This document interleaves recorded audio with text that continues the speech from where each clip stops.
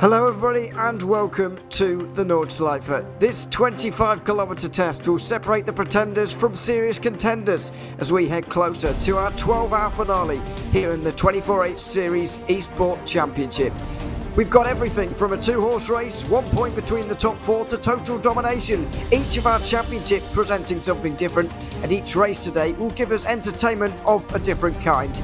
Hope you enjoy the show this afternoon. My name's Ewan O'Leary, Andy McEwen's alongside me, so is Stefan Slacker. Andy, it's a wonderful place to go racing. I'm very much looking forward to it. It's a high-stakes circuit, and it's a high-stakes championship situation we find ourselves with right now. Yeah, absolutely, Ewan. Really excited to be here for this. There is no greater challenge in racing, in my opinion, than racing around the Nordschleife. It is the most challenging racetrack in the world. And when you throw in multi-class racing over a 6-hour period, you're guaranteed drama. And as you said, this late in the championship, just 2 races to go, every one of these little moments that can happen to our title contenders could prove to be absolutely crucial. So, yeah, lots of storylines to follow over the next 6 hours or so. It's going to be fun. It certainly is. Let's not forget that 40 points are available at the final race, which is double points, and will also be live on RaceSpot TV, as this whole race will be. Stefan, it's a fantastic circuit, as we have mentioned, but 4 classes here today. It feels like a mini Nürburgring 24 hours, to be quite honest with you. Yeah, most definitely. Nürburgring is one of the greatest circuits, if not the greatest circuit, to have multi-class racing at. We're sadly a little bit limited on the number of cars we can have on iRacing, but that doesn't reduce the greatness these drivers will most definitely experience throughout the 6 hours here today. Yeah, certainly. We're just in qualifying right now, and in case you've been with us so far and you're going to be a little bit confused, to be quite honest, with the qualifying format that we have here for this race. Here's the schedule, though. At 6 hours of Spa, we started with back in September. We've come all the way through to the Nürburgring. It's been a bit of a break since we've had the last race at Monza in December, and then the first weekend in March will be the 12-hour finale. That'll be on a Saturday, by the way, rather than the usual Sunday that we have these races on. So make sure you join us here on RaceSpot TV live for that one, because it is going to be fantastic. The qualifying format is a little bit different, though. This circuit's so long that we can't have the usual sessions with the cars all going out together. We've got kind of a staggered qualifying instead. Each car has its own time in the session to leave the pit lane. And they'll be out there on their own, basically. It's a session where everybody is there and present, if you see what I mean, but it's not lone qualifying.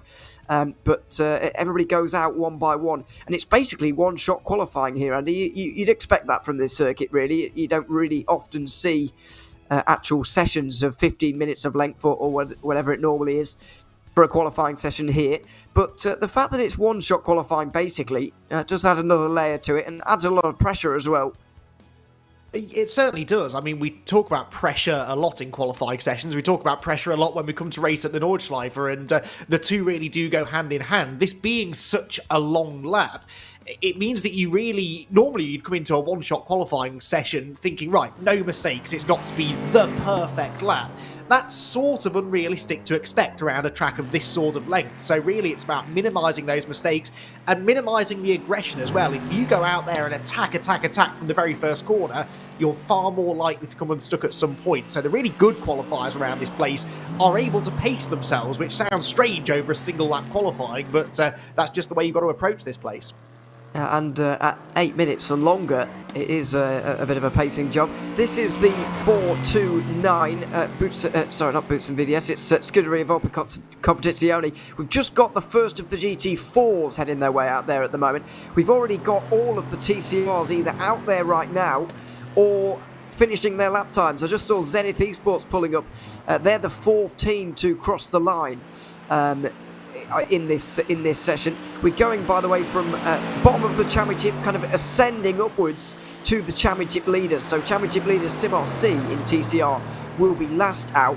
But let's talk a little bit about this TCR championship, Stefan, before we get into some lap times, because it's a championship like I've never seen in my life. Simar C are leading it, Team Hoistingveld are there, MSI Esports are there, and so are Pure Sims Esports. But those 4 teams are separated by 1 point. I don't know if I've ever seen that before. Now, I'm quite sure I've never seen something like that before. I mean, we all know TCR racing is great racing, no matter where you're going to put them or how many cars you're going to put there. But this late into the season, in an endurance season as well, to only have them separated by 1 point, what is that going to mean for today? Stakes are high. We're on the second last race of the season. I mean, we still have the 12-hour race at Barcelona, but still, the stakes, the pressure must be so high for these guys because they know what is on the line, and that's only 1 point separating them. Yeah, the pressure there must be unbelievable, and I would not want to be part of any of those teams as a driver, really, due to that. It's a really remarkable situation that we have, and GT4 couldn't be any different. Urano Esports will be setting off a little bit later on. They'll be last out. There's Pure Sims Esports starting their lap time. They're not involved in the championship at all, really. They're down in 15th place, having only picked up 17 points so far. Urano Esports, though, are leading this GT4 championship right now by 28 points to Sabelt Esports. You can't argue, Andy, with 4 wins out of 4. It's been a dominant season from Urano so far. Yeah, dominant is absolutely the word.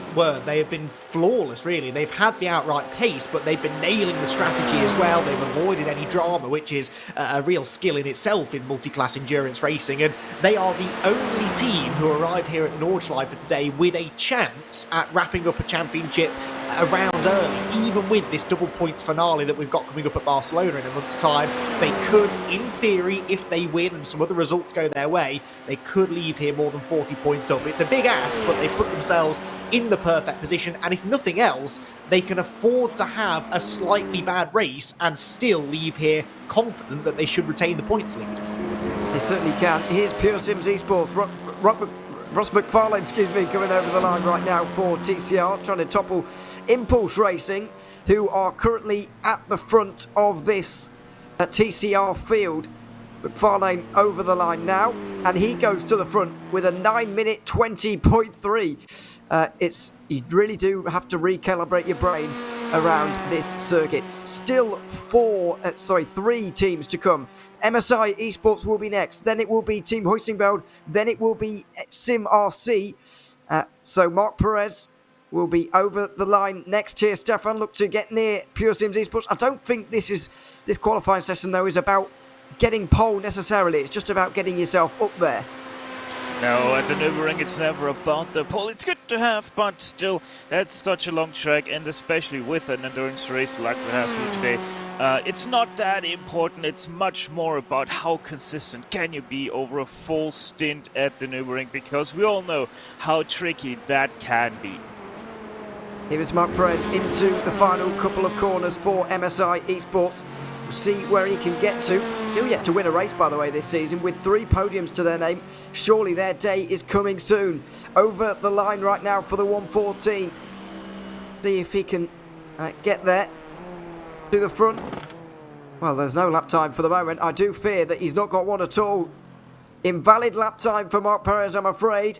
And so MSI Esports have done exactly what I said not to do there, Andy. They haven't got a time on the board, and they're not up there. Yeah, and again, that's so easy to do with, 150, 60 odd corners around this lap at least. It's so easy just to dip a wheel onto the grass somewhere and invalidate that lap, and that's it. That's your qualifying session done. As you said, it's not the end of the world necessarily. This is a long race. It's a long track, and so plenty of places to try and gain some ground, but one thing they don't want to do is lose touch with the lead group in the early stages, especially given how closely fought that TCR category is. If they end up starting 5 or 6 places below their championship rivals, they lose touch with them in the early stages, and that could be their realistic chance to outscore them today gone. Also, Ty over the line right now has won the Nürburgring 24 hours in TCR before, the iRacing special event. What's this lap time for him? Doesn't look like there is one, I'm afraid. Invalid for Team Huizingbeld as well. So big drama here in TCR as 2 of the top 4 here, Stefan, invalidate their lap times. Now it's left to Sim RC. Yeah, and that is crucial, because Sim RC now might have that little bit of knowledge. They might, if they have a clean lap, start quite far ahead of their main rivals, and that surely has to be a good thing for Nathan MS as he makes his way through the last few corners. Here he is, through the final corner Nathan Ames is going to go. The driver from the UK looking for pole position right now. Last TCR driver to come over the line for SimRC. Where's it going to be for the championship leaders? They do set a lap time, and it's a second better than the rest. Nathan Ames and SimRC on the front here in TCR. That's a good lap time. It's more than a second quicker than the rest. We can't read too much into the lap times because quite a few of those may have been holding back, Andy, but that is a statement being set by the championship leaders and a very nice place to be going into turn 1.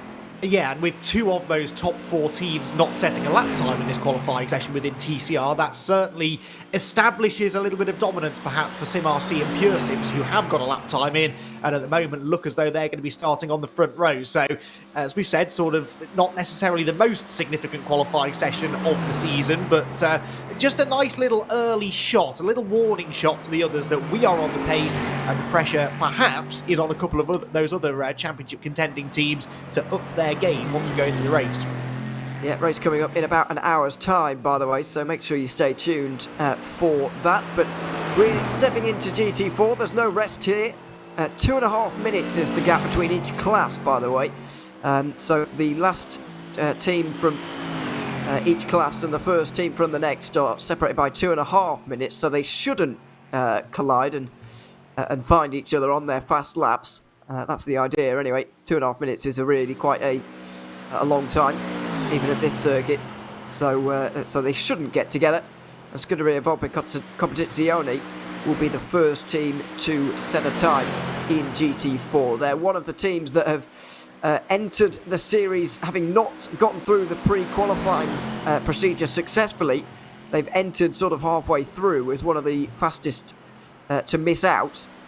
So they're here now, and this is their first race in the series this season. And Francois Leros is going to be the first driver in GT4 to set the benchmark here at the Nürburgring Nordschleife. And as you can see, there's still some teams starting lap times on the GP circuit as well. Leros over the line right now in the GT4. It's a 9:02.8. I think that's only about 7 or 8 seconds quicker than Nathan Ames there, Stefan. It just shows you that the GT4s and TCRs aren't actually that different, really, in terms of performance. No, they're most definitely not. Where the TCR makes the speed in the corners, the GT4 makes their speed down the straights. And since we do have quite a few corners here, these TCRs really are not that much slower than a GT4. No, certainly not. Here is Pure Sims Esports. We saw them just leaving the pit lane a little bit earlier on. Delta Sport should be wedged in between Scuderia Volpe Competizione and this car as well. But Pure Sims really a team you'd expect more from so far in this season. They were able to get a top 5 at Spa, but since then it has been a season of struggle for Pure Sims Esports.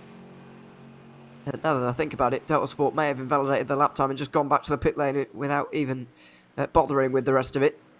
But we'll find out. It's Eric Grove who is at the wheel for Pure Sims right now in their GT4. And not their only one either. They've got 2 GT4s entered in this season. Their other one up in 5th place in the standings right now. Into the championship standings, I should say. So they're doing all right. Eric Grove into the final couple of corners right now. But looking up and down the entry list here, Andy, I'm looking at the previous races in this season. The Mercedes seems to be the car to have. It's certainly the popular choice, and it's the choice that has seen the most success so far today. I mean, Mercedes have won every race so far. Yeah, exactly. It's hard to argue against their performance capabilities, isn't it? And that's sort of true to what we see in real life as well. This AMG GT4 is a really strong package. It's a very quick car, but it's also quite frugal on fuel. It looks after the tyres well, and pretty user-friendly. I bang on about this all the time when it comes to GT cars, be they GT3 or GT4. The more user-friendly cars, the cars that are the easiest, quote-unquote, to drive at their limit, they are always the ones that seem to come to the fore, especially in longer distance races, and I think that's definitely the case with the AMG. It's a nice, solid, stable platform, and it works pretty well down the straights too, and I think that will certainly benefit them here today. It will. It does help keep the racing close for us as well, as everybody, or most of the drivers, are driving the same car, which really does help. We've got Junkos Racing Esports hopefully still here with the Aston Martin. SimRC also have an Aston Martin to use as well, but that is it. Everybody else in the Mercedes here in this class. Stefan Legras over the line right now, and he'll slot into second, or should do. There he does, in the Buxom VDS car. One of those that has been here from the... Well, didn't get through pre-qualifying, but has been here since the start, as far as I am aware. And now they're just in front of Junkos Racing Esports. By the way, in GT4, we have seen Fordzilla exit the series here. And unfortunately, in TCR, we've seen Maniti Racing leave the series as well. A couple more to speak of when we get to the 992 and GT3 categories. But yeah, unfortunately, a few have... departed the series already in the 24/8 Series Esports Championship. Over the line for Junkos Racing Esports right now in their Aston Martin, Stefan. But the Nordschleife is having its first run out here in Neo Endurance or 24/8 Series Esports Championship competition. I have to say that's not a big surprise, but I am very glad that we've kind of got a slightly odd circuit on the calendar. All the rest of them are kind of normal, but this is a bit of an odd one to throw in there. Yeah, Nürburgring most definitely is anything but normal with its length, its complexity as well, which you don't see on normal racetracks. They're sort of easy to drive nowadays, so it is very nice to once again have one of the more complex circuits out there to be featured on the 24-hour endurance series here. And let's be honest about it, better late than never. Absolutely. I mean, I can't remember. This Neo Endurance probably about 8 years ago now, I think, maybe more. And yeah, better late than never. Admittedly, the prototypes that we used to have back in the day maybe not suited, but now in the format that we have for the 24/8 Series Esports Championship, it's absolutely wonderful to be here. David Baraklov over the line right now, and it's Talk Freight Racing into second. Still yet to break the top 5 in any individual race yet this season. And then next in the championship is unfortunately the now departed Team Fordzilla entry that managed a podium in Spa. And so we have to go straight up to Hydra Race Geodesic Racing. A new sponsor on board here for this team, formerly Alpine Stars Geodesic Racing, but it doesn't seem to have changed their livery at all, really, which commentators around the world will be rejoicing about. And Austin Hereford will be making his way towards the line right now. But this is the thing with this format, Andy, is that we've still got to wait, 9 minutes for the championship leaders to come across the line or start their lap time. I think Urano might just be around making a start to their lap time right now. You do have to wait quite a while. Yeah, absolutely. But I've always enjoyed this sort of qualifying format because it builds up in intensity as you go through, because you're, in theory, getting to quicker and quicker and quicker cars as you go through the session. And also, quite frankly, it's a bit easier to follow because there's only one lap time being set every minute or so, rather than huge trains of cars coming through every time. So, for example, there, the Hydra Race Geodesic Racing car slotting nicely into 4th place. Got a bit of time to take that in and then start looking towards who the next car is. And here you can see that it is the 434 of Alessio Bender making his way down the Dottinger Her.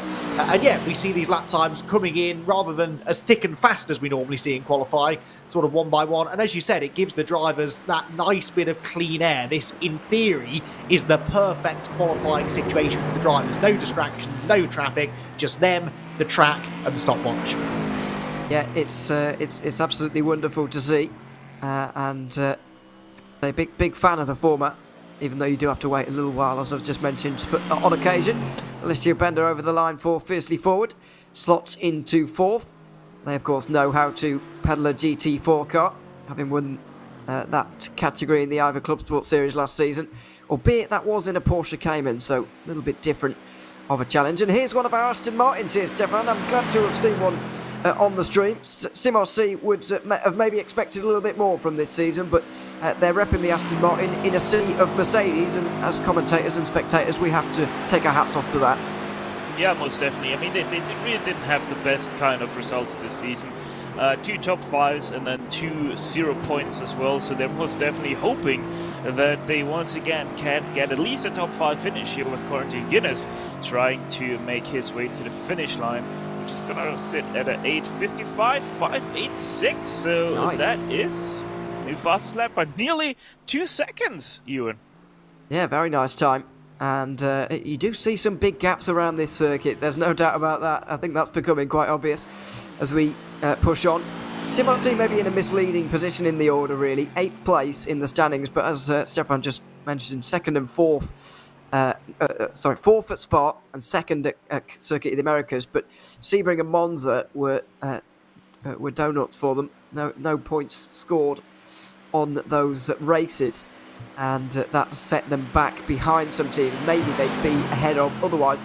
Impulse Racing, maybe not one of them to be fair, 3rd place at Monza 2 months ago now, and looking for a good result here at the Nürburgring as well. Coming through the Tiergarten and into the final couple of corners. 4th in TCR last season, by the way, in this series, and now moving up to GT4. Look like they're going to be around that position again, this time in GT4. Sven Groot, relatively new to Impulse Racing, only joined towards the latter portion of last year, just before this season started. But over the line for Sven Groot, and he is into 3rd, not far behind Pure Sims Esports. But it looks like Corentin Guinness is going to be hard to beat at the top there, Andy. Nearly 2 seconds of a gap is, well, maybe not big for this circuit, but it isn't going to be an easy time to beat. No, it won't, but we know how quick Corentin is, and he seems to be equally as rapid, be it in a front-wheel drive touring car or a rear-wheel drive GT car, and yeah, that is a fairly impressive time. 2 seconds, though, like you said, in the grand scheme of things, that's probably closer to a 1/10.5 to 2/10 at a regular-sized racetrack, if that. So there may well be some others that feel they can get up there and challenge. Perhaps even it's the 4:30 Mercedes, Frank Schlothman, making his way through, and let's see what sort of time he can put on the board at the end of the qualifying session, as we now start to get into some of the quicker drivers. And as I big him up on the way to the line, it's actually not that impressive a lap time, only 7th fastest and nearly 5 seconds off the pace, but that's a small mistake on any one of the 170 turns around this place, and it can cost you half a second or more. It's a real rhythm and momentum circuit, this. If you make a mistake in one corner, it tends to have a knock-on effect for the next 2 or 3, and that, I suspect, is what's leading to some of the separation in lap times here. I mean, it is very much, I mean, Stefan, the one corner leads into the next, as you say, but after all, and we haven't seen too much of the back part of the circuit just yet, but one mistake can lead into the next, and we talk about this being a difficult circuit to overtake at, but mistakes do come fairly often, because, yeah, as I say, a mistake in one corner can lead you offline for the next, and then it gets worse and worse as you go along, so, you know, it explains some of the big time gaps, and it explains where you can make moves in the race as well when we get there. Yeah, exactly, and you're also not allowed to forget that with how close the walls are here at the Nürburgring Nordschleife, it is very easy to have a small mistake and have a big effect on your car as well. Plus, racing line, it's not that wide of a racing line too, so that means marble buildup will be very fast here around this circuit, and that obviously is also going to reduce your grip now on iRacing if you have to go offline, because you're going to pick up a lot of marbles, a lot of dust as well, and so you might then struggle because of just that for the next 2, 3, 4 corners, because you still have that rubber pickup from when you lapped or passed the car off the racing line. This is CSRA by Entropic into the Tiergarten right now, the all-Czech team. Martin Kadlicic coming towards the line right now. Been an impressive season from these guys so far, by the way, but yet to break onto the podium. Over the line, that's a good time from Kadlicic, but it's not quite good enough for pole position. 2nd place right now for that Mercedes team. So interesting developments there. Still 3 to go here in GT4. It's going to start getting interesting here, Andy, with SSC Movano Corsa, then Sabot Esports, then the complete destroyers of fields, Urano Esports, who are going to be last over the line, in theory, but I'm hearing they might not be out there right now. Oh, that's interesting then. So Movano, sorry, not Urano. Yeah, I've made that mistake myself, don't worry you. Yeah, the Movano car not out there, third in the championship, of course, weren't they? So that's interesting. Perhaps not racing, or perhaps just missed their slot to get out onto the track, because you do pick up penalties if you leave the pit lane at the wrong point. There's a very well orchestrated routine here in order in which they have to leave the pit lane, so it may have had something to do with that. Anyway, we're left now with just the top two, and really this, in a way, the most important car to watch within the GT4 grid today, because they need a good result. They are 28 points behind the championship leaders coming into this race. Like I said, a good result for the Urano Esports car could net them the championship with a week to spare, and that, or a race to spare, I should say, and that really all revolves around what this car can do. They really need to try and make today the day that they properly take the fight to the championship leaders. Yeah, certainly. It's really the moment now between Sebelt Esports and Urano Esports. If they want to get anywhere near this title, Sebelt need to put on a good performance today. They minimised the damage as much as possible at Monza with a second place to another Urano win. But now it's time for Roberto Ferrari to get as close as he possibly can. Over the line he's going to go. I think he's going to be second again. Simossi might just be able to breathe a sigh of relief here, will they? Just about 0.2 of a second there, Stefan. It's absolutely nothing around here. Roberto Ferrari couldn't quite get there. No, that is basically nothing, as you said. That is just losing 1/10 of a second every 10 kilometers around here. Just calculate that down to a kilometer, and you are gonna be in the 100th, if not even in the 1000s there that they did lose. But the 490 now on their way to the last chicane. What can Urano do? They need a good result here, and they have that crown. Well, Dylan Scrivens and Urano Esports are having a fantastic season so far. A really great season in multiple championships, leading in Ibra, leading here as well. Good performance at the 24 Hours of Daytona last weekend as well. And now Scrivens comes over the line here in qualifying. It's going to be on the front two rows, but it's going to be third for Dylan Scrivens. Urano Esports are up there in third place, but it's SimRC who have taken pole position. A nice qualifying from them. The reigning champions taking the pole position here at the Nürburgring, and possibly on their way to a big result, and a good qualifying in GT4 Urano Esports and Sebelt Esports, to be fair, right up where they need to be. Yeah, absolutely. I think Urano will be pretty satisfied with that. They know that it's where you finish the race that scores the points, not where you started, and at least they're starting at the pointy end. So no mistakes from them, in the same way that we saw some mistakes from our TCR championship contenders, and that puts them in a good position. I think they'll be mindful of the fact that they don't have to win this race. They just need to try and bank some good points, and I'm sure we'll see a reasonably cautious start to the race, perhaps, especially since they will be starting from that second row. Yeah, certainly. It's a tight turn one as well. Now, it's been a relatively well-behaved qualifying so far in the first half anyway, but the 992 field has seen its fair share of problems so far, Stefan, hearing that we've already seen a couple of penalties for infringements in qualifying. Yeah, most definitely, Ewan. We already have race control communicating 2 time penalties of 20 seconds each for the 914 and the 979 cars, so that's very, very interesting. They did leave pit lane outside of their time slot, so that is a big already penalty that they're gonna have to serve here, and most definitely not how they wanted to start their 6 hours of the Nürburgring Nordschleife. Yeah, that's SERIES Esports and also Harbu as well, who left. You get a 15-second time slot, by the way, from when your pit lane exit opens for you, when it closes for you. So you really should be able to exit the pit lane in that time, in theory. But unfortunately, a couple of those teams have not been able to. 20-second penalties. You get 90 minutes, by the way, to serve penalties in this series. And there's a special designated penalty box that I'm sure we'll show you at some point throughout the race, because it will become important when those start to fly in. Phoenix Racing Esports sent the benchmark then in 992. We'll work our way down all the way to Team 75, Bernard by SimRC in a few moments' time. The reigning GT4 champions, who have just clinched a pole position in the GT4 Championship, in the GT4 class, and now they're going to try and do it again in the 992s as well. Braden Werner makes his way through the final couple of corners here for Pure Sims Esports. Really getting some speed on now as we head up the categories. The All-American driving contingent here for Pure Sims Esports slot into second place right now, but we're about to see some very, very fast lap times here, Andy. The modern 992 Porsche is very quick.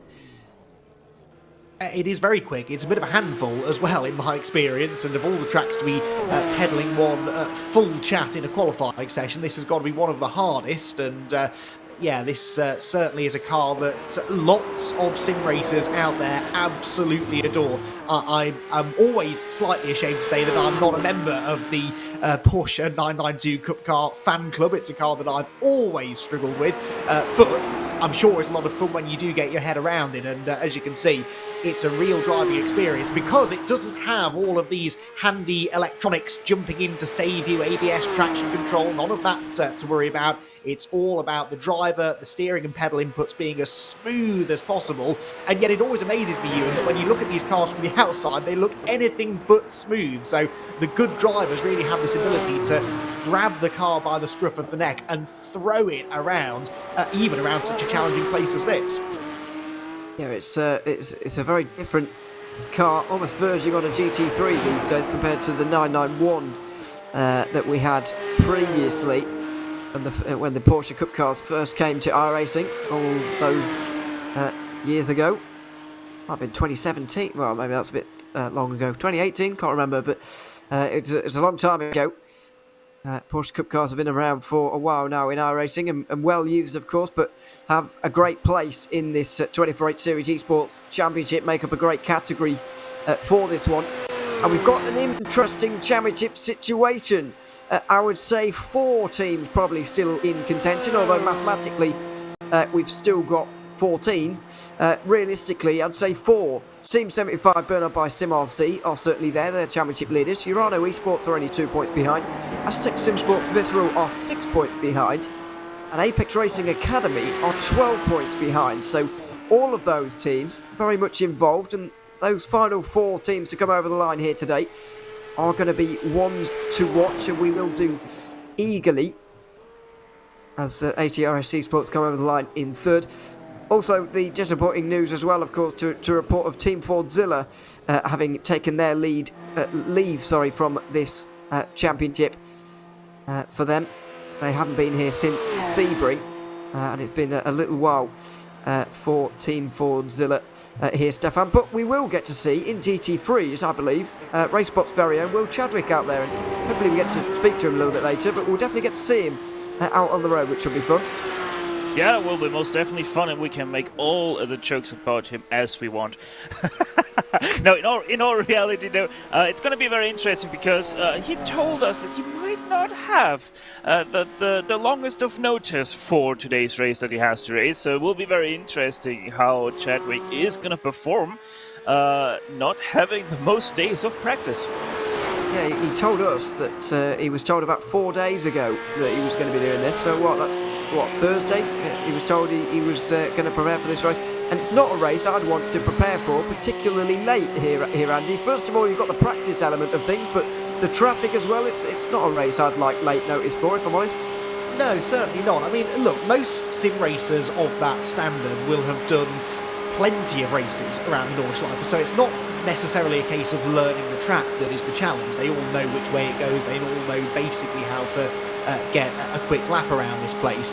But yeah, it's getting those reps in the week building up to an event, because of course the other thing about sim racers of this level is that they race lots of different cars around lots of different tracks in lots of different events, day in, day out. Every week really they have a brand new challenge facing them, and so you do have to sort of reset your brain when you come to a place like the Nordschleife. So that's not ideal for Will, but I'm sure that he'll get there, and if he doesn't, he'll have plenty of excuses as to why he didn't get onto the ultimate pace today, but I'm hoping that we'll see him put in a star turn when we get into the GT3s later on. Speaking of excuses, Stefan, I think a lot of teams in 992 are going to have to think of some, to be honest, when they have some questions to answer for a little bit later on. We've got another penalty here.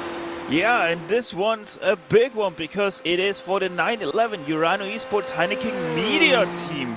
They are once again a 20-second penalty for leaving the pit lane outside of their allotted time slot. I'm honestly starting to wonder that instead of lining up at the cones of pit lane, they are going out of their pit box when they get the signal that their pit lane is open. So honestly wonder if that's the thing, and because they have to travel all the way from their pit box to the end, that because of that they are missing there are a lot of time slots.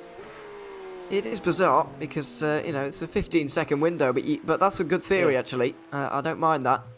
That might well be the case. Because if you are towards the start of pit lane, it is going to take you longer than 15 seconds, especially if you don't leave immediately as you're allowed to. Now, Tim Matska is coming up towards the line right now for Maniti Racing. I have to say, 8th position in the standings, but they were one of the teams that I did highlight at the start to maybe do something in this season. Unfortunately, it's not really turned out that way. They finished 4th in the 992 standings last season. They're the highest returning team, actually.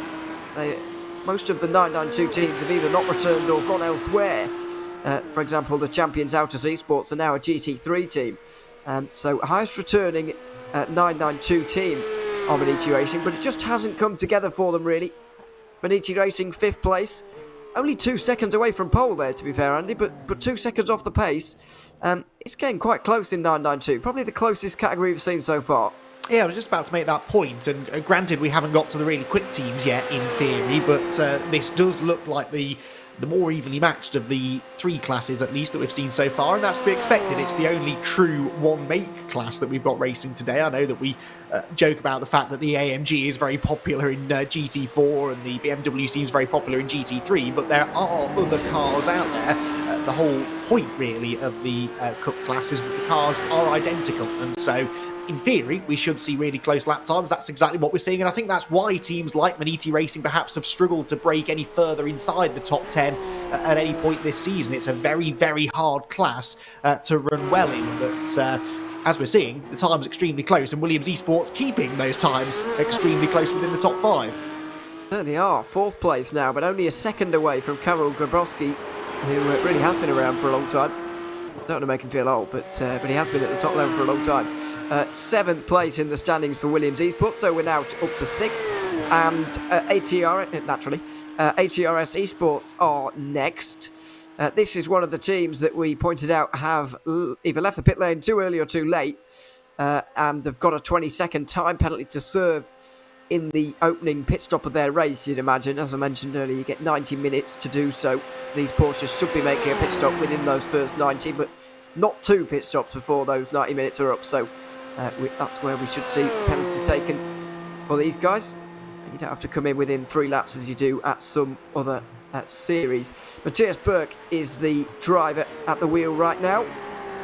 Still on the lookout for a podium, maybe 5th place at Monza. That was their best result. That is still their best result in the season so far. And we'll see where this lap time gets them, if it gets them anywhere near to Aris Rinken, who are currently leading at the top spot. Oh, I'm afraid it's not going to be anywhere near that. Only 9th place for ATRS Esports here, Stefan. It's a very, very competitive field. And I'm afraid you need more than just go around and don't get an off-track here in this category. Yeah, most definitely. We have right now the top 4 basically inside a second, which, as we already said, the 911, a very difficult car to drive, especially on the Nordschleife. It is a very, very tight field for that. So let's see how everybody else can do that, because let's be honest, in the 991 you really want to be top of the field so you can get all that aero actually also onto the track. Johan Royer over the line right now for Sabel Esports. This team only with half of the points that the championship leaders have, and they'll slot into 5th place in the qualifying standings. And now we get to the top 4, the big 4 if you like. First of all, it will be Apex Racing Academy. 2 second places so far this season. Ace Sim Sports Visceral will be next. Sebring 6 hour winners. Then we have the 6 hours of Monza winners, Urano Esports Hacking Media, and then Team 75 Bernard by Sim RC, Bar and Circuit of the America winners. We have reports as well that Apex Academy are not out there right now in 4th place, so this is the next team to go across the line, Andy. That's big news for Apex. They've got a lot of work to do in the race now. Yeah, certainly. They were sort of the outsiders in the championship, but with this double points finale that we've got coming up at Barcelona, they were still right in it, so they do need to try and be scoring points. All of these frontrunners need to be scoring points. Almost a big mistake there for Nicholas Last as they came out onto the Dottinger Her, and a big moment that would have been at that speed, and if nothing else could well have invalidated the lap, but I think he just kept it close enough to the black stuff, and keeps the foot right down to the floor now as he powers towards the end of the lap. But yeah, potentially big news then with Apex Racing Team. If they are here, they will be starting right at the back of the grid, but for Aztec Sim Sports Visceral, they are just 6 points off the championship lead. Between these top 3 teams in the 992 Cup class, it is anyone's guess, and I think there is an argument to say those points could be even tighter by the end of the day than they are coming into the race. Yeah, quite possibly. Hearing that Apex Racing Academy, by the way, aren't even in the server today, so that's, well, not going to score any points that way, put it like that. Visceral over the line there, Nicholas Last, it will be 5th, I think, just ahead of Sabel Esports.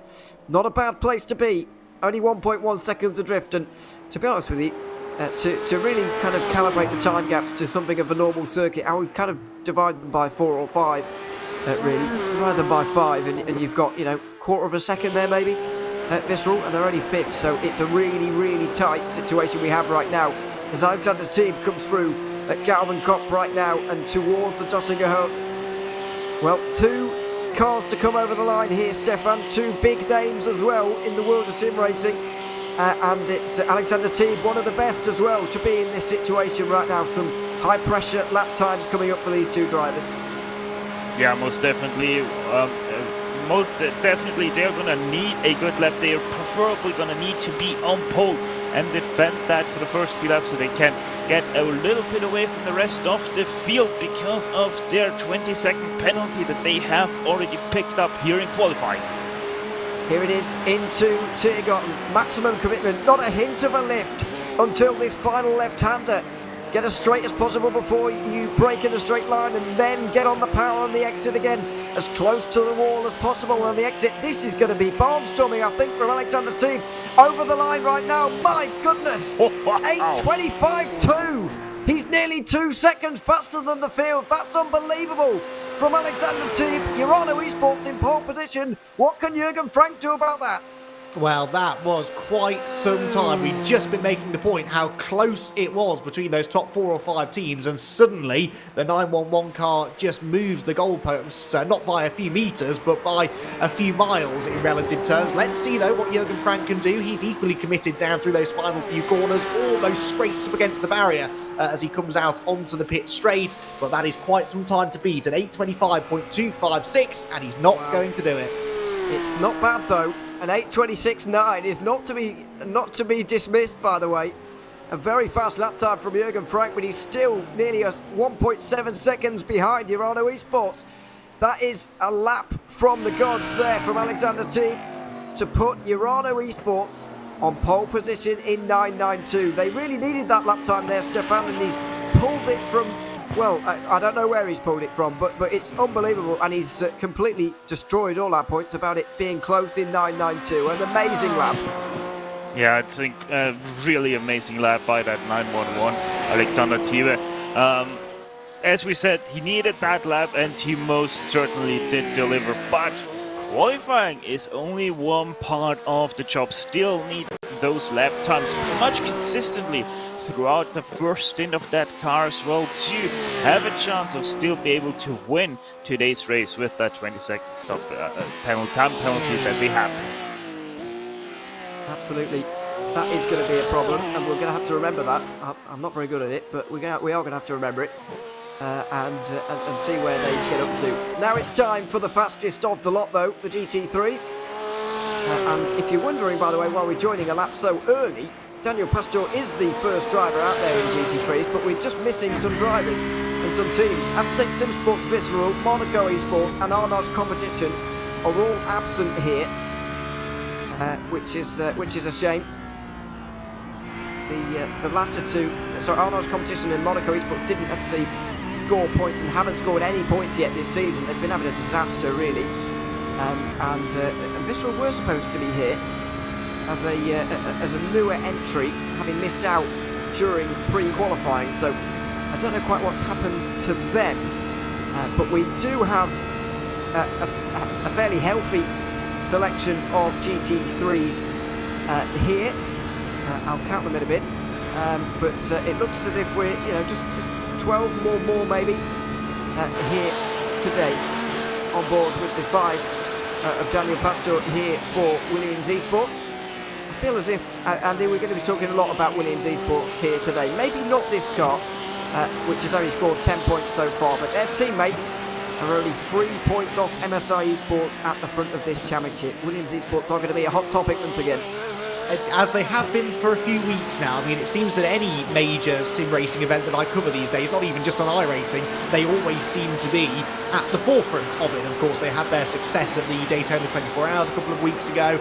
Yeah, they really do seem to be one of the teams to beat at the moment. And it helps that they've got a number of cars usually representing their team in any event that they enter into. But Daniel Pastor really pushing hard. I noticed a big twitch of oversteer as he went through that quick left-hander at lip curve, but seems to now be getting it back in line as he makes his way through one of my favourite sequences of corners on the entire lap, down through the Wipperman and Brunchen section.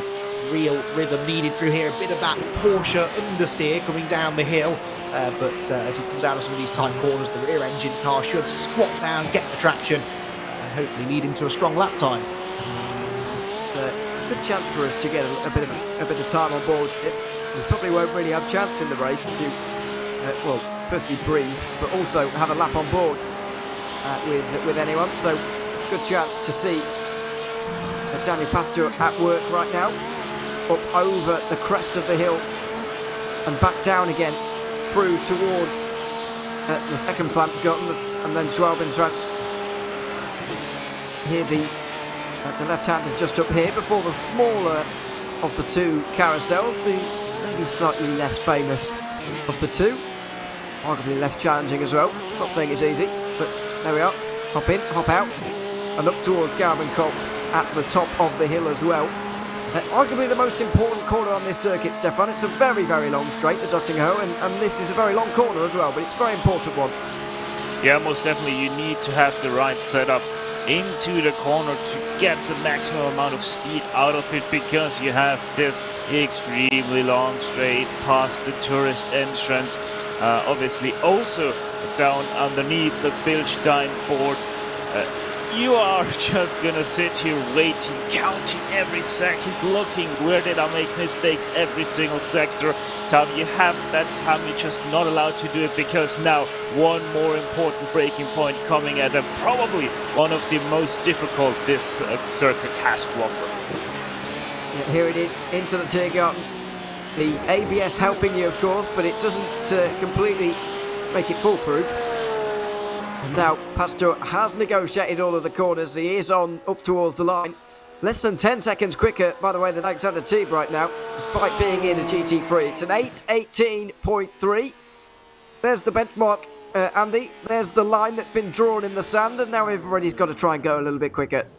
And I'm sure we will see them go a little bit quicker than that, but that looked a pretty neat and tidy lap. The Porsche always has gone pretty well around here at the Nordschleife, but that's the great thing about a track of this length, I suppose. You're guaranteed to have some sections of track that work well for your car, and there are always going to be sections that work well for your opponents. And we move from probably the two most differently designed cars on the grid, the rear engine Porsche to now the front engine BMW, that really is taking GT racing by storm at the moment, particularly in the sim racing world, it seems. And Lucas Prada here in Pure Sim's BMW, a car that will generate its lap times in a completely different way than the Porsche, and that's always one of the fascinating things to watch over a race, yes, but you can really hone in on that over a qualifying lap and see the bits of the track where perhaps Lucas is able to push a little bit harder than we saw from the Williams Esports Chill Blast Porsche a few moments ago. Yeah, seemingly been the Porsche that has been favourable here so far this season. But we do have a BMW in third in the championship standings. That's reigning champions Billet Team Euronics. They are 25 points adrift right now, so they do need a result today, really, to defend their title or get anywhere close to doing so. It doesn't look like any of the reigning champions are really going to defend their title, to be quite honest with you. I guess MRC and GT4 are the closest to doing so, but they're still over 40 points away, so yeah, it's not going to be two in a row for anybody by the looks of things. Although it is maybe slightly too early to speak, with still 18 hours of racing to go. Lucas Prada through the final couple of corners for Pure Sims then, the sole Czech driver in a multinational team. Oh, up towards and over the line right now for him. And he's not going to be any quicker than Daniel Pastor there. Over 3 seconds adrift actually, or just under. So not quite as quick. But it is going to be interesting today once again, Stefan, to pick between the BMW and the Porsche. We've got a couple of Lamborghinis as well. The GT3 field, it will be interesting as ever with the manufacturers it has. Oh, most definitely, yes. There we go to the Lamborghini of, that is German Sim Racing GSR X IPR by ACV. Quite a lot of shortcuts there in that name, but Nick Schulte-Wissemann is most definitely no one to take shortcuts around this track, and looks to hopefully get that number 5 of the provisional pole for the GT3 class. Yeah, I know what GSR stands for, I don't know about the rest of it, but anyway, German Sim Racing coming up towards the line right now. Nick Schulte-Wissemann is the driver, unsurprisingly all German team, in a team name like that. It's an 18.9 for German Sim Racing, and the first Lamborghini of the day comes over the line. We've got all three manufacturers setting their benchmarks in that case, and we go to SERIES Esports now, the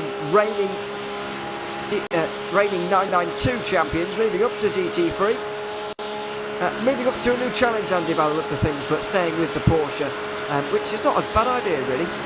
Yeah, absolutely, that makes sense. I mentioned that this is a rear-engine car, and that is, it's fairly common knowledge, not a common design when it comes to racing cars. So if you've already sort of got your eye in with the unique way that a rear-engine racing car will feel, it makes perfect sense to stick with that. And it's been a bit of a tricky transition, I think, up into the GT3 class for Altus. They've had 2 non-scores, but the 2 races that they have scored points at, they've managed to score reasonably well, nabbing themselves a couple of top 5s. So let's see what sort of lap time Yannick can get here. An 8:18.2 to try and beat, and it's not going to be a particularly quick one, unfortunately. He will be comfortably slowest so far, but that's a team that I think may well move forward once we go racing. They'll certainly be hoping so. Riley Sim Racing are next. All point scores outside of the top 5 so far for them, I'm afraid. Not really been their season, but they are only 2 points behind BS Competition, which is not bad record for them to have, I suppose. BS Competition have unfortunately not had the season that they maybe wanted. BS Turner are the best of their teams, up in 4th right now, but nowhere near the front 2, as I'm sure we'll get to right at the end. Fabian Hari into the final couple of corners then for the 83. The Swiss driver. And a probably German-speaking team, you would say, even though there is Austria involved in Germany as well. Fabian Hari up towards the line right now, and he is just slower than Williams Esports and also German Sim Racing as well, which should go 3rd. As long as it counts, it will. 1.4 seconds away in the 83. And we move on to BS Competition. Niels Koch now. I mean, a surprise to see BS Competition so early, really, Stefan. It's a team you'd expect a little bit more from, maybe, in terms of the championship standings, but this is going to be a good lap time. Yeah, hopefully it will be one for the BS Competition outfit. Niels Koch, the 89. As you said, they didn't have the season they wanted, but that still does mean that they can't have a good rest of the season. Still 2 races to go, so redemption still can be had. And let's be honest, with some good results, they still can jump quite some ways up. 4th place, only 11 points away. Absolutely. Over the line for Niels Koch, and it's not going to be 2nd, it's going to be 3rd by the looks of it, just about ahead of Riley Sim Racing. But on this qualifying format here, Andy, I just want to speak on it just before it gets too crazy, because it is about to be. I have to say, I've really enjoyed it, and I wish we could do it every week. Yeah, absolutely. I mean, it takes a little bit more time, but I don't think that's necessarily a bad thing. Like I said, there are many positives. The fact that it does build up to a nice little crescendo is exactly what qualifying sessions should do, really. And I think the drivers probably enjoy that too, and the teams. You know, they all get their moment in the spotlight. Quite often it's the case when it comes to broadcasting a qualifying session, for example, that, you know, naturally, we focus on the fastest cars and they get the most screen time. Well, this gives everyone a little bit of a chance to show what they can do and to get their moment in the sun. So yeah, I'm a big fan of it, and I think it works particularly well around a track like this. No reason though why it couldn't be implemented at other racetracks of more standard lengths as well, and that's something I would certainly be all for. Yeah, you might have to change the rule set or a little bit or whatever, but I'd certainly be up for that. As Team 75 burn up by Simol C come over the line in 5th place, and Matti Kajasoja will come towards the line for the Finnish Harvu outfit as well, Stefan. But your thoughts on this qualifying format? Me and Andy have really enjoyed it. Have you as well? I love single lap shootouts in qualifying. It brings so much more attention to detail. You really need that one good lap. If you don't have it, you are done for qualifying. And you know, especially like in real life as well, we have, for example, the Supercar Series, which has that top 10 shootout. It just brings so much more attention to these guys and to really get to enjoy what these drivers do behind the wheel for a full lap. Matti Kajasoja in the final couple of corners right now for Harvu, 7th place in the standings, and things are about to get serious here in this qualifying session. Up towards the line, it's an 8:20.0. Not where he wanted to be. 5th place for the Porsche of Harvu. By the way, we're missing 8th place in the standings. Koana Gaming, unfortunately, leaving the series after 2 rounds, despite being 2nd and 4th in those 2 rounds. They were right up there, but no longer in this series, I'm afraid to say. Next up should be Apex Racing Academy, although I'm not sure they're there. They may have had something go wrong on their lap.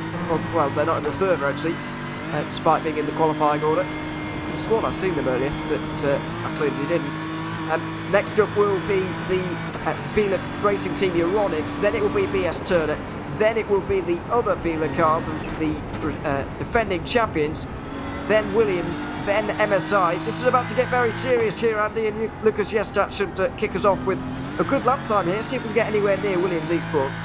Yeah, absolutely. Sitting 5th in points, as you said, 1 podium finish to their name, and not out of contention for the championship, but nearly 30 points adrift of the top 2 teams. So realistically, this little group all sort of fighting for 3rd in the points, really, aren't they? It's becoming a bit of a 2-horse race between MSI Esports and Williams Esports BenQ, but you know, this is the kind of track that can bite and that could potentially see the others close in. So important to try and still get a good result for those teams who have entered the race today. And Lucas with that 8:18.3 to beat. I think under normal circumstances he'd be feeling pretty confident. This team had been outperforming the Williams Esports Gil Blast squad all season long, really.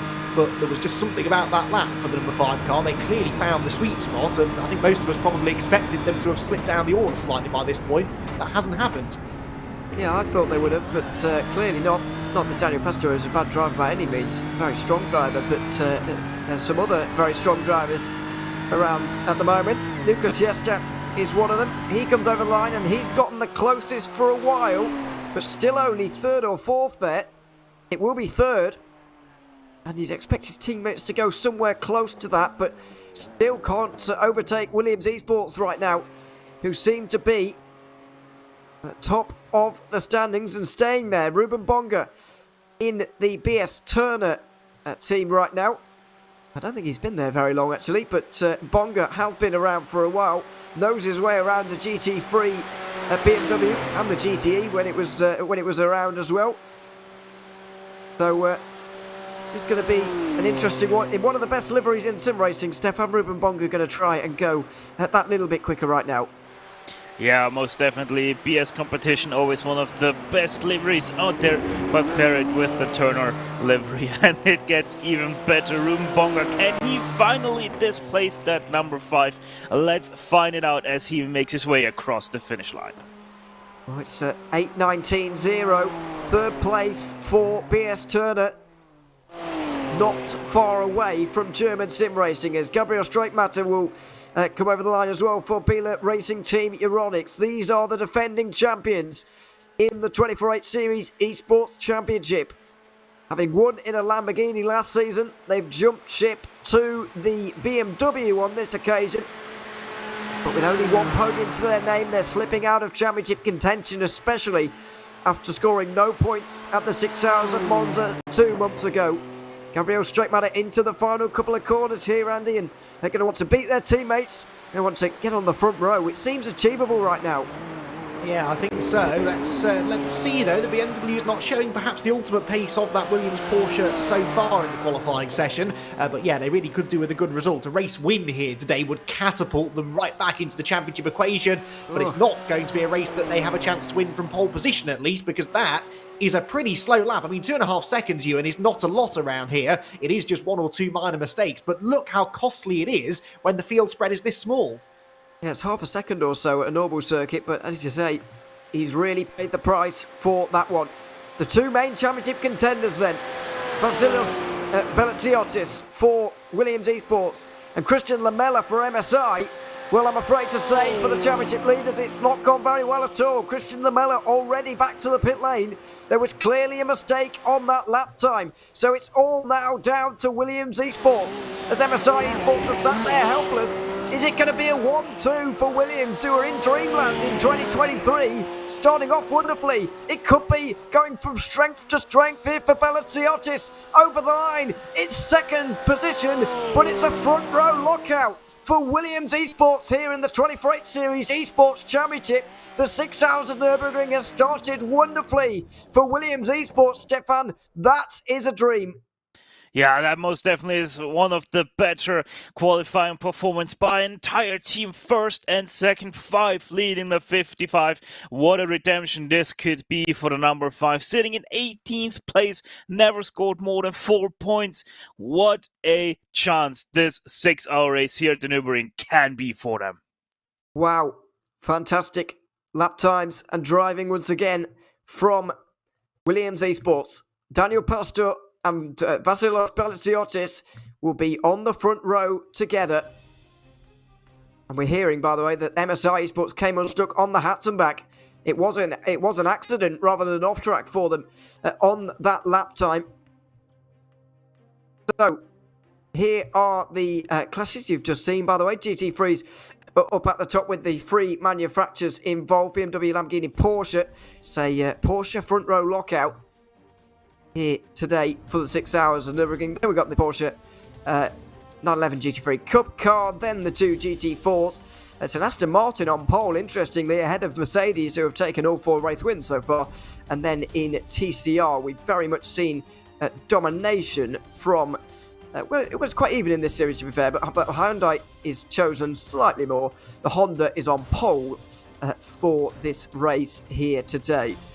By the way, six teams, were not able to set a lap time in that one there. Here's the ballast, by the way, and the BOP for today's race. The Porsche and the Honda has been held back a little bit in terms of weight. A little bit of power discrepancies there as well for a couple of the cars, and fuel as well. All things that drivers may well have been arguing about behind the scenes so far. But that is it for qualifying. We do have a couple of drivers waiting for us to chat to them, by the way. So hopefully we'll be able to speak to them and really get a feel for what the conditions are like and what this qualifying format is like. Let's work our way upwards through the classes, starting from slowest to fastest, as we just did in qualifying. And we'll start with, if we can, with Nathan MS here from SimRC. Welcome, Nathan. Good to have you here. Nice qualifying lap from you as well. First of all, can you hear us? Can we hear you? Yeah, I'm here. Oh, yes. Good to have you here. Nice lap time from you, and a good qualifying for SimRC in general, actually. But for you to have a second over the field, was this qualifying session about going all out for that lap time, or were you just trying to avoid anything going wrong? A bit of both. I mean, you obviously have to be conscious of that time, but a 1x is detrimental. I mean, I was a bit cautious on the GP layout. The tyres were still coming up to temperature, but on the Nordschleife it felt fine. So trying to get the time that I could, and we managed to make that work. And in terms of the race, how much is this qualifying pole position actually going to help you? Is it more of a symbolic thing that, you know, it's nice to have, but you're not really bothered, or do you think it is actually, you know, important to be in that first place heading down towards turn one? Yeah, I think for the start, I think it's probably the safest place to be. I don't have to worry about someone in front of me into that first corner, but I think the guys behind will have an opportunity to fuel save. So I think that'll be interesting whether we want to be out front, and I think that will develop over the first few laps. Well, we're very much looking forward to seeing how the race develops. Good luck to you, Nathan, and SimRC as well, of course. Thanks very much for coming to have a chat with us. Cheers, guys. Thanks so much. Nathan MS there from SimRC. Pole position in TCR, and they also got pole position in GT4 as well. And Andy McEwen is standing by with Corentin Guinez. Yeah, thank you for joining us, Corentin, after what was a really interesting qualifying session. You managed to come out on top, and we shouldn't be surprised, really. We know that you handle the pressure really well, and there is a lot of pressure on the drivers in that one-shot qualifying format. How did you enjoy it? Yeah, it was tricky because in the same time you want to push to have a very good lap, but yeah, there is always the fear to get the off track, and especially on this track with the fast chicane on the GP, it's just very tricky to like be able to like in the same time being really fast through the chicane and not get the off track. But yeah, that's pretty good. Like I didn't really expect to get a great lap time since I'm pretty much choose most of the time to drive the TCR. But yeah, I'm very happy with this one, to be honest. Yeah, and we see you in not only a GT4 car, which is a rarity, but in the Aston Martin too, which is not the most popular car on the grid. How is that car working around a circuit like the Nordschleife? Is there one particular area where you do seem to have a bit of a strength? It seems pretty fine, to be honest. Like I'm not a big fan of this car because it seems to float most of the time. Like that the AMG seems more stick to the ground, I would say, a bit more stable and safe. But I'm well surprised with this car because like it seems to be fine actually. So yeah, and it feels pretty soft as well. So I guess it's pretty okay for the curbs and all the bumps over this track. But yeah, it seems a good balance, at least with the setup. We found something pretty good. So yeah, just looking forward to the race, to be honest. Yeah, of course, you're still looking for your first race win this season as well. How confident are you that that might be something you can achieve here today? Yeah, the pace looks good from the beginning in the practice, and Adam, my teammate, has very good pace as well. So yeah, we should be strong. Just need to stay out of trouble, I guess, on this track, and should be fine at the end, I guess. Excellent. Corentin, thank you for joining us. Best of luck for the race. Thanks. Corentin Guinez then on pole position in GT4, Ewan, but that is going to be a very competitive class all race long. Certainly is, and what a qualifying it's been for SimRC as well, and what a qualifying it was for Alexander Tibb, by the way, who I'm very excited to chat to. Pole position in 992. Alex, welcome to the booth. Good to have you here. I mean, that was an extraordinary lap time. I've got to be honest. I was taken aback by it. It was wonderful. I mean, we were talking all through the session about how close 992 was, and you've ended up miles ahead of them all. Did it feel quite as quick as it turned out to be at the end? What were you feeling as you were going on with the lap? It was, yeah. Thank you first, and hello. Yeah, the lap wasn't perfect. I'm not 100% happy with it, but yeah, it's a good lap. It was a nice lap at the end, and yeah, I think we are looking good for the race. And the only sad thing is that we have a penalty because we had a little communication issue about the time slot. So we missed our time slot. Yeah, but it's a long race, 6 hours, and we will, yeah, fight as hard as we can. Certainly, and we'd expect nothing less from Urano Esports, of course. I mean, you mentioned that 20-second penalty. That is obviously going to have to be taken at some point during the early point of the race. However, Team 75, Bernard by SimRC, didn't have quite as good qualifying as you. They'll be alongside you, of course, but it's going to be a very interesting race. What are you expecting from it in terms of both of them, of course, and also the rest of the field? What's the race going to be like? Yeah, let's see. It maybe depends on the first lap. If we can break the slipstream, it's just about pushing away and yeah, just creating a gap. But if they can stay in the draft, it's going to be interesting because we have, in this case, we would have like a slipstream train over the long straights of the Nürburgring. Let's see what's happened. It's hard to predict. It certainly is. That's why we love this series. Alex, congratulations on that fantastic lap to grab pole position, and good luck for the race. Thank you very much. Bye. Thanks very much. Alexander Team there in the pole position for 992. And in the pole position for GT3, continuing on what's been a fantastic couple of weeks, an early start to 2023 for Williams Esports, Lewis Nasser now joins us. Lewis, welcome to the booth as well. It's a Williams Esports 1-2. From a team perspective, you guys must be wondering if you're dreaming, to be honest. Yeah, it was quite a good quali, quite a safe quali though as well. And yeah, we will try to go from here now, work together. Let's see how it works out in the end.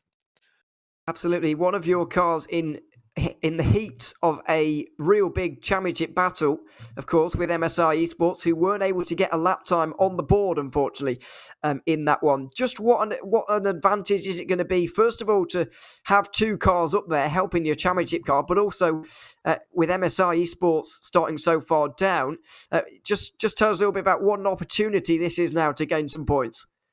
Obviously, as you mentioned, we are 1-2, so we can draft together. So I think the advantage here is quite big. So we will try to make the best out of it.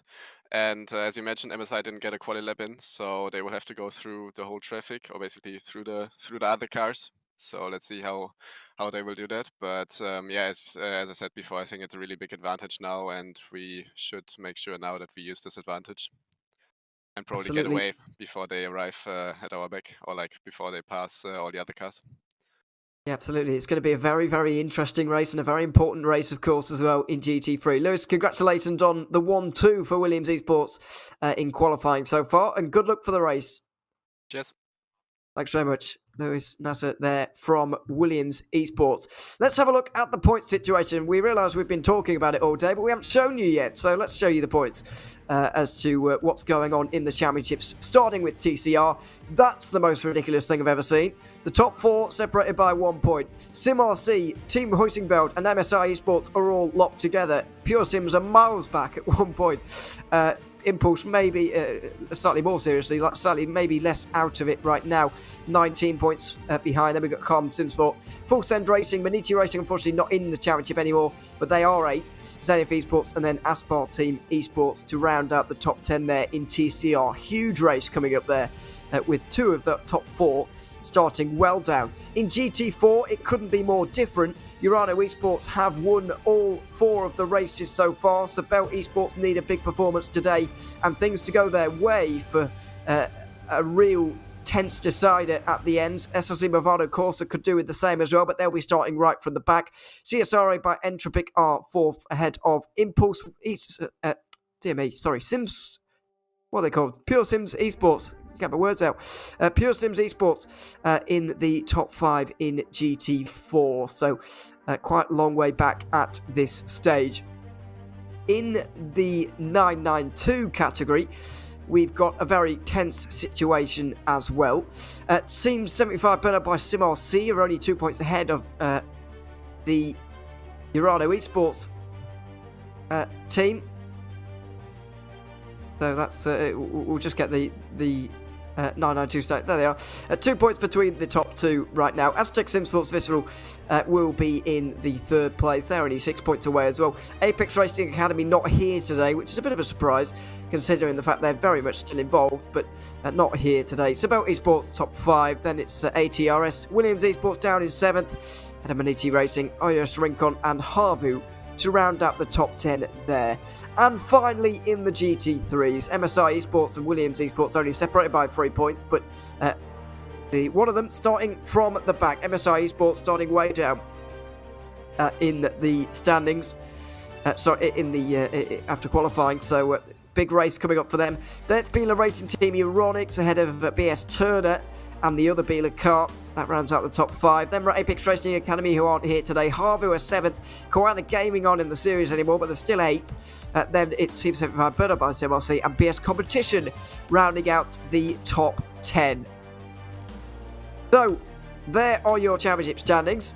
Finally poised, I think, is the way to put it here, Andy. It's very, very much a race to look forward to. We're going to see the grid very soon, but I'm very much looking forward to this. It's a big race. It is. It's a big race anyway. Any chance that drivers get to race around this particular circuit is always a big event. You know, to be able to say that you won a race on the Nordschleife is a really impressive thing to have achieved. But then when you throw in these really close championship situations, and actually the fact that next time out is a double points finale, that has a direct effect on the way the drivers and teams will approach this race as well. Those who have a bit of a points lead know that they can't afford to relax because there are still 40 points available in a month's time as opposed to the 20 today. And those who are further back in the championship know that it's not worth getting your head down and sort of giving up just now because you might still have a chance. This is a track that can and will throw up surprise results. There will be incidents, there will be moments over the course of the 6 hours that may involve some of our championship front runners. So do not be surprised if at least in one of the classes, perhaps more than that, we have a real twist in the championship story over the next 6 hours. We certainly may do. Now, I want to speak about a couple of these teams individually here, Stefan. I'm not trying to single anybody out, but we have seen a recurring theme for a couple of teams of not making it in terms of their qualifying laps in this one. First of all, SRC Movano Corsa, both of their cars not able to set lap times. And MSI Esports in TCR and GT3, both of them not able to set a lap times. Do you think, Stefan, that it is just a coincidence, I guess, because, you know, these things happen? Or is it, you know, do those teams maybe need to look at themselves and readjust if this qualifying format is reintroduced in the future? Do those teams kind of need to look at themselves and adjust themselves maybe a little bit in terms of strategy-wise? Because it is both of their cars for those teams that have missed out. Yeah, it most definitely has a little bit of a bad look on them, but one thing we have to realize is this is the Nürburgring Nordschleife. Lots of pressure, and a single lap shootout doesn't go too well for these kind of conditions. So that's why we also heard from Williams that they did go a little bit easy on that qualifying lap just to be sure to not crash out, because then you will most definitely start from the back end of your field. And it seems like that MSI took the risk and most definitely paid quite heavily of taking that risk, because they are exactly going to do that, starting from the back of the grid, whereas their main rivals in GT3 and TCR are starting from the front rows of this grid. So yeah, lots to make up, but there's also a good thing on their side, because especially that this race is a 6-hour race. It's not a sprint. They will have that time to be able to make up the ground that they've lost in qualifying. They will do, but will it be a case of the leaders have already left and gone by that point? Well, we'll have to wait and see. Not long until the race now, by the way. A couple of minutes until we'll be able to go through the grid properly, and then we'll be setting ourselves up for the start of this race. But with 53 cars on the grid, Andy, and a difficult circuit in terms of overtaking, I never know whether to mark these races, and indeed the iRacing 24 hours of Nürburgring. I don't know whether to say traffic is less important round here, because it's a long circuit. It takes you a long time to get back round and overtake someone, but it's hard to overtake someone, even someone not in your class. So I never quite know whether this is harder than the usual race or easier. Yeah, I think it is harder, definitely, because you have to be patient. You know, there are one or two clear overtaking opportunities. Now, that's kind of average. For most racetracks, there are one or two clear overtaking opportunities. The trouble is here, that's one or two clear overtaking opportunities among 170 corners over an 8+ minute lap. That's not enough. So if you do sort of close in on a slower group of traffic ahead, you have to be patient. You cannot afford to go for a rash move against a back marker, because the slightest mistake, there is no room for error around here. And Stefan, I'm sure you're fully aware of this as well. You've got to be careful, and you've got to really manage that traffic well. Yeah, most definitely. And one thing that comes on top of this, we don't have that many cars on this track. It's hard to overtake. That means when you come up to traffic, you want to pass it even more because, you know, you just lost your chance of lapping in clear air. That means you're gonna lose time, and that time that you lost is even more critical all of a sudden because you know that everybody around you probably still has a clean track ahead of them. They still can hang out 110% every single corner, which you can't because you're stuck behind traffic. So in my opinion, multi-class racing on a track like this with this few cars is a lot harder because the time you lose is all of a sudden so much more valuable. That is something I hadn't thought about before, to be quite honest, but it absolutely makes sense in the fact that you're passing people less, you want to lose a bit less when you're going through. Not long now, though, until we get ready and get set for this race. 6 hours of racing to set ourselves up for the 12-hour championship finale at Barcelona. That will be coming up on Racebot TV in 1 month's time. That'll be on a Saturday, by the way, so don't come on the Sunday expecting 24/8 Series Esports racing as we normally see. That'll be on the Saturday, and it'll be a double points finale as well, which just increases the importance of this race ever more. All 4 of the championships are going to see twists in the tail today. One of them can even be sewn up today by Urano Esports in GT4. It's going to be a fairly long stretch for them to do so, and results do need to go their way. However, you never know. We could well see champions crowned today with even one double points race coming up. In just a couple of moments' time, we'll run through the grid and we will have the 6 hours of Nürburgring underway here around the Nordschleife. After a very, very exciting qualifying session, one-shot qualifying. It was Daniel Pastor who took the pole position with the first lap time of GT3. It turned out to be the quickest as well. Vasilios Palaziotis will be alongside him with German Sim Racing and BS Turner sharing row 2. And then Lucas Jestat alongside Niels Koch in an all BMW row 3. 7th position will be Riley Sim Racing and Fabian Hari starting for them. Matti Kajasoja for Harvey will be 8th. Nicholas Heider for Sim RC 9th ahead of the reigning champions in 10th position. Pure Sims Esports 11th alongside the reigning 992 champions in 12th. Then championship leaders MSI Esports alongside Sabel Esports here in GT3. Alexander Teeb with a lap from the gods to take 992 pole ahead of Jürgen Frank. Then it will be Iris Rinko with a nice lap time to get into third ahead of Wave Italy Racing Team.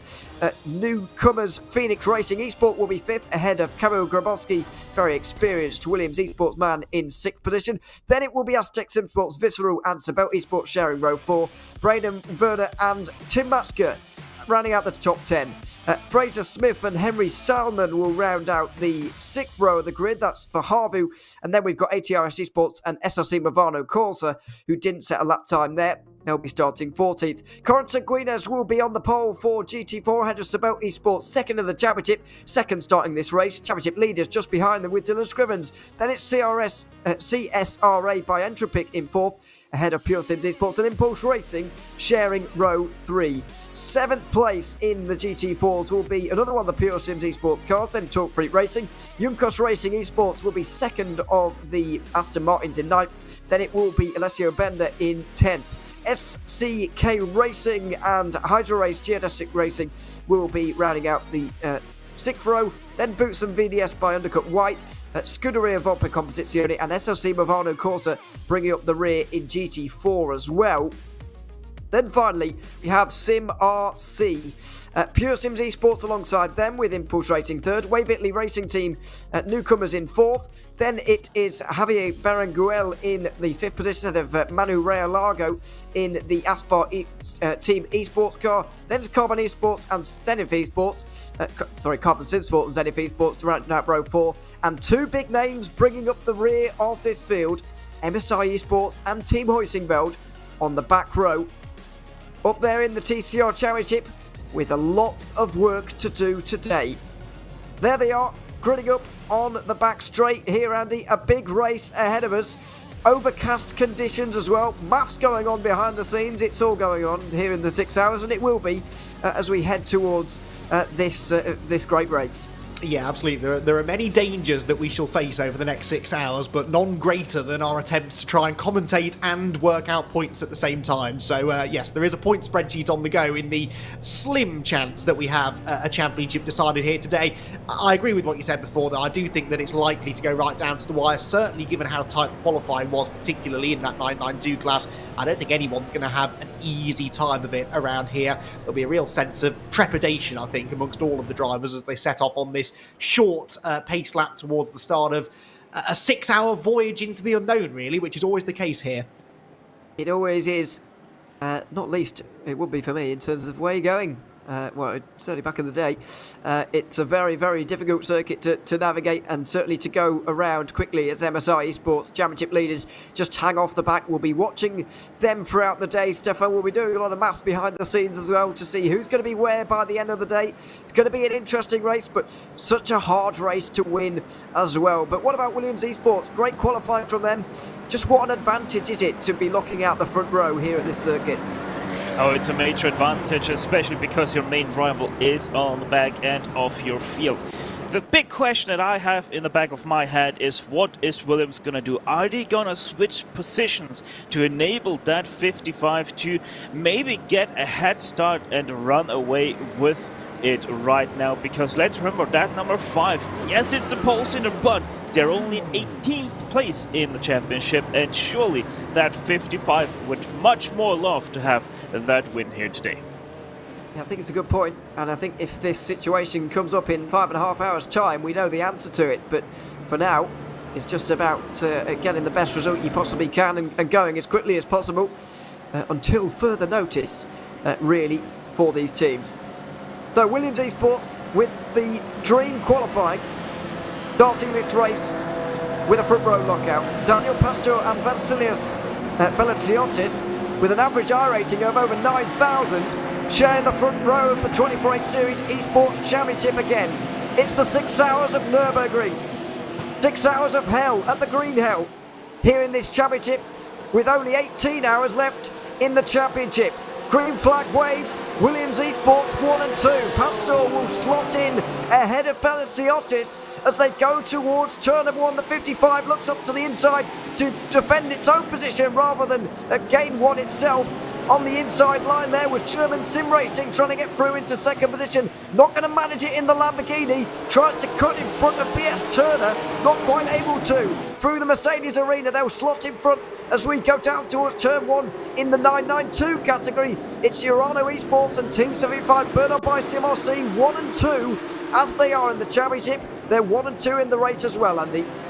Yeah, one car really trying to find some grip on the outside. That was never likely to work. Meanwhile, in GT4, Corentin Guinez keeping the lead as he heads down into that tricky right-hander at the beginning of the lap. And it looks as though the Urano car was slotted to second. Drama amongst the 992s, though. One car pointing the wrong way. And only 3 corners into the race, Ewan, we have our first casualty. We certainly do. I think that was Orius Rincon, actually, who's qualified third, so it clearly happened quite high up in the order. Meanwhile, here are the TCRs, barrelling their way down towards the very tight turn number 1.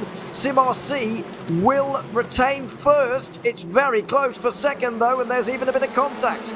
As Impulse Racing look for it, Pure Sims go very wide to avoid everyone, and it looks like it is staying clean through the Mercedes arena. Zenith look like they may be just hanging off the back there, just to, or is it Carbon Sims maybe hanging off the back to try and alleviate any chaos. But speaking of chaos, all this happening down towards turn number 2. Orius Rincon did qualify third, but they're already back to 5th by this point.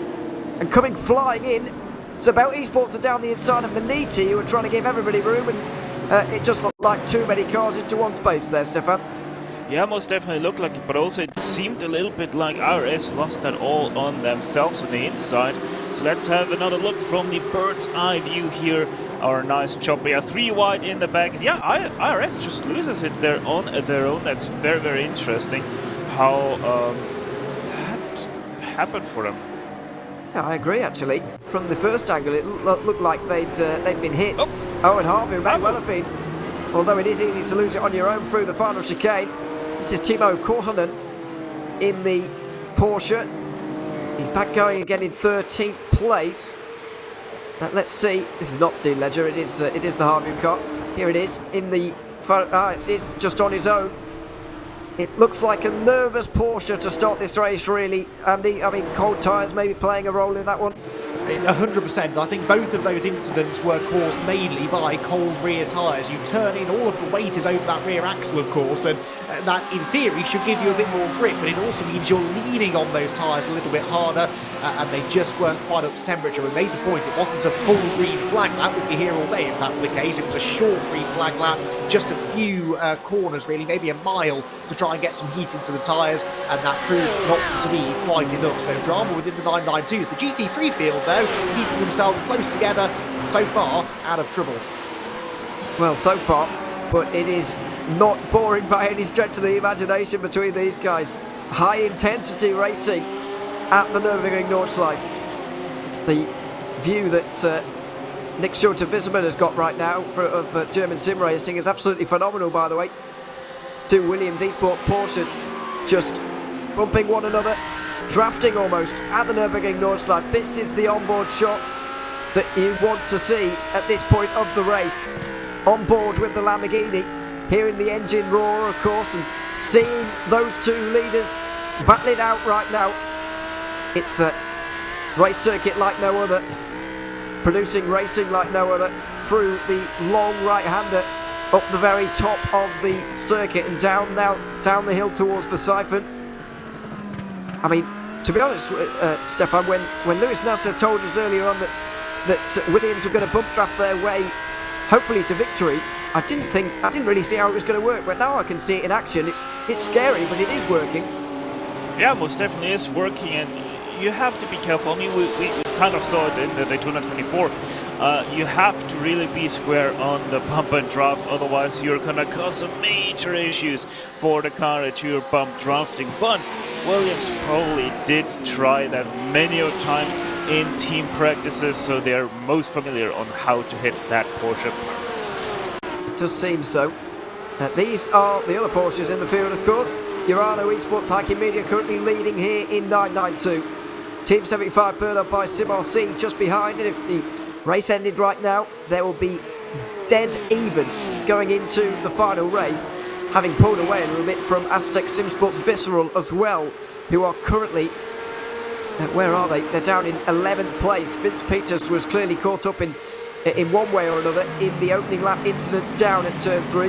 There's the other Urano car. SimRC have held on to 2 leads here, and Andy, which is, I mean, a good start for them, but it is very close in GT4, arguably closer than we've really seen all season. Yeah, certainly so. And this is what we want to see, really. It's something that we're used to seeing through GT4 competition, and in the early stages, as expected, the slipstream perhaps just keeping them fairly close together. It's very easy, though, as a driver to get wrapped up into the raciness of the situation. You know, you're all bunched together. Well, you are in 3 of the classes. In the touring car class, Nathan MS has simply checked out at the front of the field. 1.6 seconds, a massive lead. But for everybody else who is involved in these close sort of nose-to-tail battles, very, very tempting to get really caught up in trying to get past the car ahead, trying to defend from the car behind, and easy to forget that this is a 6-hour race. It's not all about the battle for position in the early stages. It's about betting yourself in, finding your gap in the line, and just logging some laps, really, for this first half an hour or so. Now, something has definitely happened in TCR, because we've got Team Hoisingbound and Carbon Simsport miles off the back of the field, and Carbon Simsport have been in pit lane. So something has happened there, and that's maybe why the field is split apart so much as well. SimRC and Nathan MS clearly with the pace right now, but there has been something going on here. Looks like Carbon Simsport have already been involved in something at this point, because they don't have anybody anywhere near them now, which is a concern on lap 1, which is why I bring it up. So, oh well, that is separate, but that's not quite what I was looking for. But hey, it is an incident. Carbon Simsport clearly struggling to get going here. Stefan, for whatever reason, I can't think what might have happened, but clearly some sort of car contact on lap 1. Yeah, I don't know. I mean, Carbon Simsport also didn't start the race from the grid. They went out of pit lane. So I wonder if there's something major up with that 190, because they were stationary in pit lane for quite a long time, and yeah, just maybe some technical issues for that number 190 TCR. Williams Esports out of the way, out of sight, or well, not out of sight. Clearly, you can see them very clearly, but they are out of the way of the rest. The 55 pushes the 5.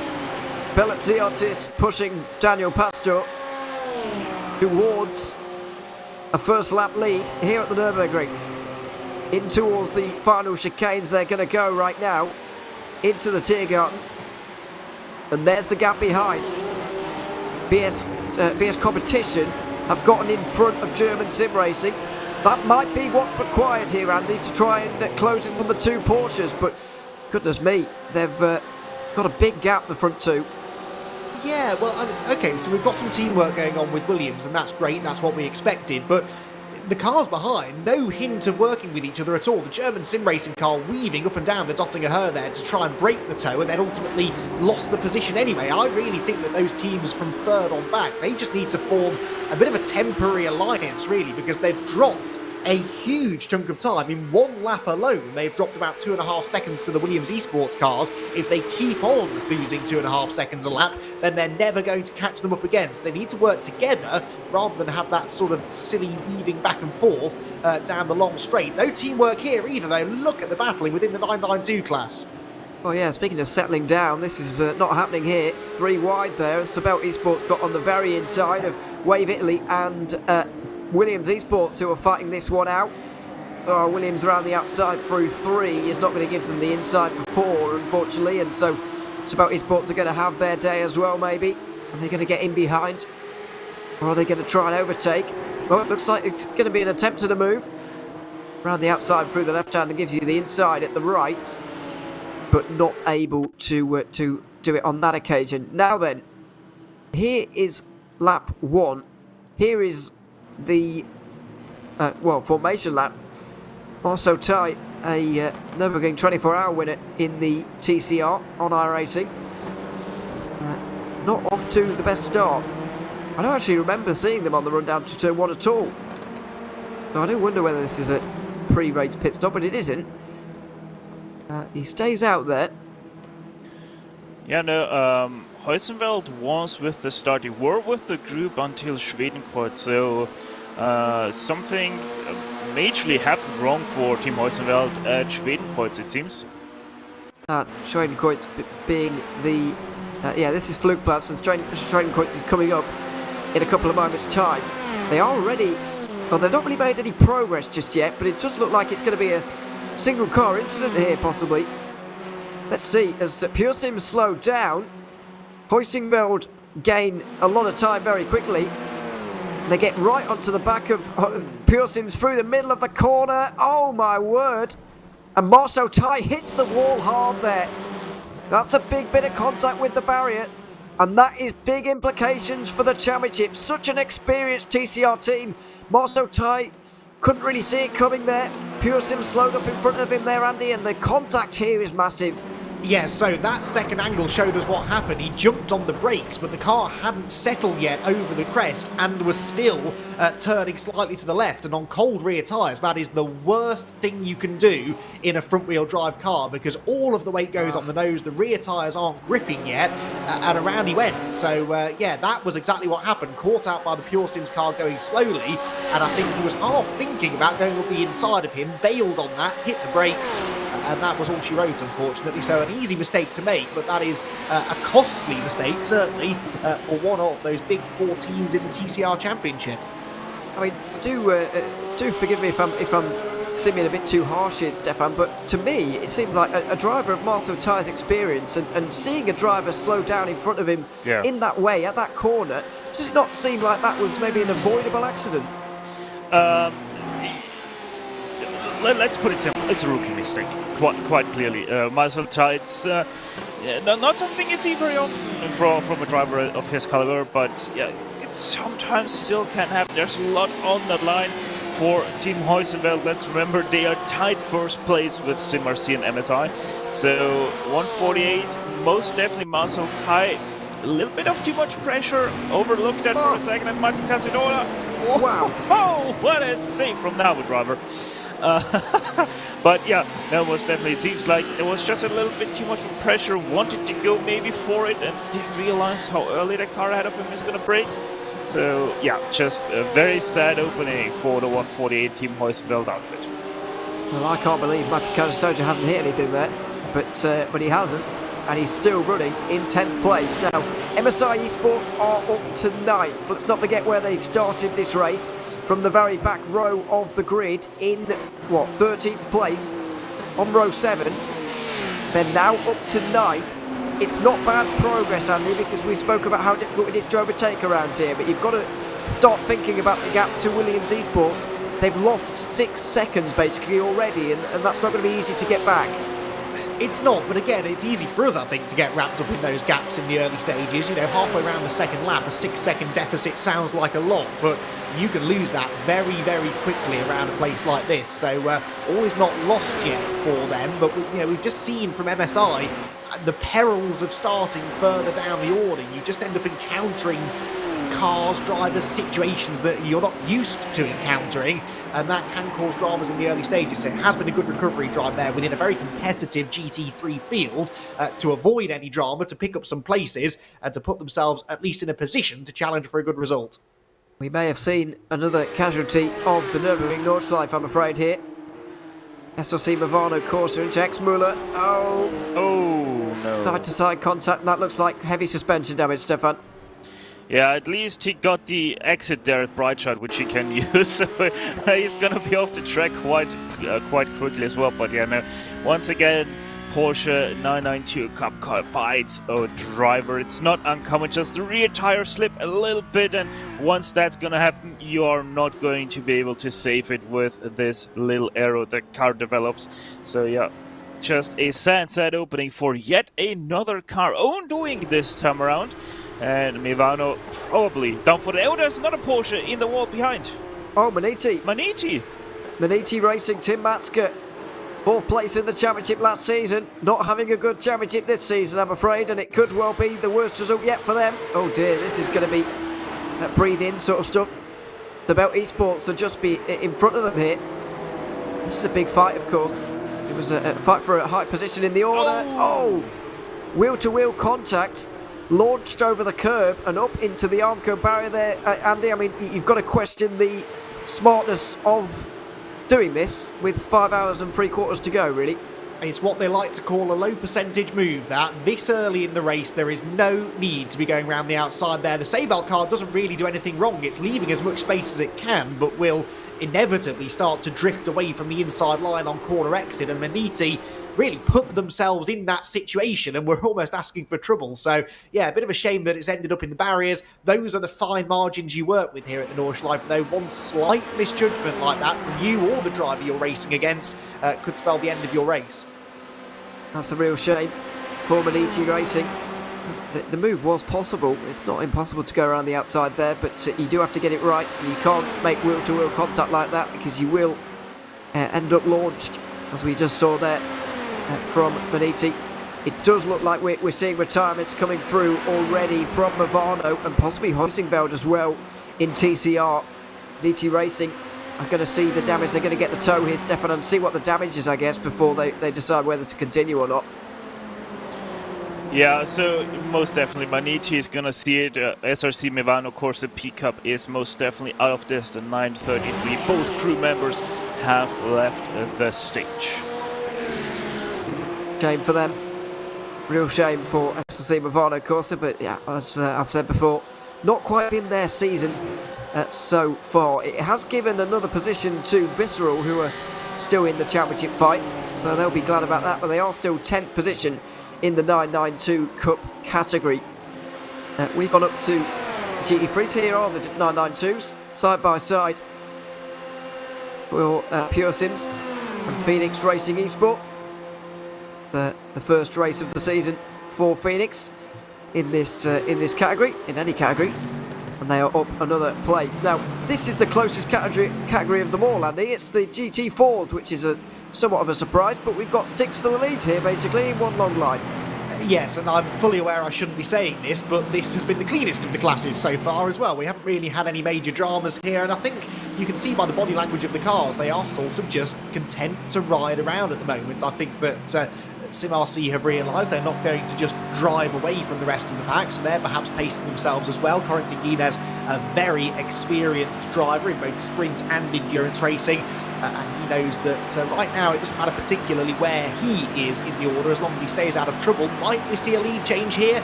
Or certainly the gap coming down there as the Urano Esports car closes in. But look, they all get onto each other's bumpers and then lift off the throttle. A bit of fuel saving going on maybe, but also a little bit of self-preservation. There's no point just yet in going side by side down through Tiergarten for the race lead. Well, yeah, that was a bit of fuel saving, I think, as well as self-preservation, but fuel saving as well. And people think here, Stefan, that fuel saving is not important, but it certainly is around a circuit like this. In any 6-hour race, at any circuit, fuel saving is going to be important, and that might be what's going on there. Yeah, you have to differentiate here between fuel saving to go another lap, which basically is impossible here at the Nürburgring Nordschleife for obvious reasons. But and then on the other side, you have a shorter pit stop. Shorter pit stop still means track positions because you're going to be less long stationary, etc., etc. So basically, what they're doing. Oh, wow! 473. They were far off the track. What happened to Scully here? Junkers Racing. Yeah, this is Junkers Racing Esports. The other of the two Aston Martins entered into the GT4 category in this championship, off at turn 1 in a battle with SLC Movano Corsa. Oh, they go to the inside, and they just do not slow down there at all for some reason. I wonder if this is I wonder if we can get a little bit of a listen on board here. Let's just listen to this.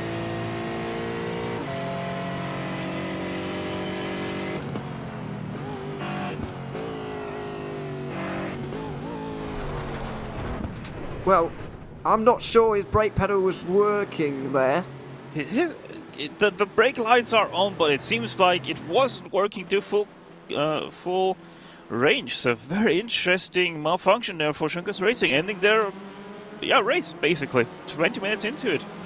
Yeah, that basically is the end of their day. Side by side for second here in TCR. Oh, that's a hip check.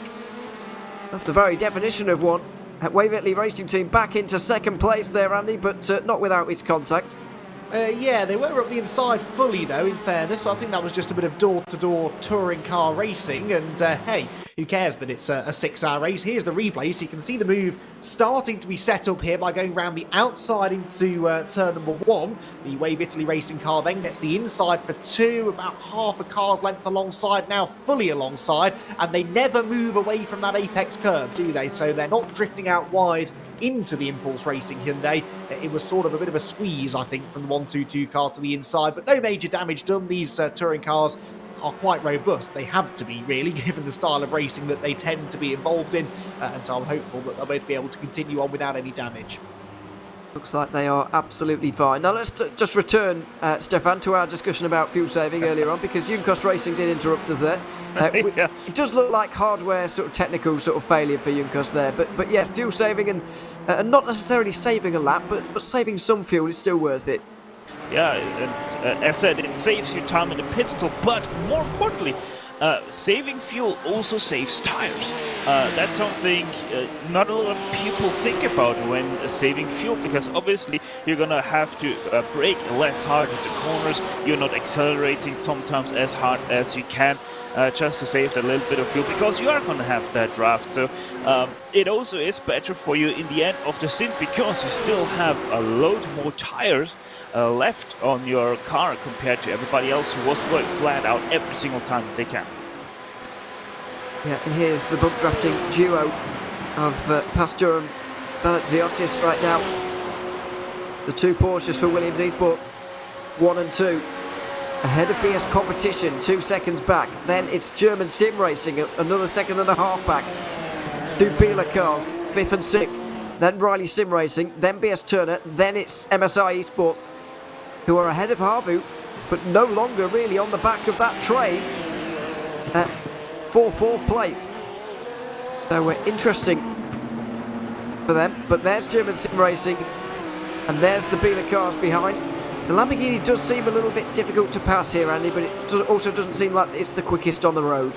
No, certainly not. We've seen the BS competition BMW pull away now by a second and a half or so, and they've now got the Biela Team Euronics cars, plural, both of them queuing up behind them. So the Lamborghini, at this stage of the stint at least, not the fastest car out on track, but it's not always about raw pace here. Perhaps they're doing something different with their fuel numbers or their tyres, who knows. We'll have to wait and see how that plays out. But interestingly, the Williams Esports cars, who pulled out 2.5 seconds immediately on that opening lap, well, they are now being pegged back, because ever since Niels Koch got into second place in the BS competition car, he has started to lap a little bit quicker. The gap down to just a fraction over 2 seconds. So whatever the Williams cars were doing on the opening lap, they're either not able to replicate, or, and I suspect this is the case, it's simply that the BS competition BMW is coming into its own. Well, let's see. There are the track conditions on the right-hand side, by the way. 19 degrees at 10:30 in the morning. You can tell it's the 1st of April and not the 5th of February. Certainly not bad track conditions for driving. Fairly overcast, actually, as you can see from the clouds in the sky. Sun not really poking through, and so track temperature shouldn't increase that much more unless we get a clearing of the clouds, which we may well do throughout the next 5.5 hours or so.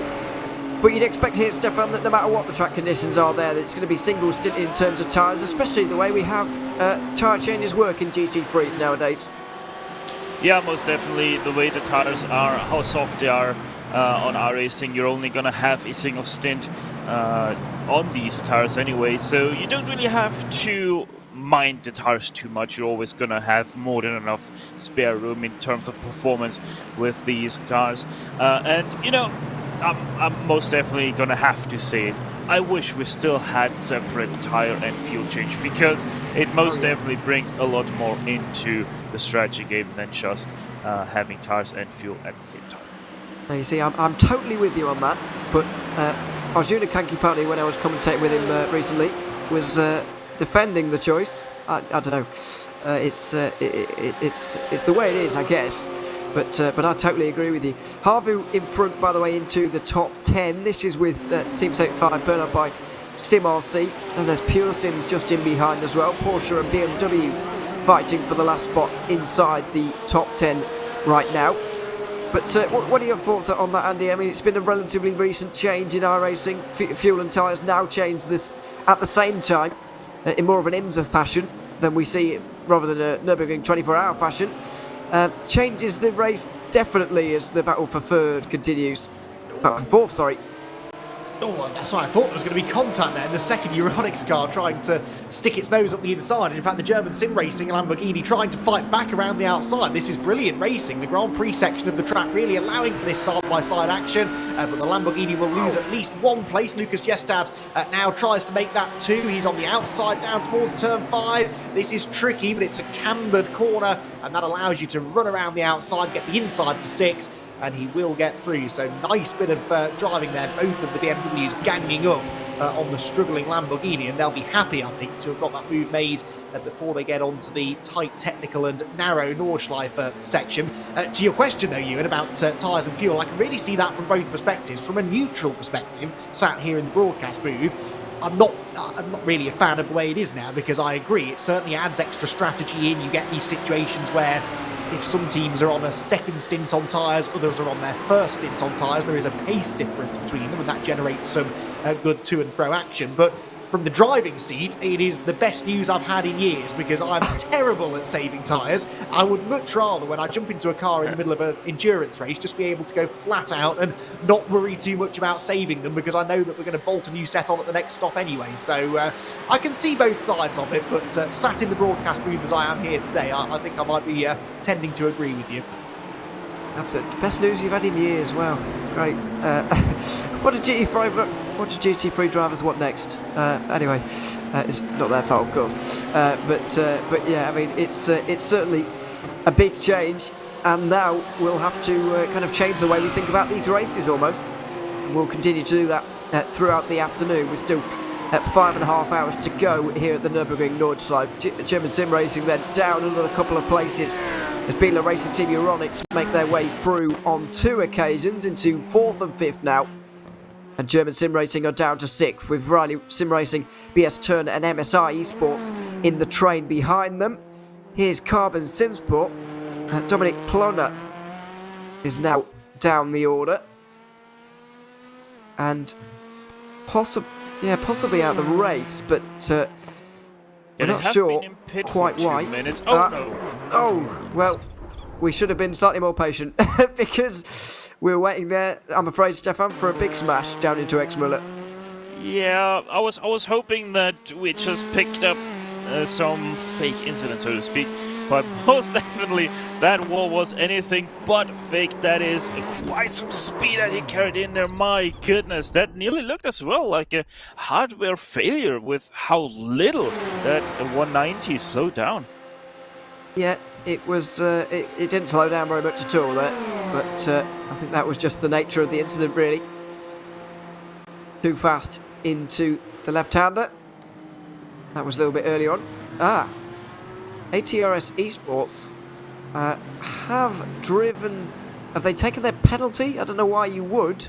They do have a penalty, but I don't know why you would, separate from your pit stop here, Andy, because you can wait 90 minutes to take pit lane penalties.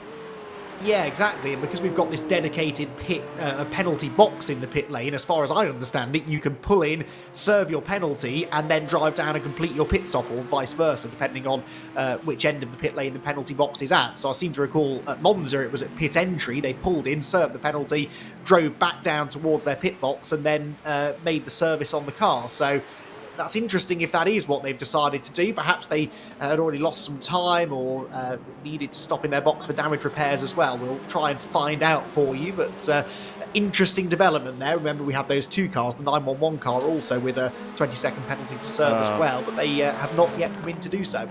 Was a full fuel stop for the 914, so out of sequence pit stop for that outfit. I'm very surprised. Firstly, because it's not actually appeared as a stop on our timing screen, but that might be normal. I'm just surprised why you would do that so far or so early on in the race here, Stefan. I mean, do you think they can still do this race on 5 stops now with the Porsche? Has it got enough fuel to do that? Well, it's a good question, honestly. I haven't driven that 911 in a bit, so I can't answer you exactly, but I think it's just about not possible if I got the fuel numbers correctly in my head for that class. So most definitely something we'll have to keep an eye on, but yeah, anything but usual to go out of sequence with your pit stops, because you most definitely know that you're always better off driving in someone drafts around the Nürburgring. The other reason why I question that strategy is because they found themselves in GT4 traffic and right in the middle of all of it, including the leading battle. So that's why I would also hesitate on that strategy. This is the battle, 6-car battle for 4th place. Top 3 getting away. Still, Williams Esports have 2 seconds over BS Competition as German Sim Racing go out of line. And now Riley Sim Racing and BS Turner are going to try and go through here up the hill. Another left-hander. Oh, it's very tight. And MSI Esports are going to go through here up towards Hoaract. It's a good case of opportunistic driving there and a very costly mistake from German Sim Racing, Andy. Well, it wasn't really a mistake. I think if we see that again, that was more of a Bristol-type bump and run. They got absolutely punted out of the banking by the BMW behind, and then completely freight-trained into the next few corners. So someone running out of patience a little bit, I think, with the German Sim Racing car, which, although it has been struggling, it was sort of hanging on to the tail of the Beeler Racing Team BMW reasonably well. So I think that was definitely a little bit of an assist at a corner where it is always single file, but very tempting to just roll a bit more speed into the corner. Perhaps it was an unintentional punt, but either way, a punt I'm fairly sure it was. Yeah, I agree. They were starting to hold their own there. There's the back end of it. Here's the view coming up towards the carousel. And Riley Sim Racing right behind them. But as you can see, they are staying with the 2 BMWs in front, so they weren't going that badly. There was a bit of contact there. Yeah, they were going quite slowly through, but it did look like from that angle that the BMW did get into the back of the Lamborghini. And then the MSI Esports Porsche got through rather nicely up towards the toboggan run down the hill there. But it did look like there might have been a slight bit of contact there, Stefan. I mean, it wasn't a lot, but it doesn't take a lot. Yeah, I'm not so sure about that contact, if there really was one. It was a little bit of a bad angle to really get a good look at it. But I would nearly go the opposite direction and say there was no contact between the two, because that Lambo was going high already before any sort of contact would have been able to be made for that BMW. So yeah, maybe we're gonna get another shot at it, but this is interesting. It's a position switch between the two Vila cars. Well, that's a surprise. Instead of electing to bump each other down the straight, they've gone for the position switch, and it's side by side between BS Turner and Riley. BS Turner are through, but MSI Esports are just hanging on ahead of German Sim Racing as well. That was a little bit of a close and tense moment between those two heading into the Tiergarten, but they have survived, and the 6-car train is preserved just about. You can see another 3 cars not too far in the background being led by Harvu in 10th position right now. And when are we going to get into traffic in this race? 4.5 minutes behind the main body of the TCR field, so we're still a good distance away. As we confirm some retirements further down the order, we have 5 teams having visited or extended visits in the pit lane, although Team Huisingveld are back out there on the circuit again. They need the points in TCR. As we look at the leading battle here in 992, Andy, Urano Esports versus SimRC, top 2 in the championship, top 2 in this race as well.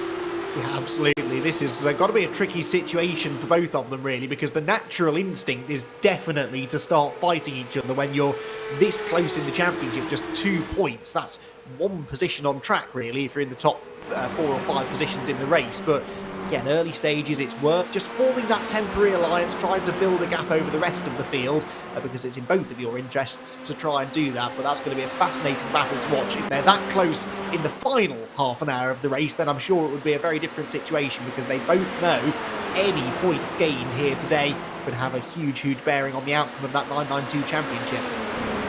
Certainly will, with only 1 round to go. Battle for second here in TCR, but it's worth remembering in 992, Stefan, that the leaders, Urano Esports, do have that 20-second penalty to serve, and at the moment that is going to drop them quite a long way down.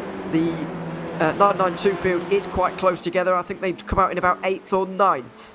Yeah, right now they would come out in 9th place, 2 seconds ahead of Sabelt Esports, the 960 that is, which, remember, we had that big spin in the Mercedes arena on lap number 1. So they're also trying on a recovery course here. So yeah, Urano would lose a lot of positions, and that is not good news for that outfit, because they most definitely want to continue to gap everybody behind, but they are just not able to do that, with especially Phoenix Racing 5th place putting in the fastest lap of the race that past time around, as we have the 121 Aspar Team Esports here, maybe with some problems on our RaceSpot TV replay. Yeah, we've lost them. We've lost them from the race. At least we've lost them to the pit lane for now. This is Bergberg on the exit, and now the long run up at the top of the hill through Kesselchen. Oh dear. Oh. Well, I looked away for a second, and all of a sudden they were on the grass with no obvious problem.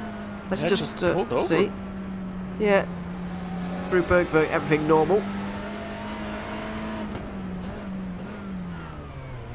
And he downshifts correctly. He, brakes normally.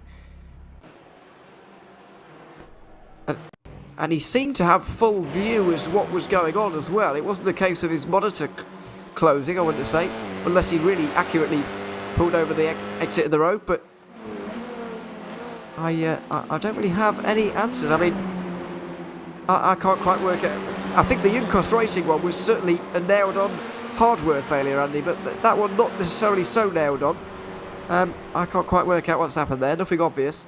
No, I mean, that really does look like he's just pulled over to the side of the road and retired the car for some reason, so we may never know, but that was certainly a strange one. I agree, I don't think it was hardware failure. He was on the brakes, he was going down the gears, and if he did lose vision temporarily, that wasn't necessarily a reason to retire. So clearly something strange going on there, but sadly it means that we have lost one of our TCR cars. We didn't have that many of them to start with, so that's a shame for that class, but actually good news in a way for some of the faster cars, because the higher the rate of attrition is in the lower classes, the less traffic they will have to deal with, and that will become a factor as we go deeper into the race. So whilst it's never nice to see people retiring from the race, it is in a way good news for those running in faster classes. Yeah, and Nestor Simavon, of course, by the way, are a confirmed retirement from this one. I'm expecting similar from Maniti Racing, although they have been there for a while. And I've said the same about Team Huizenveld, who are still out there and moving up the positions. They're now into 9th in TCR as SERIES Esports come in again. They're out. They may well have disconnected it. May well have been a disconnection for SERIES Esports, I'm afraid. And Matthias Berg, who went for that early pit stop. Oh, well. Oh, sorry, it's a replay. There he is on the road, and it looks like he's going to drop out here, maybe. But certainly, having left the race now into the chicane, often a culprit for incidents, but not on this occasion. Oh, he just fired the wall. So maybe there was a bit more of a story to tell there, Stefan, I'm afraid. Yeah, most definitely switch professions there for a second from sim racer to professional concrete tester. That 914, yeah, not the best kind of weekend for them. Just a little bit too fast in, clipped the curb as well, spat them out, and with the camber change that you have on top of the Kurzanbindung, you most definitely are gonna always find your way into the pit lane of the Nordschleife itself. Yeah, that was a shame. You just see him getting the line wrong all the way through that. Matthias Berg, I'm afraid, now in the pit lane repairing. We'll see if he re-emerges after those repairs have been completed, but it is going to be a while if indeed he does get back out there. So still Williams Esports 1-2, and further behind, battles are starting to develop now for 5th place. Maybe this is why the two Biela cars exchange positions, Andy, because one seems to be quicker than the other, and BS Turner aren't waiting around in this group for any longer. That was a really, really good move, that, wasn't it? Not a place you tend to see a lot of overtaking, but that worked beautifully in the number 96 BMW getting through. You're right there, the 46 car clearly doesn't quite have the pace at the moment of the Lucas Yestad driven number 45 car that has definitely gapped this group. So drivers perhaps now starting to gain a bit of confidence, starting to realise the importance of getting past drivers who maybe are holding them up ever so slightly, and so a few more risks starting to be taken as we move into the second half of this opening stint of the race. It'll be interesting to see now whether the 96 car also has the pace to break away from this train. Yeah, let's see. I mean, he's not chosen a great place to try and get away because there is a big straight coming up. Oh dear, and this is important. Fiercely forward. Sorry, I thought it looked like Sabel Esports from second place or third place. Sorry, in GT4. It's fiercely forward, and SCK Racing are just behind them. Let's have a look. Alessio Bender looks like he's gotten some damage as well. Oh, just breaks on the grass. We saw the save, Stefan, from Matti Kaisoja earlier on, and this is what happens when you don't get quite so lucky. Yeah, no, with the GT4s you're never gonna save something like that. With a wall this close to the track, just unlucky that it didn't have the arrow of the GT3 version of this Mercedes AMG. But yeah, no, just ever so slightly to the right side, too much driver's right, that is. And yeah, we all know how tricky grass can be on iRacing, and most definitely Fiercely Forward just found this out as well. That probably means if that damage is very extensive, which it most definitely looks like, that is going to be another donut for them. Fabian Harry there, you could hear just fuel saving a little bit because there's a battle going on in front of him. BS Turner head their way down the inside of Gabriel Straitmatter, but not going to be able to get through. Ruben Bonga goes for the over and under and tries it at the inside at turn 3. not able to, and the two BMWs will continue nose to tail out of the Mercedes arena here, Andy. I mean, the Biela cars look quick in a straight line, or indeed BS Turner look slower in a straight line, but either way, it was a move that they felt had to happen in the technical sections of the Nordschleife, because they knew that was going to happen on the straight. Yeah, and that's another interesting thing about this track, because really car setup is always really a little bit of a compromise, isn't it? You're not going to have the perfect setup for every part of the track, and it does look as though maybe BS Turner maybe running a slightly higher downforce configuration right now, and that is just giving them the advantage through the technical sections, but as you said, losing them time down the straight, and that means they're going to have to push hard through the Grand Prix loop here to try and find a way through. Fabian Hari almost throwing it all away there through the Schumacher S's, though. The Riley Sim Racing car just picking up a little bit of aero watch, maybe a little bit of understeer. He's got a grandstand view, though, of what is a terrific battle just ahead of him, and I think the BS Turner car arguably is quicker over a lap, but is it quick enough in the right parts of the track? And you know, Andy, the great news for this, for Williams, is exactly this car, the MSI car. Because they're continuing to be stuck behind all this fighting. They're going to lose more and more time.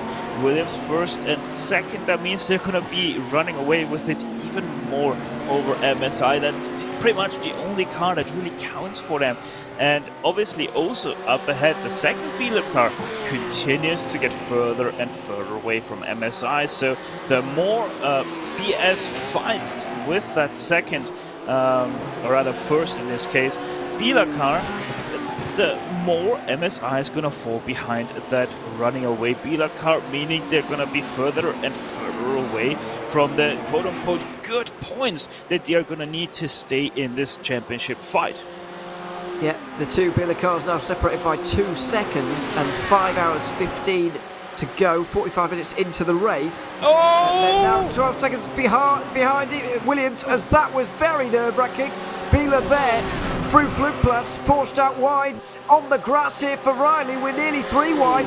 MSI Esports going to try and push BS Turner towards the 5th place right now, with Riley on the outside, MSI on the inside. High stakes moments here at Arenberg, down the outside for the Porsche, up on the curb behind. It's still side by side, the two of them. Respectful racing room given, but it's about to get a whole lot narrower down here between these two. They're still going to manage it up and down towards Andal Forest now. They're going to have to slot in. MSI Esports, Christian Lamella couldn't quite capitalise on that. He did get a place from Biela there, Andy, but couldn't quite get 2 BMWs in one. Yeah, but 10 out of 10 to Christian Lamella there for not backing down one bit. Look at this, he saw the kerfuffle happen ahead, and at this point, as the championship leader with 5 and a bit hours still to go in this race, he'd have been tempted maybe to back out of that, but no, kept his foot down and went for the move. Here was Fabian Hari's view of it.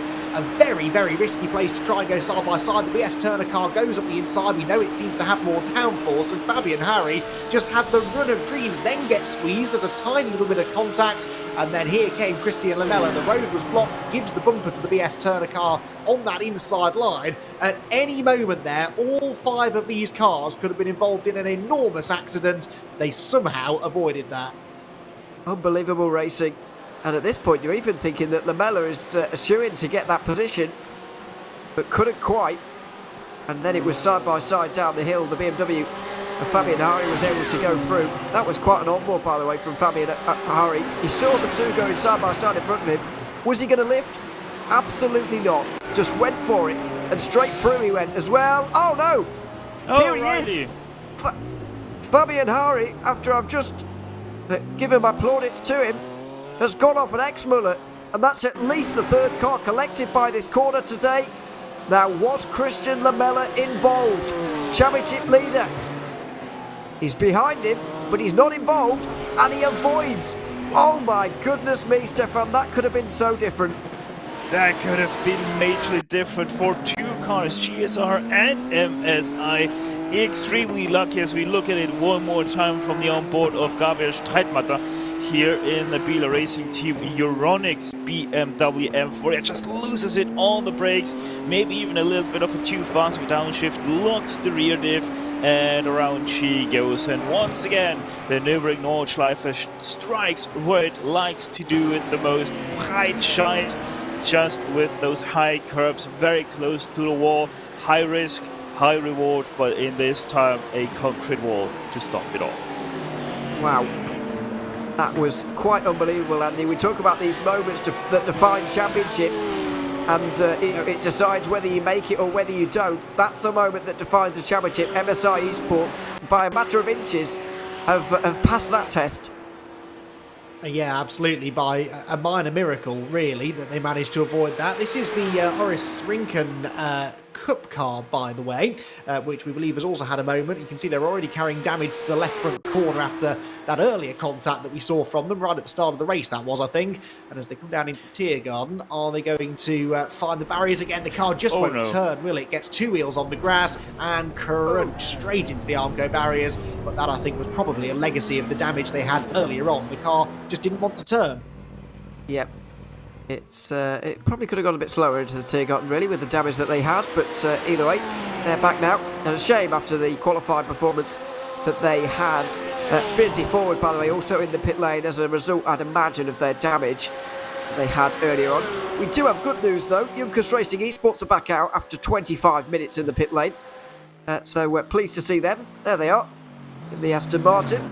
Miguel Angel Cardoso now at the wheel of that one. We'll be looking to pick up what he can from today's race. Pure Sims Esports are looking like they intend to go back out the pit lane as well, after previously looking like they might have been retired. We do believe, though, that 3 of the Porsche Cup cars that are down in pit lane are retired from this race, though, as is the 434 of Fizzy Forward, who have just come into the pit lane not so long ago. These are the GT4s, though, Stefan. Still 6 for the lead. It's the biggest leading group we've got. Yeah, incredible how they just can't stick together like that. I mean, it's a top 14 cars that we have in the GT4 class. It really speaks for how competitive this class can be, and also how close these top 6 are. I mean, the next gap to 7th place, that's 13 seconds of a gap between 6th and 7th place. So most definitely very interesting how these guys found each other and are sticking together. Another point I want to make about the GT4s, we right now have an Aston Martin sandwich, because we have an Aston Martin in first and an Aston Martin in last. Big, well, Lewis McLean often argues with me about this. That means it's a big Mercedes sandwich because that's the filling. But anyway, whatever. I know what you mean. And it is Aston Martin first and last right now. But I am glad to see Junkers Racing Esports, by the way, back out there again after some fairly hefty contact, and notably with a different driver as well, pointing even further towards a technical failure with the brake pedal earlier on. Because as we saw, there wasn't a lot of slowing down going on into turn 1 earlier on. Still close though. SimRC versus Urano Esports. It looks like there's a bit of pushing going on, really, rather than overtaking up towards the mud curve here at the top of the hill. Left-hander. It's all, of course, one big climb towards Howaract. Oh, even on the grass for CSRA there, that's nervy. And side by side, Pure Sims on the outside line. Wow, that's unbelievable. The very fast right-hander at Klostertal is not a place you normally see moves, Andy, but that was a very nice one and up into 4th place. Yeah, opportunistic, really. They saw the mistake ahead and realised that that was their chance to capitalise, but I was literally just about to make the point that the reason the GT4 field is still so closely bunched together is that they haven't started racing each other, haven't started taking risks, and therefore haven't started finding the scenery. But that was a risk that thankfully paid off for the Pure Sims car, which moves up into 4th position. And that was just one of those situations, I think, where the opportunity presented itself, and lifting out of that situation would likely have cost them a place to the car behind anyway. So sort of had to go for it, and thankfully racing room was given. And you know, you can go side by side around the Nordschleife. We're talking a lot about how it's dangerous and risky to start racing people around here. This is a motor race. They should be able to run side by side. You've just got to show each other plenty of respect, leave that racing room, and it can be done. Yeah, certainly can. and we're glad about it, certainly, because we've seen some good racing so far as a result of it. These are the leaders in 992, one of them that has seen most attrition of any category, really. We've seen a few TCRs in the pit lane now, but we've got 3 confirmed 992 retirements, we believe, in the form of Movano, Maniti and ATRS, all down in pit lane and probably won't be returning even inside the first hour of this one. Still over 5 hours to go, but I have to say, Stefan, the first 60 minutes have nearly flown by here. It's been very, very exciting so far. Yeah, most definitely. I just had a look earlier when it was 55 minutes done. I was like, what, 55 minutes? I feel like we have completed 2 laps or something like that. It's incredible how this racing has kept the time flying, because most definitely I have been enjoying it, as there's a Sabel car now in pit lane, Jon Ruyer. Wonder if that is scheduled. And by the way, we have 4 retirees in the in the 992 Cup class, because Auris is also retired. So out of 14 cars, only 10 are remaining. And Sabelt has been in pit lane now for 1 minute and 45 seconds. Yeah, that's a long stop for Sabelt Esports. Apologies, I didn't know that Auris had also retired from this race. Battle for second in TCR starting to get interesting as well. That's Waverley Racing Team ahead of Impulse Racing again, with MSI Esports having worked their way through from the back row into the front positions as it's side by side for the lead in GT4. Sabelt Esports have come from third at the start of this lap to first by the end of it. They've clearly had enough of this fuel-saving waiting around game. They want to get on with it, as Harvey have also got off here. They've dropped outside the top 10 as a result. This is what happened to them. It's in the same place where Fiercely Forward went off at Metzgersfeld. Let's see what happens as Matti Kaisosa just pushed his luck one too far at this corner. It looks like it. Oh my goodness me, he hasn't hit anything somehow, Andy. I can't believe it.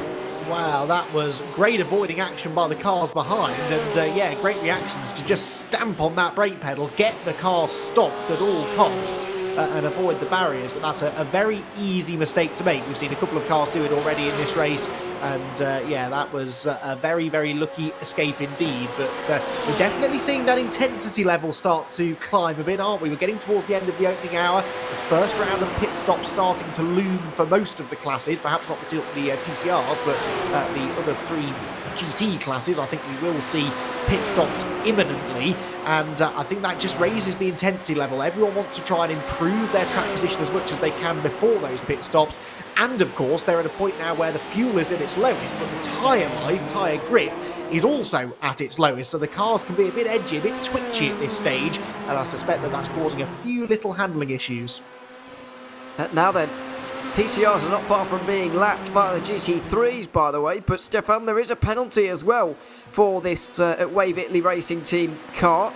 Not sure which bit of contact. It's actually 4 after all this, because there has been quite a lot of battling by now, but they do have a 5-second time penalty.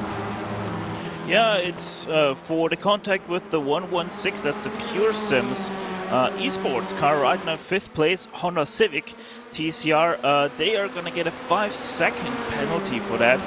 And I think that was the contact we saw in the Mercedes arena quite early on in the race. I thought that was with Impulse, you see, if you've been the one into turn 2, or whether it was a different one. I don't actually remember Wave Italy Racing Team and Pure Sims Esports coming together at all. But that could be me.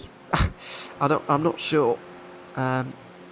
It does seem that one into turn 2 was Impulse, but the penalty is for the one with Pure Sims, so I think I'm clearly forgetting something. Battle for second, though, will continue into the Tiergarten, and on this occasion, it's Impulse Racing who are just going to do the pushing, then MSI Esports who are going to do the same. And there's a bit of waiting here in TCR, Andy, but when the GT3s come past, it is going to be a very nervy moment.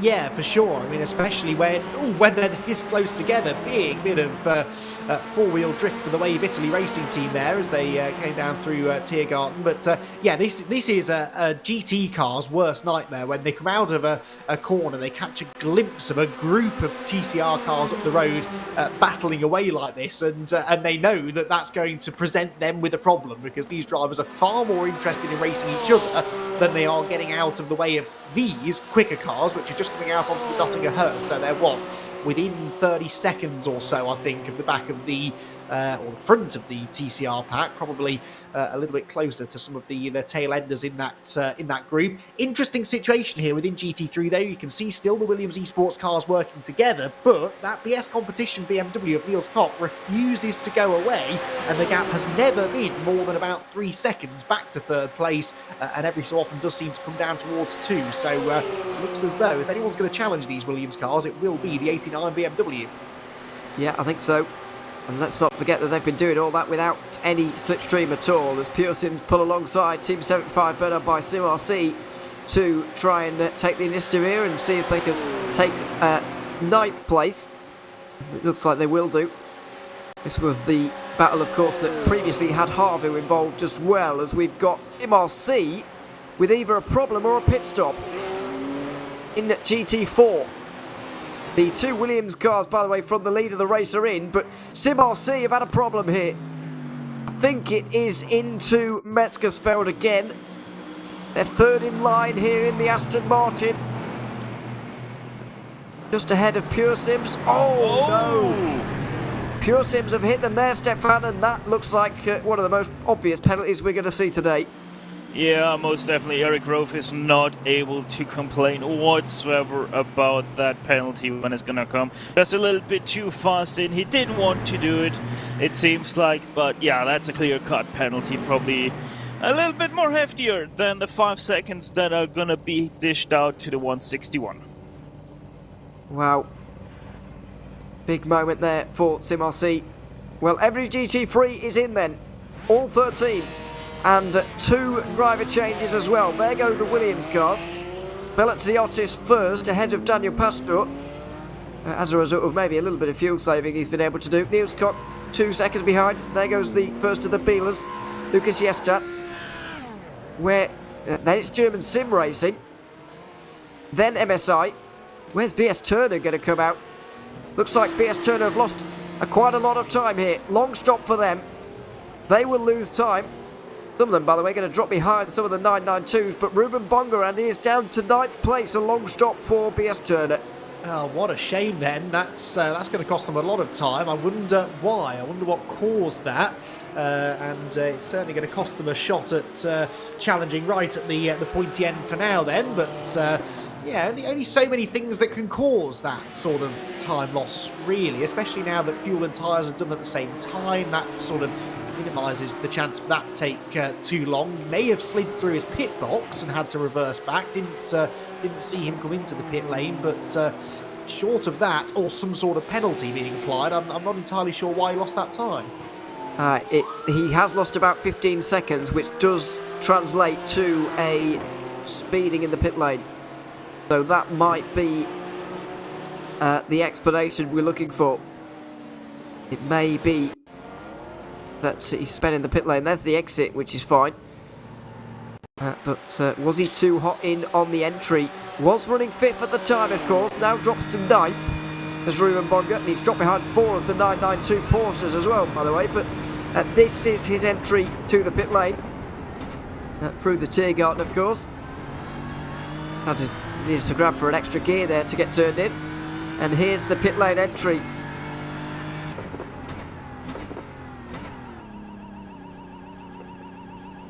Well, if it was the thing with the pit in penalty, it would be much more, because it also puts the time, the drive-through time into that penalty, so it will be much more than just 15 seconds. What we're gonna see if we stick on board with him here is he's gonna drop off the checks and then start rolling, but then apply the brake again and just sit there right at his pit stall. So very interesting what happened to the BMW Team BS Turner car here.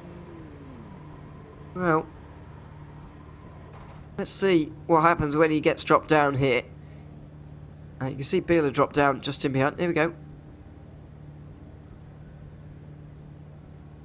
Well, Right about now he's gonna roll. There we go. Rolling forward and then on the brake again.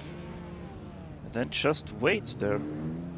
yeah, waits for a long time after this. You expect him to go just after this Beeler car goes through. Now, just after here, you expect him. Ah, yes, it could be. It could be something if you're touching the pedals while you're having your pit stop happen. It does not like you for it. So maybe that's the reason why. But even so, it's a lot of time to be losing as we've got a change for the lead in GT4 with the Urano Esports getting ahead of Sabel. So we've only got 5 for the lead now after SimRC, but Sabel Esports, Andy, have been shuffled back to 3rd after all that. The gloves are really off here. Yeah, they've suddenly woken up, haven't they, the GT4 field, all trying to sort of squabble for track position. Let's see, though. I think we're going to see them all dive in now. Yep, this is to be expected. You don't tend to get a lot of variation in fuel strategy here because it's such a long lap. Big concertina on the way into the pit lane, and the Urano car made absolutely sure they didn't speed and sort of let everyone else behind make their own arrangements. They all pit quite literally on top of each other, all at the same end of the pit lane, so we'll get an immediate view in a few seconds' time, Ewan, of who does the best job in the pits and who comes back out, but I'd anticipate they're going to stay just as close together as they were on the way in. Yeah, just in a different order, I think, is going to be the only thing that changes. SimRC not immediately going up on the jacks there. Are they taking a big risk here? Try and get in front of here. 417 have got a penalty, by the way. That's Pure Sims Esports. Yep, 10 seconds for the incident we saw. Okay. Well, I didn't see them serve it there. So clearly they're going to wait. But oh dear, as we've got Altus Esports in the way here and gone around, I'm afraid. Oh, it looks like they got suspension damage as well as they try and get back turned around. Oh, this is so nerve-wracking and so dangerous as well. We're going to have to wait here. He realises that the Harvu Porsche is coming. Oh dear. It's never nice to watch something like this. Altus Esports get back going again. Urano have gained though in the GT4 category. They have gained some time. Here's a replay of what happened for Altus. It's just a spin on their own there, Andy, really. Nobody even around them. Yeah, have they just pitted? Because if they have, then they'll be on cold tyres, I guess, won't they? So, and that's quite early on in the Nordschleife, but this is where things get really, really dicey. Of course, the drivers do have their relative that they can flick to on their screen, so they can see who's coming. That makes it a little bit less nervy for them than it is for us, perhaps, watching. They can wait for a gap and then start manoeuvring around, but thankfully no damage done, though, and they'll continue after a little bit of time loss, but could have been a lot worse, that's for sure. Well, it's a very long stop for SimRC, I'm afraid to say, in GT4. As the GT3 settle themselves down, they're still there, Stefan, and I can't think what they could possibly still be doing to that car. They've still not been up on the jacks, though. That it truly is very interesting. Maybe they're still only repairing... Oh, damage, I guess, but... Damage? But I'm surprised they still haven't changed their tyres yet, which is the only thing that's... Well, unless we didn't see it. Probably didn't see it, and they're just waiting right now for the timer to tick off on their damage. This is obviously the contact with Eric Grove here. Just the ever so slightest of touches, and yeah, that was always gonna end up right there in the barrier. Remember, Eric Grove did get 10 seconds penalty for this, but we did not see him actually go into the penalty box. And there we have SimRC 476 out of pit lane once again. Yeah, we didn't see Pure Sims in there, but we did see Urano Esports gain 3.5 seconds there, Andy. I mean, I can't quite think what they could have done there to have managed that, because short fueling is never well, this doesn't happen often around here, so I can't think what they could have possibly done to that car to have given themselves a 4-second lead. The only thing that I can think of is that they've worked out that a full tank of fuel is something like 7.3 laps. There's no point having the 0.3 laps because you're never going to do that. So perhaps they've realised that they can short fuel a little bit, just be absolutely on the 7 lap mark per stint. And if that means they might have to save a bit just to make absolutely sure of that, then that's worth doing. Because if you can save a few seconds in the pit lane every time, that's going to be a big benefit as you go through the race. So that's the only thing I can think of, because the tyre change should be fairly standard across all cars as far as how long it takes. The only variable is the amount of fuel you put in. So either they'd saved a significant chunk more fuel than the rest, or they put less in because they'd worked out the fuel numbers differently. But it will all play out over the next hour, I suppose. But it'll be interesting to see if that's a consistent gain every time they come in. Well, I don't disagree, but then my question would be, why didn't everyone else do that? Because you are never going to get to a position where you can save 0.7 of a lap to actually save a lap of fuel. So I don't know why everyone wouldn't have done that, as we've got a change for the lead in 992 because they're about to pit here. This is Jürgen Frank wanting to lead Urano Esports onto pit lane, and they are going to lead them on here. Into the pit lane they go. Hopefully have it slowed up in time. And they'll all go in together, some at the very start of the pit lane, some at the very end. Well, that's not Urano making a pit stop, that'll be Urano serving their penalty here, Stefan. So it will be 2 for the lead again, and not involving Urano Esports. Yeah, good to know now where the penalty box is, because I overlooked that somehow in the briefing. So it is just in front of the blue square here on pit lane, and Alexander Thiebe goes off now. So this is going to be interesting how far they really are going to be back now. Obviously not everybody pitted, so that GT4 that 911 field going to be very spread out, probably after these pit stops. You'd imagine so. They're going to do and go up on their jacks very soon. There's the Visceral car, the third of the 3 that are still in contention here in the championship, but we're running towards the low part of the top 10. Well, now there's a risk being taken here, Andy. The short stop, I've got to say that's probably, tyres maybe being taken at a different time, because the GT3s, while they take them at the same time, I don't believe the 992s do. And I think Visceral may have just taken a risk to get themselves back in contention.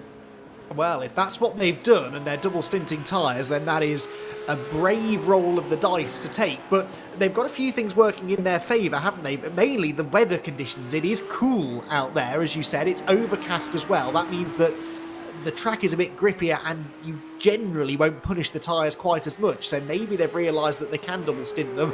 That is tough to do, though, especially in the 992. We made the point already of what a handful these cars can be.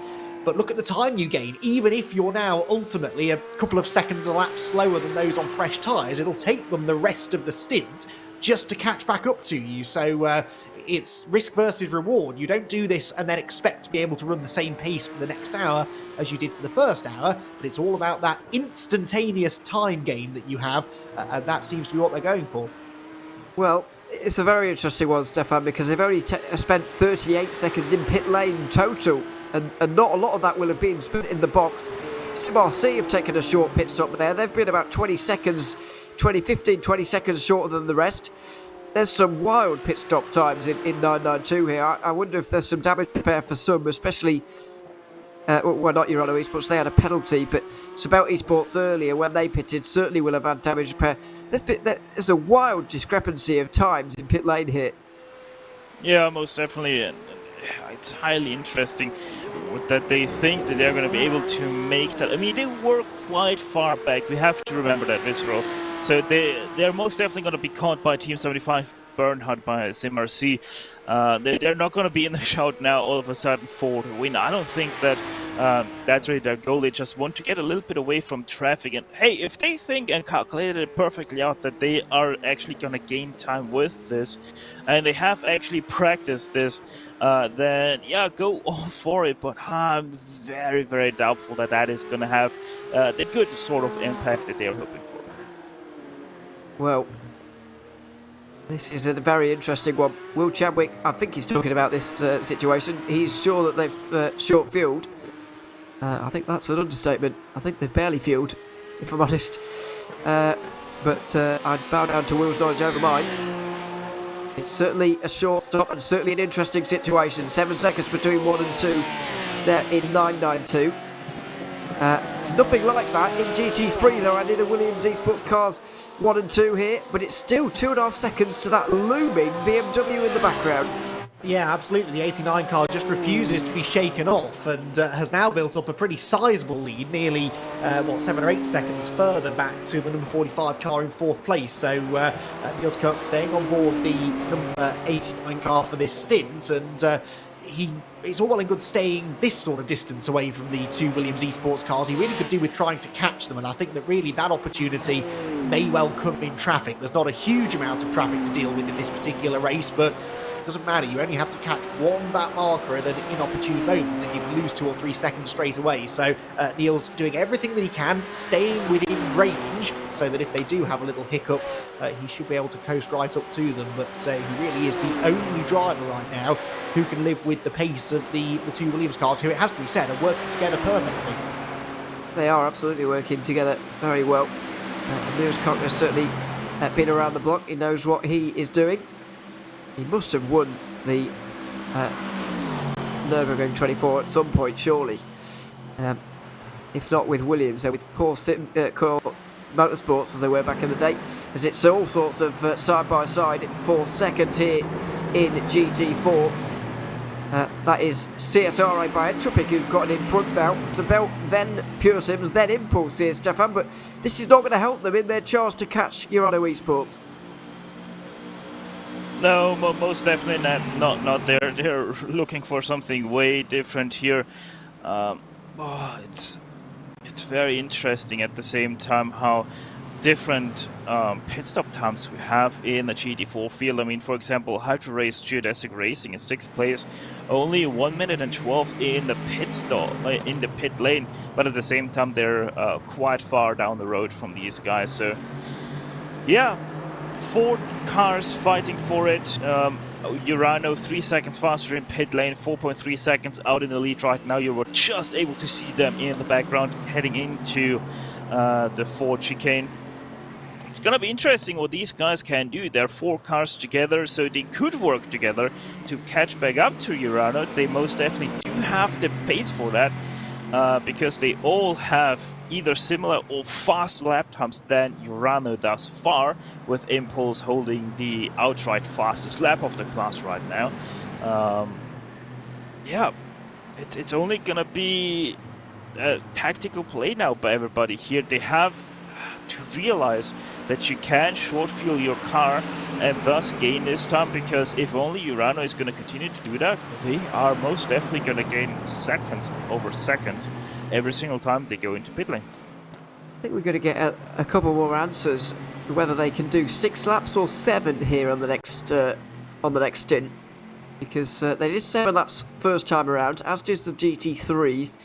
992 managed 8 laps, and we're yet to see the TCRs in for the first time here, but I think we will have some answers afterwards. But on some kind of level, Stefan, it doesn't seem to really matter, because once they are out in front, and this has happened race after race, once they are out in front, they use those 5 seconds and they're continuing to extend this margin. Yeah, of course, because Urano has that gap, so they do not have to worry about being passed every single second that they enter a corner, which right here, Sabel Esports kind of has to think about that. They might get attacked unless they get a call from Entropic which says, we're not going to attack you, let's work together. And as long as that's not going to happen, they're going to have to sort of have that in their back of their head, that they might get overtaken, so they're always taking a slight defensive line or trying to go a little bit faster into corners. That does sacrifice a little bit of their exit speed. So that might be one of the reasons why Urano is always able to extend their gaps. But at the same time, Urano just has a little bit of confidence now. They know what they can do, and obviously that also can give you a clear head at the same time if your driver, if he's not that good with pressure. Now he has a clear track, and now he really can gun it, because he doesn't have to worry about anything else but himself. Well, there's a very similar situation developing in TCR now, with the leader Nathan a mess for SimRC, continuing to extend the margin because these four are fighting. Really important, of course, for SimRC to gain these points as much as possible. MSI and Pure Sims are involved in a championship fight as well, and they're both in this group, with Team Huitingveld down in 8th and look set to lose 12 points to the race winner, whoever it may be.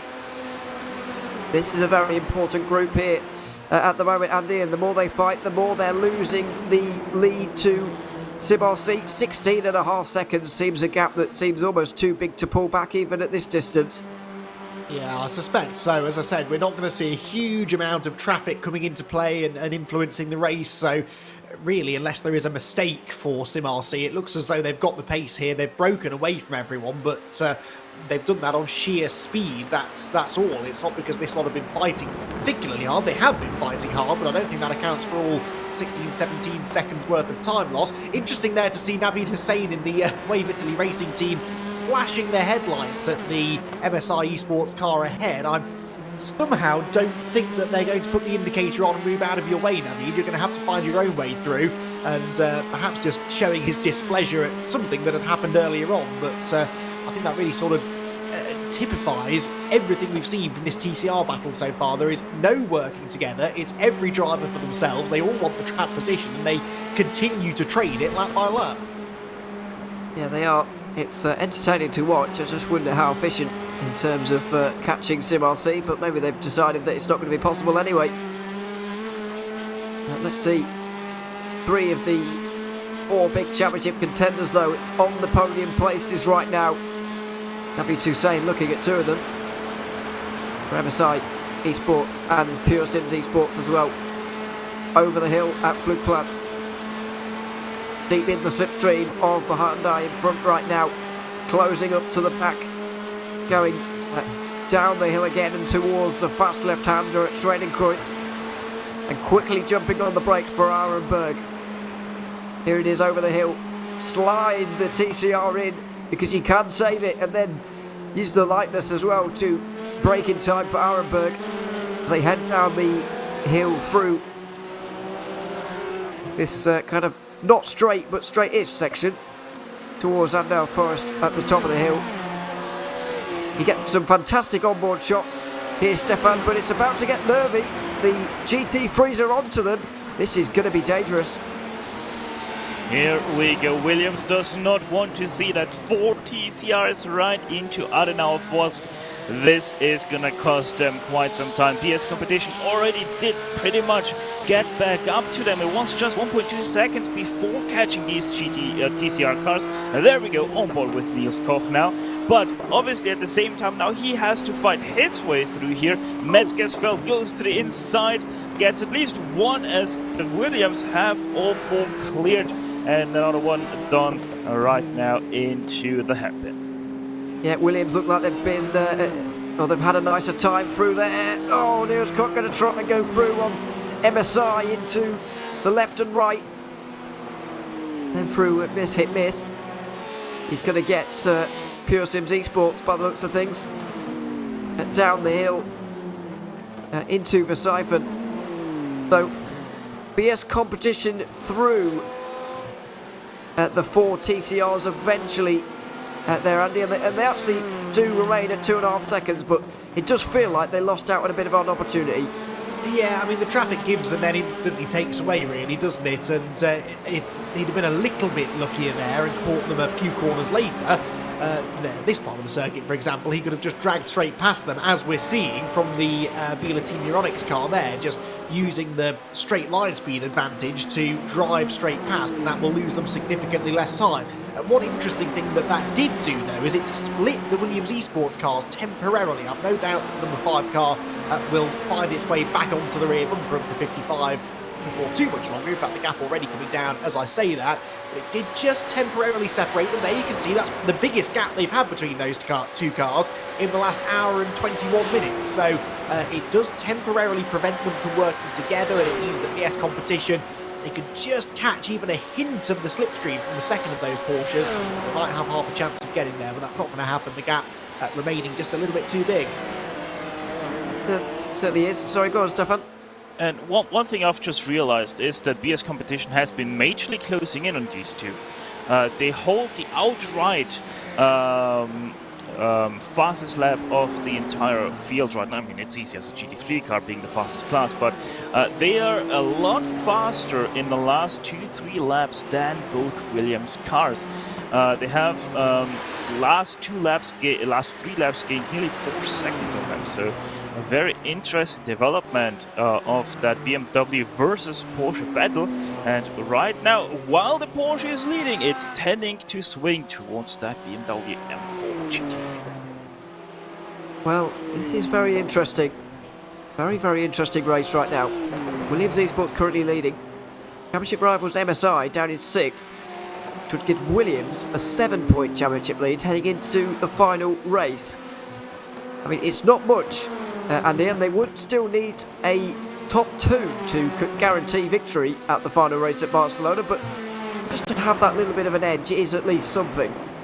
Yeah, and that means that this race already, I think, has become a little bit of damage limitation for MSI. They just need to make sure that they score as many points as they can. If 4th place is the best that they can achieve in this race, then they need to achieve 4th place. If 5th place is the best they can achieve, they need to achieve that.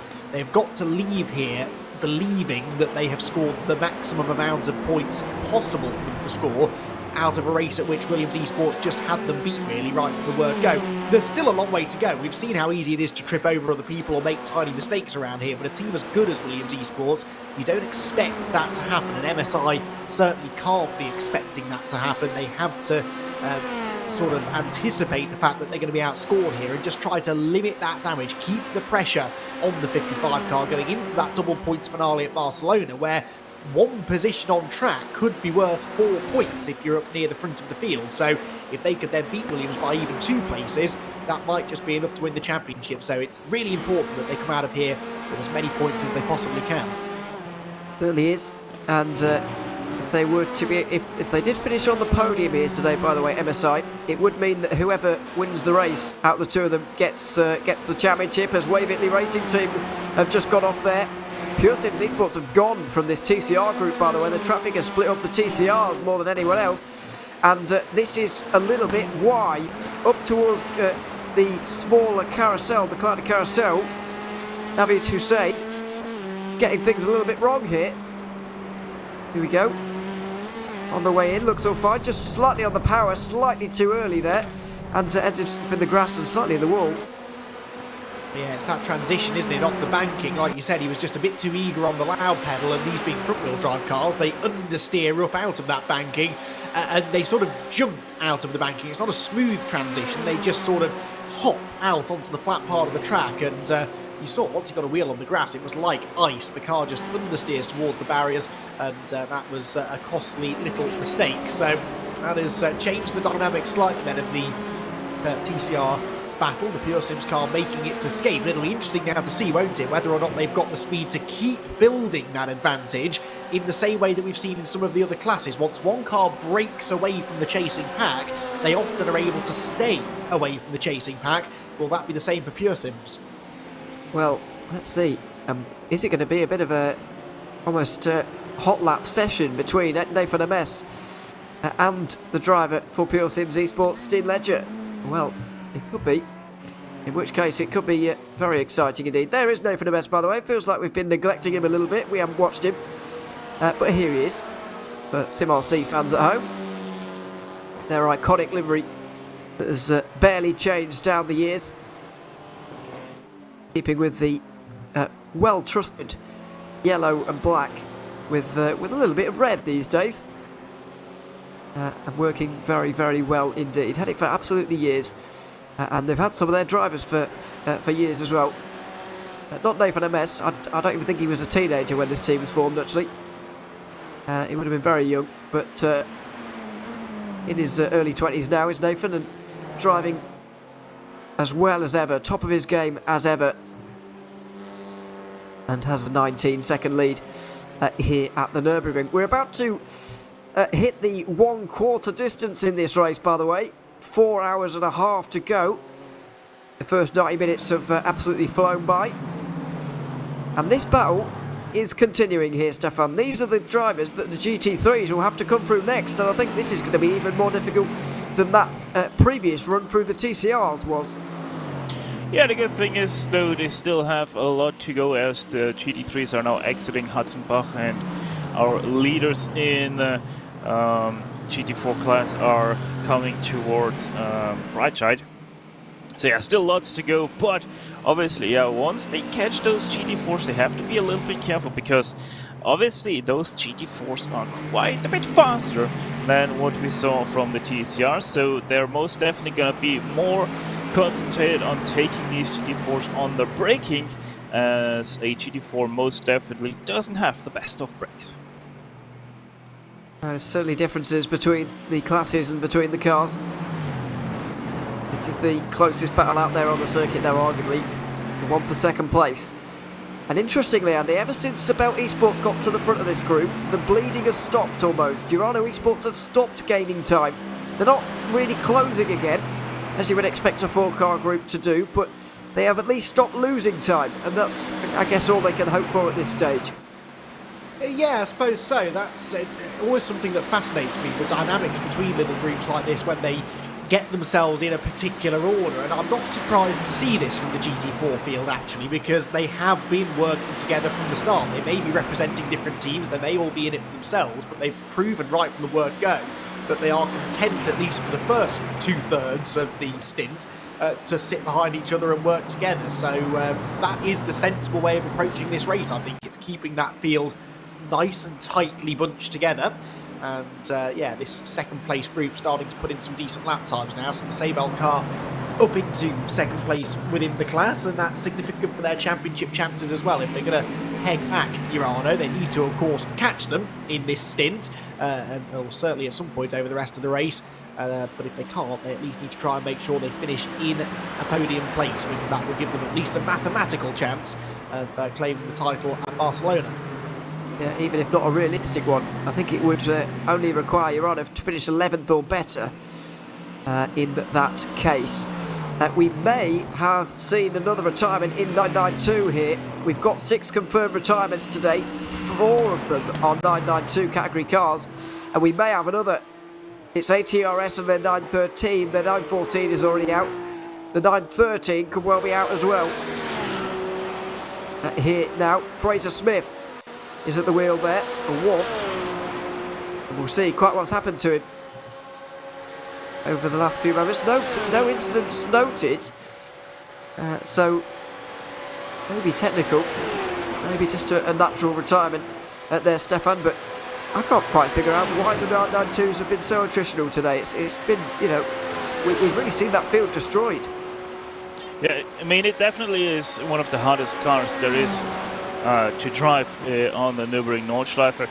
I did notice a small bump to the wall in the Dreifach rechts, hit-miss hit. Maybe that destroyed their suspension or something, because Fraser Smith did continue to drive the rest of the lap, but then quit out of the car on the pit stop. So maybe that might have just been it, that he did get suspension damage and did not want to continue. Quite possibly, but a real shame for ATRS Esports. They've been having an absolute disaster today, and I'm afraid they've been having a bit of a disaster over the last course of the season. In either they've had some bad luck as well, so disappointment for them. Still 2 leaders, Williams Esports, but the gap to Niels Koch now growing, nearly 4 seconds to BS competition. It's been pretty much textbook for Williams Esports so far, Andy, to get a front row lockout in the way they have, and to get away from the rest of the field in the way they have. It's been almost exactly as they drew it up. Yeah, flawless so far, but we are still 4.5 hours from the end of the race. These things can still change, that's for sure, and we saw how the potential was there to lose that advantage in just one little group of traffic. As you made the point a while ago, they will soon catch the GT4 field, and they are just as tightly bunched as the TCRs were, so there is still the potential for the BS Turner BMW sitting in 3rd place to close in. But yeah, certainly when they're running uninterfered out on their own, the 2 Williams Esports cars, they clearly have got the pace over the rest of the field, and that was all started in qualifying. Like you said, qualifying on the front row, that front row lockout just gave them the initial control of the race. Once they got through the first few corners in first and second positions, they then had the game plan. They executed that game plan right from the very first lap, and that's what gave them that initial 2.5 second lead. It really hasn't fluctuated much since then. Much of the advantage they got, they built up in the first 5-6 minutes of the race. Yeah, certainly. Interesting to see in GT4 that no positions changed in the battle for second into the Tiergarten there. Maybe suggesting a bit of an alliance being formed here and a bit of collective getting the head down. Because they haven't really done that so far. Been a case of battling it out. But let's see how it continues over the next few laps. TCR pit stops here, Stefano. It can't be too far away. We're on lap 9 with them now. Sorry, they're on lap 10 now. But we're over an hour and a half into this race. We're expecting it to be a free stop race for them by the looks of things. But pit stops could very much change the TCR race. Yeah, most definitely. I think that's the longest they can go. I think it's either 9 or 10 laps, if I have it correctly in my head, for the TCR. So, yeah, either this or next lap we're going to see these TCRs come in. Remember, it's only the top 6 that are going to be in, because we have had some issues already for 7th, 8th and 9th. That's Zenith, Team Heusenwelt and Carbon Simsport. They are still out there, but obviously they have lost a lot of time with issues and repairs in pit lane. But yeah, it's incredible. The TCRs, probably one of the easiest cars to, well, just simply drive. And yet we have a massive gap in that field, with first place being nearly 21 seconds away from second place. Yeah, it is remarkable to see the way SimRC have managed to get away, and given how close the championship as well, it's just an illustration of the evenness of quality we have in TCR. I've never seen a championship quite like it, but SimRC have managed to decimate the field here. 20 seconds is their margin. I believe they're somewhere in the final sector now. Oh, well, they're closer to the line than I thought. SimRC are in, and I think that's going to lead a whole load of them into pit lane here, Andy, and we could well see a lot of positional change here if not much actual ground being made up by those behind. Yeah, I don't think we're going to see any funky strategies here from SimRC. They don't need to play any strategy games, just a simple full service fuel and tyres. Maybe a driver change as well, with these stints being that little bit longer than the other classes, closer to 90 minutes or so. And yes, we are getting a driver change, so Kieran Harrison jumping on board. Nathan Amess's job is done for now. And this can sometimes just change the dynamic of a race as well, because of course as you get driver changes, there will inevitably be a few drivers in the team who are maybe quicker than others. Naveed Hussain there leaving the pit lane as well. Was that from the penalty box though, Ewan, or was that a pit stop?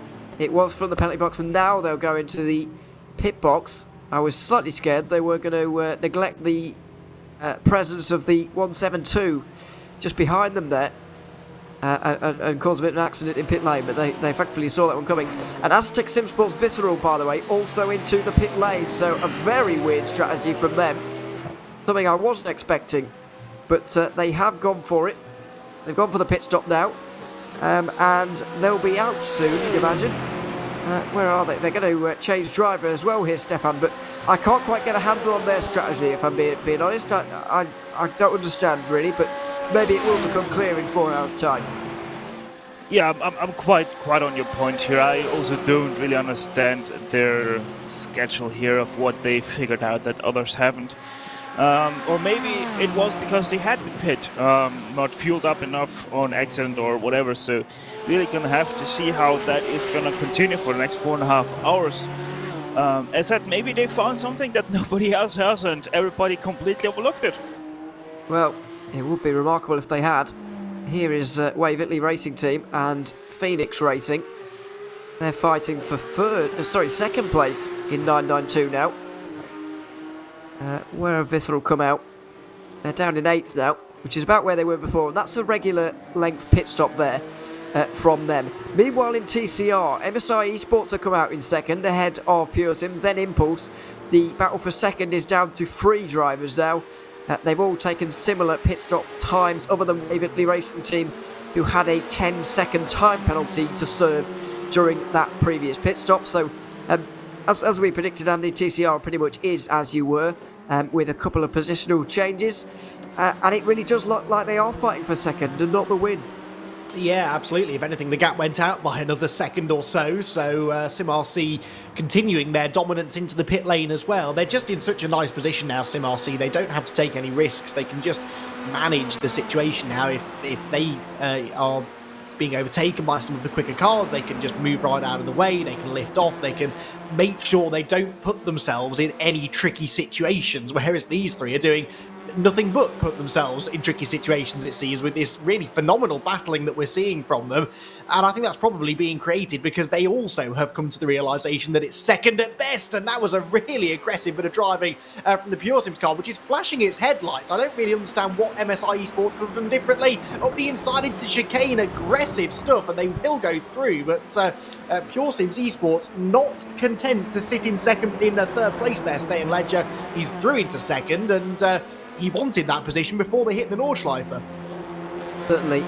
I can't quite understand why either, though. Maybe they decide that they are the quickest of the three, and it's probably best if they lead it on the Nordschleife, but I wouldn't say that that seems really true, based on what we've seen so far. They seem very evenly matched, although MSI are starting to lose a little bit of space here, and maybe that's why Pure Sims wanted to get through so badly. But either way, 1, 2 and 3 here for second in TCR. In GT4, the gap is out to 5.5 seconds between 1 and 2. But the battle for second still very much going on, and the leaders, the GT3 leaders, are not far from having to overtake everyone in GT4. Not too many GT3 battles really, apart from MSI Esports, who I think have had an issue. The championship leaders must have had an issue up at the mud curve, and this is huge. Huge drama for the championship. They've got a problem. I think they're stuck in gear. They look like they sound like they're stuck in gear. Christian Lamella is stuck in third gear. This is for sure a technical problem here, Stefan. He's got to be careful he doesn't blow his engine up. Yeah, most definitely that is an issue right there. And then I've had that as well already myself with an issue like that where I wasn't able to shift in gear anymore. Really interesting. Seems like he is still stuck in third. Yeah, he's still stuck in third. He can't shift anymore. Hardware failure for your championship leader in the GT3 cars. Unbelievable drama on the Nordschleife as Christian Lamella tries to manage this problem as best he can, but the championship leaders in GT3 could be seeing things slip away from them right now. You've not only got to think about the time lost here, Andy, but the strategy is all being lost and ripped apart right now as well. Yeah, absolutely, and it's going to lose them a lot of time because they were only halfway around the lap when this problem first arose. Now, is it me or have they picked up speed again now? Hard to tell, isn't it? No, I think they are now still stuck in third.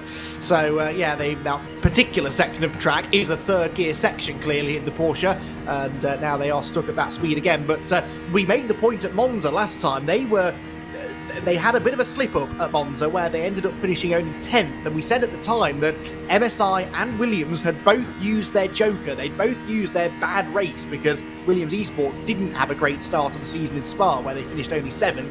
Outside of that, though, both teams had never been out of the top 5. Well, this second bad result that may now be incoming for MSI Esports could be the thing that cost them the championship. It's certainly not over yet. There's a long way to go in this race, and of course the double points next time at Barcelona, but this certainly puts them on the back foot. Well, you just have to love endurance racing. It's absolutely wonderful. Nothing quite like it. No drama quite like it in motorsport than there is in a long race like this one. Going to get passed by Pure Sims on the back straight. They're going to get passed by SimRC as well as Riley Sim Racing and Harvu as well. They're going to be 12th by the time they get in the pit lane, I'd imagine. And you can see there Lamella not quite full throttle just to make sure that he's not blowing up the engine here. And thought has to go to the other driver here, Stefan, that's going to be driving with Christian Lamella today. Normally, in this in 6-hour races in GT3s, you see 2 drivers tackling it. And the other driver today might well have to do more than 4 hours of driving here You can only do 70% maximum of the race. I think they would be, well, they might not even be okay on that front. They may need either Lamella to drive again or a third driver here today, because surely somebody can't go to the end from here. Yeah, most definitely. I'm actually, let me quickly calculate this out. So it's 360 times 60%. That is 216 minutes that they're allowed to drive. That's 3 hours. 3 hours 36. That can't. Yeah, something like that. 3 hours 40. Let's call it 3 hours 40 to be simply put. So that is too much time. So Christian Lamella has to get back into that number 14. So hardware issues have to be fixed. Otherwise, they might look a little bit grim for today. Yeah, I'm just doing my own calculations. I've just got 252, which would allow you to do 4 hours 12, which is still too many, whichever one of us is right. Hopefully one of us is. But anyway, it's too long, and Danny Elgame is going to get in. Unsurprising to see a driver change there. They need one. So, looks like they're going to fuel up, and they'll change tyres as well, I'd imagine as well. And then they'll be on their way again, but this is big drama and great news for Williams Esports. MSI down to 13th. As we run right now here, Andy, the gap will be 14 points in favour of Williams, and that is pretty significant. Yeah, absolutely. And this just a little bit of good fortune for them, really. A misfortune for MSI. Nothing really to do with performance out on track or strategy. Just a little bit of misfortune that could absolutely turn the championship on its head. That there was a change for second place, I believe, within the 992 class. And we might see another change because the double toe coming down the straight, you can be overtaken and then challenge again into the Tiergarten. But the positions will, for now, stay as they have just become with the 905 car moving ahead. They've got the that's the MSI TCR car, which also had its issues in this race, just going a lap down to these two as well as they continue to do battle, but a huge chunk behind that 975. Now, this was one of the questions we had. If they double stinted their tyres, the 975, well, their lap times are still clearly quite good. 8:27 last time around, which was quicker than either of these two cars who have been battling. So if that was the strategy they went for, so far it's working. Certainly. Now, I want to see where, first of all, Urano Esports are in the 992 category. They are down in 6th after their long stop earlier. They are 50 seconds away from the lead. Oh, dear. Oh, my goodness. That's a penalty. SCK Racing. Sorry, I was looking at the timing screen at the time, so I didn't see what happened, Stefan. But German Sim Racing there, not painting themselves in glory by the looks of things here. Well, actually, they have made the move there. Yeah. They have got. I'm not sure what German Sim Racing are to do otherwise, other than stay behind through the whole Hatzenback court, which they wouldn't do. I don't really see that they've done an awful lot wrong there. No, you're right. It looked a little bit different on the first look, but yeah, now on the second and third look, yeah, most definitely nothing GSR could have done there. Just SRK turning in too early and ruining their own race, because that most definitely is now a crab walking Mercedes AMG in pit lane. Not SCK, sorry. Minute and 20 already in pit lane sitting. That is going to be a lengthy repair for them. It is. Lots of suspension damage there. We do have, by the looks of things, 8 confirmed retirements now. Is that 8 or 7? 7. 7 confirmed retirements. And some teams over half an hour in the box, like Pure Sims Esports in GT4, the 416. Anyway, the other team are here at the back of this train. Just pushing Impulse back into line, but nearly 7 seconds is the margin for Urano Esports here, Andy. I can't quite work out what they've done to get themselves in that position. I don't know whether they've short-filled or what they've done, but once they're in that place, they are just going for it and leaving the rest behind. Yeah, they've done something right here, haven't they? And I think it was just the fact they managed to make that initial break. Now, what's the Hydra Race Geodesic Racing AMG been up to? Tries to go around outside of a TCR car, and there must have been contact just as the camera panned around right in front of the Williams Esports cars. Another frightening moment there for the two cars that have been dominating this race so far. And another example there, Ewan, of how quickly your fortunes can change. They got away with it this time, but looming around every corner is the potential danger of encountering back markers, especially when they do things like that. Well, they were about as predictable as you could be being involved in an incident like that with geodesic. However, Williams Esports still lost time, and the gap now 3.2 seconds between themselves and Niels Koch. Not even that anymore. Sorry, it's way shorter than that. I was looking at an old timing screen. It's a second and a half now, Stefan. Yeah, it's incredible. As said, BS competition, they have been able to close in and close in and close in. And obviously, an incident like that helps them even more. You're able to see them flash their lights in the background of that replay. And yeah, they are here to bring the heat to the Williams cars, but obviously they're going to have to fight an uphill battle once they are able to catch them, because they're going to have to fight against two cars where they are a sole warrior going in for the battle for first place. Well, that is always going to be the problem here. I guess the BS competition would have liked BS Turner to be up there as well here, Andy. And Ruben Bonger's within half a minute, but he's not really going to be able to help them out in this battle, whereas Williams Esports, as Stefan just referred to, are going to have two cards to play here, which is always an advantage.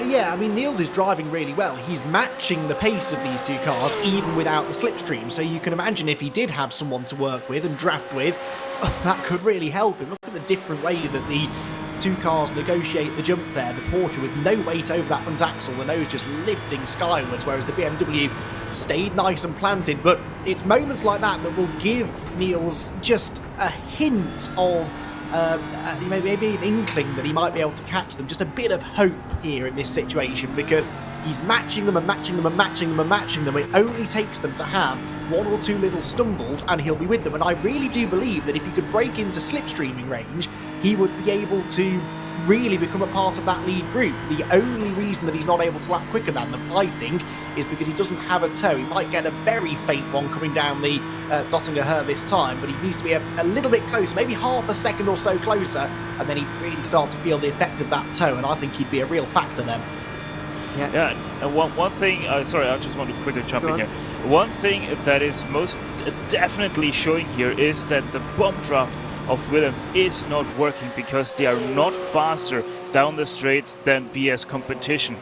What they're doing is not working whatsoever. Well, do you think that's because the Porsche's not that strong in a straight line, or the BMW is stronger, or the bump draft is just not effective round here? What is that down to?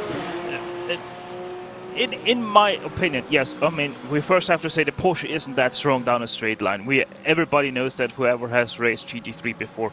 The Porsche does not have its strength in top speed. It just isn't there. But at the same time, the bump drafting in GT3 is not really that effective, because most of the times, unlike in the NASCAR car, you're always lifting up the rear tires, thus breaking traction. So it isn't really that effective, because at the same time, yes, you're giving that bump to the car in front, but you're also lifting the rear tires, and thus you lose at the same time a little bit of speed. So it is really a big trade-off that you're having with that bump drafting. And then on the other hand, we've got the fact that the BMW has been reduced in terms of its power on the BOP compared to the regular iRacing BOP, so then that changes and adds another dynamic as well. We're in the main part of the traffic though. Williams Esports are going to sort of halve the two, or separate this battle into a pair of pairs here on the Grand Prix circuit. Alexios will get down the front, inside of the front two as well, into the Schumacher S, and now the other car will get through as well. I don't think they could have asked for a better place to have caught these four, Andy. If it was out on the Nordschleife anywhere else, it would have been a nightmare. Yeah, and it really looked like the BS Turner car had lost some time before they even reached the traffic, because when I saw the number 5 car getting held up, I fully expected the third place car to be within a second of them, but they weren't. They were still a good 2 seconds back, and then of course subsequently got held up in the traffic as well. So a bit of a missed opportunity there, actually. That's the first time they've come up against the GT4 traffic, and it took them nearly 2 hours, so it's likely that they will only encounter them a maximum of twice more during the race, maybe even just once more over the final 4 hours. And of course, every time they get to them, there's a chance they'll be a bit more strung out. So that was a real opportunity there for the third place car to try and gain some serious time on the leading contenders, and they just weren't quite able to do it. Yeah, I think they'll get through the TCR 3 times, GT4s 2 times, and 992s once, by the looks of this. But things could change. And obviously there's those stray cars that aren't quite with the main field. We've got the likes of Zenith, who are out there a couple of laps, or a lap down on their overall leaders. Team Hoisingveld 2 laps down on their overall leaders. Carbon Sim Sport, Pure Sims, Uncos.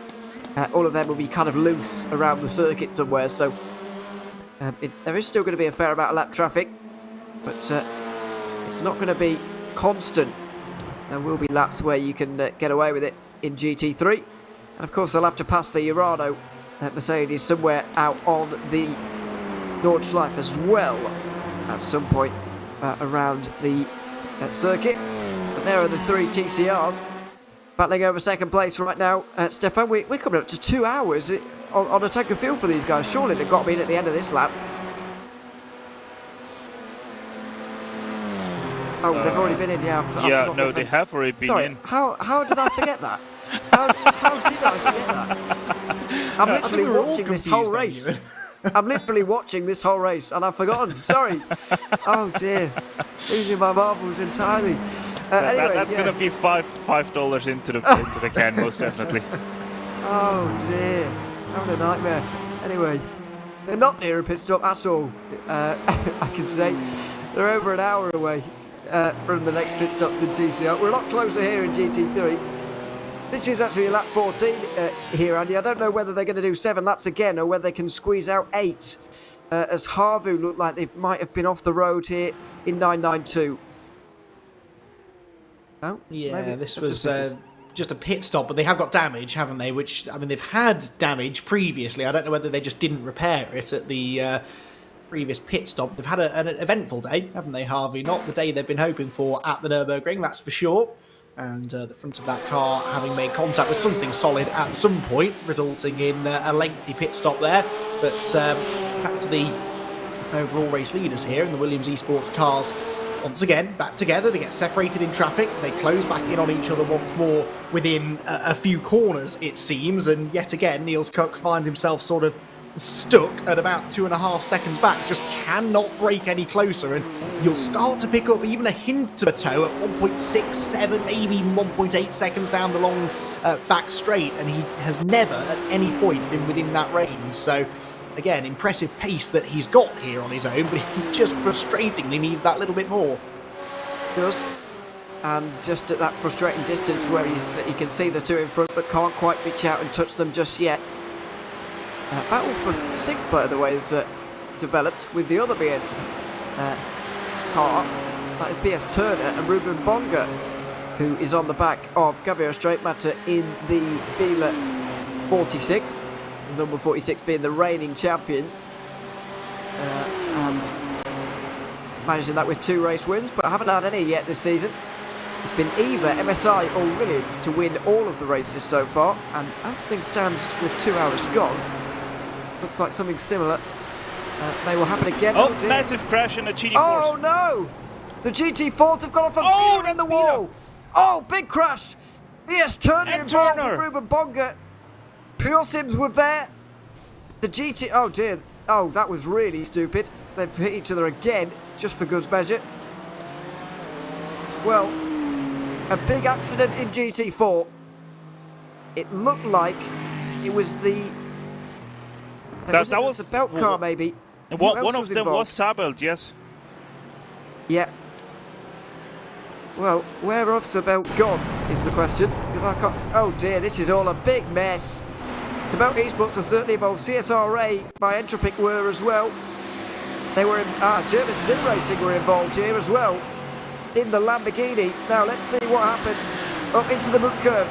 They've gone down the inside of one too many, you could argue. Oh! CSRA, Sabelt and Pure Sims all involved, and then the 2 GT3s couldn't quite slow down quickly enough, and that had well, I think one thing we can say about that, Stefan, is that more cars were involved there than needed to be.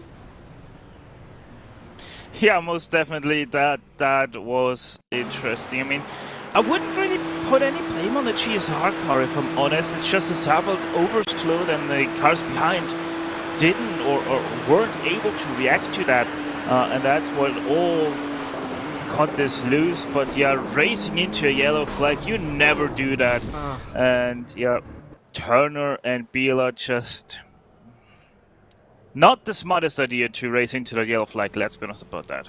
I think Bonga there obviously saw the clear road in front, or thought he did, and then went for it and hit the back of Biela, whereas Biela was still slowing down for this. The belt with big damage there in the pit lane. I think everybody else other than Ruben Bonga carried on. But it's all very clumsy here, Andy. Sabelt going for a spectacular tumble. Yeah, a real shame for all involved, and that's really stupid. But anyway, the two of them getting going at the same time in the same place. Yeah, that was just a bit of frustration. I think at that point, you know, your race is ruined, and you kind of stop caring anymore about what's going on around you, which just doesn't make it right, of course. But I think that's what was going on there.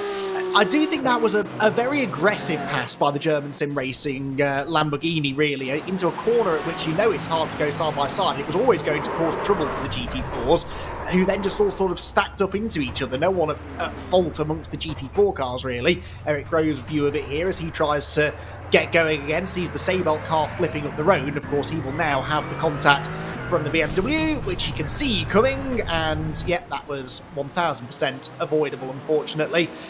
This, of course, has big championship ramifications within GT4, because that was the one category today that could have been clinched by the Team Urano Esports squad. They're out there in the lead, an even more comfortable lead now, and their biggest rivals potentially facing a non-score now, so this could really change things. It very much could, and Movano need a top 4 or better to keep it alive. Movano currently 7th, so as things stand, I believe that Urano Esports would be champions with one race still to go.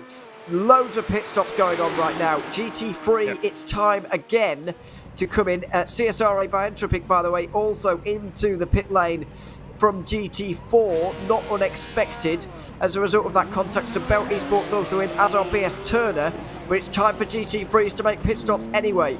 Williams Esports out 1 and 2. There goes Phoenix Quernbach in the BS Competition 89. We'll see if there's any damage for German Sim Racing. I think they will be. They'll be out in 5th. They'll be behind Luca Buxo in the Biela car. It seems, Stefan, as if this is the time to change driver, although not for Bellaziotis, who carry on one more. Yeah, it seems like everybody agrees on a double stint except for our Williams team. But I guess that's the only saving grace here for Biela and who was that BS competition with Turner, that they are right on the last lap of their fuel stint, so they at least don't lose too much time here having to race with a potentially quite damaged car from that incident. But obviously what a shake-up in the championship this has been for GT4. Urano basically only has to finish this race now to make sure that they win the 24-hour series here. Well, you say that. They do need to gain 7 points on Movano and 12 on Sabelt. So if Sabelt what is it, 8? Sabelt need to be 7th or better. Movano need to be 4th or better to keep it alive, and everybody else needs to beat Urano somehow. That doesn't look likely. So at the moment, by my calculations, Urano Esports would be champions with still a round to go. Movano seem to be having a long stop right now as well, by the way. The 46 Cabrio Straight Matter also having a long stop right now. Not unexpected, but they were able to drive back to the pit lane without any problems. And they'll get their repairs started now. But it's music to the ears of Urano Esports here, Andy. They very much could clinch the championship, and given the positions of Sabelt and Movano now, well, it might well happen today. Yeah, I think they'll certainly be feeling good, and if absolutely nothing else, they'll go to Barcelona knowing that really just a finish in that race will seal the deal. So yeah, that puts them in a good position, and you know, it's easy to focus on that incident and say that that was the moment that the championship perhaps was decided, but really, that's not true. The championship was decided over the last 4 rounds when Urano could not be beaten. They won every race so far. They're leading the 5th race of the season. And, you make your own luck sometimes in this sport, and they have put themselves out of trouble in a position at the front of the pack where they're nowhere near anybody else in all of the races really this season. They've given themselves this points advantage and left everyone else sort of scrambling to try and keep up. So can't say enough about the performance of the Mercedes-AMG Team Urano esports squad. 10.5 seconds their lead over Impulse Racing, and that just continues to grow. And of course now more and more of the potential threats that they might have encountered over the second half of the race perhaps starting to fall by the wayside. Yeah, absolutely. It's an interesting situation we find ourselves in right now. With just under 4 hours to go here at the Nürburgring Nordschleife. By the way, Movado did have a long stop there in GT4, so Tommaso Carla now down in 8th place and over a minute behind the next car. It's a long way. MSI, excuse me. Off the road there. Impulse slipped through into 3rd place here, Stefan. It seems that MSI are struggling a little bit. Yeah, most definitely seems like that right now, but at least they can now refocus and just sit behind that was a Pure Sims car. So yeah, I don't know, it's a weird incident to have, if I'm honest. Just loses the rear there on brake, catches it nicely because it is a TCR front wheel drive and keeps it off the barriers well skillfully. So yeah, I don't know. Still, though, very, very awkward to have such a slide in a TCR. You don't see it very often. Certainly not. Down towards the Tiergarten now for the for these two in TCR. Well, the pit stop's pretty much over for the next few moments.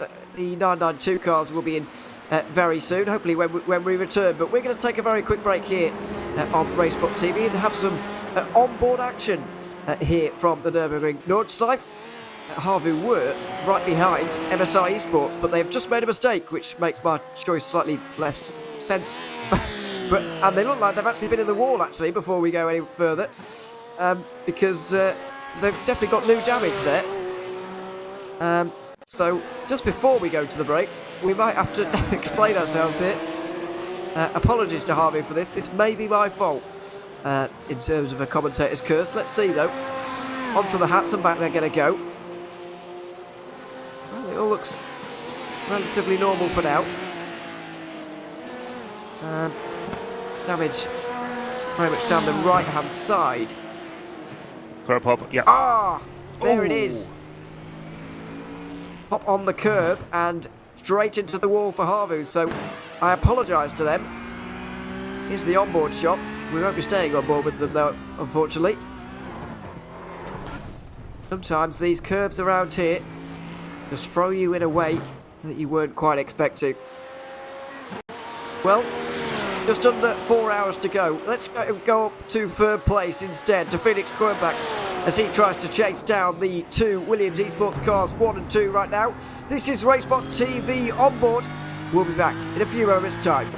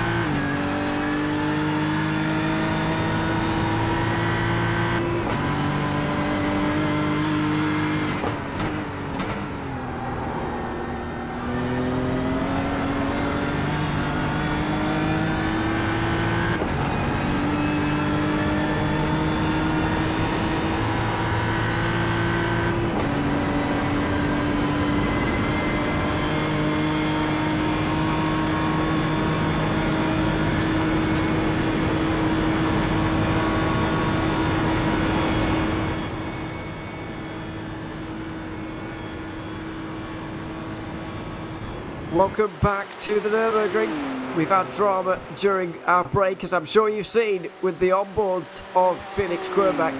He's still third. He's not damaged either. But there was an incident earlier on, just as we went to break. I think teams will be begging us not to do that again, to be honest. It was quite a while ago, but we will go through and find it and watch it. Here it is. Up the inside of Impulse, who have just been through issues of their own. They pull back in front of the GT4 and make a miraculous recovery there, Stefan. Really, it's a bit of a miracle. Nobody ended in the wall. Yeah, most definitely is, and that probably makes it now 2 of 2 for commentator courses this race. First you, then going on board with these guys. Yeah, it's not going well for our fan immersion, it seems like, but no, it's great save by the BS competition. I mean, it was an own mistake. They did try to cut off that GT4, underestimated the speed that they are gonna carry through there. So yeah, could have been much worse for them, because they are still catching that GT3 leader pack of Williams, but now 9.5 seconds back in third place. It's all of a sudden looking a lot better for Williams. Still 3 hours, 3 quarters to go here, Andy, and a long way to go, but that is a big gap now. And this race just can't go any better for Williams Esports right now. Yeah, everything really falling into their laps now, but the we still have 3 3/4 hours to go. We've seen how unexpected things can happen at any moment around here, so they are certainly not in the clear. The fact that both of their cars are circulating so closely together as well means that from a team's perspective, if something were to go wrong, there's a good chance it would involve both cars. So let's hope that doesn't happen, because so far they have not put a foot wrong. They have deployed this perfect team tactic. They managed to get both cars up there at the front of the grid, of course, which really is what allowed them to do this. And now they've got an even bigger margin over the BS competition car in third place, which has spent the last 2 hours trying to gain 2.5 seconds on these two cars. I doubt very much that it's going to be able to gain 9.5 seconds all on its own, as we might be about to see a lead change here. Well, let's see. Lewis Nazar will pull out and overtake Vasilios Pelatziotis. Oh, will he? No, he won't. He's staying behind the Greek driver. Let's not forget that one of these teams has seen a driver change and the other has not, as of yet. But they want to stay in this formation by the looks of it. Maybe not particularly helpful in terms of their speed there, but they can afford to do that now with nearly 9 seconds behind Williams Esports. Harvey, by the way, are having repairs, and they're just about to go a lap down as a result of their repairs now. Well, no, they're back out, sorry, in what is... Well, that's their 992. They are a lap down now in their GT3, sorry, so...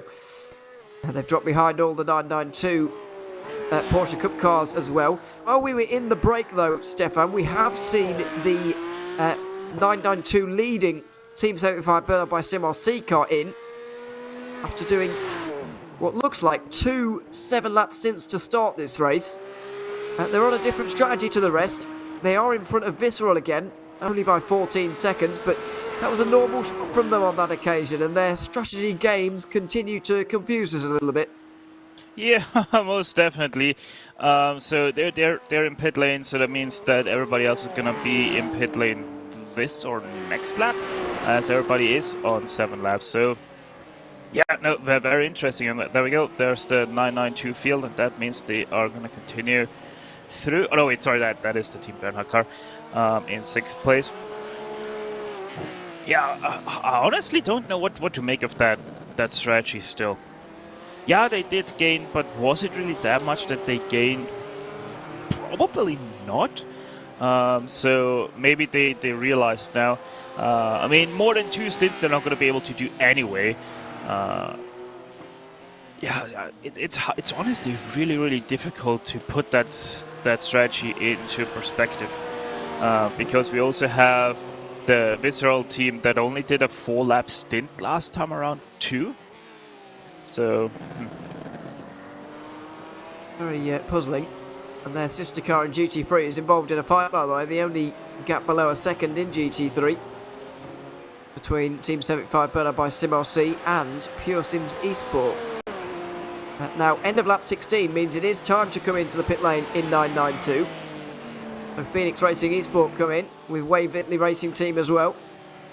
Then it is Urano Esports. Alexander Teeb has been doing some work to close in.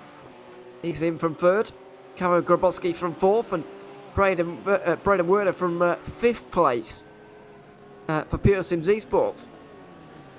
There they all are. And where will SimRC be in relation to them? Where will Visceral be in relation to them as well? As some of them make some driver changes. Sam Quitter gets at the wheel of the 911 now. Matthews Nodge will get at the wheel of the Williams car. Tyler Hervias will replace Braden Werner. But looks like Wave Italy and Phoenix will stay the same. Jeremy Lemaire They're and much faster. Raphael Renhofer.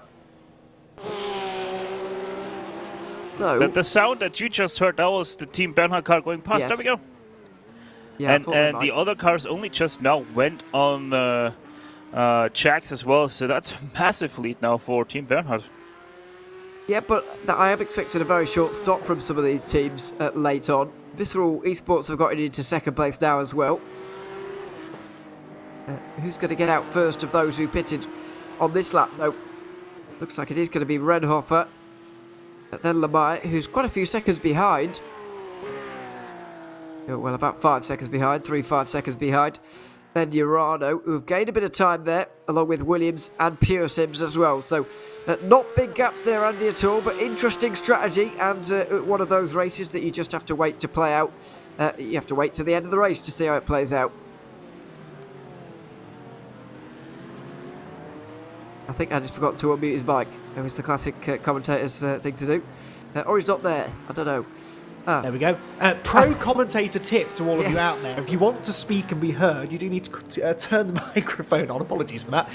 Yes, the strategy for the 992s did confuse us at Monza last time as well, where the strategy was sort of all over the place. And it all basically comes down to the fact that over a 6-hour race, they don't split the race evenly, because we're seeing they're doing about, what, an hour and 20 on a tank of fuel around here. Well, an hour and 20 doesn't fit exactly into 6 hours, and it leaves them with that final pit stop, that final stint of around 30 to 40 minutes in length. So it gives them a short pit stop, and some teams chose to use that short pit stop early in the race, some chose to leave it until the final pit stop. So I suspect that's maybe what we're seeing here. We're seeing them, you know, they've realised that at some point over the 6 hours they have a short stint that they'll have to do, and perhaps it's a way of buying some track position here in the earlier stages.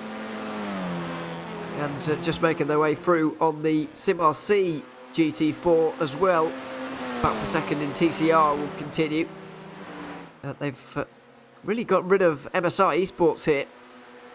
It's great news for Pure Sims Esports, who will aim to be only 3 points behind SimRC going into the final round of the championship if things were to stay as they are. But Impulse are going to do their best to try and stop that from happening. Impulse themselves are 19 points behind in the championship, so not out of it, but not really in it either. I just want a word on GT4 though here, Stefan, because the race really has split apart in GT4, unfortunately, after that last pit stop phase, and as a result of that incident that we saw as well. SimRC just past there, they might catch up to the Boots and VDS car very soon. But I mean, the field has been decimated, and it looks so different to what it did earlier on. Yeah, most definitely. It's a little bit of a shame that our GT4 field did split up this much, but we've also, by the way, had the penalties fly in for that massive incident in the Mutkurve. And actually, just as I suspected, the 24, that's GSR, the German sim racing car, did get out without penalty there. It's the 421 that did gain 25 seconds, the 96 gained 15, and then the 46 for that bad rejoin we saw got 30 seconds worth of penalty added to their next stop.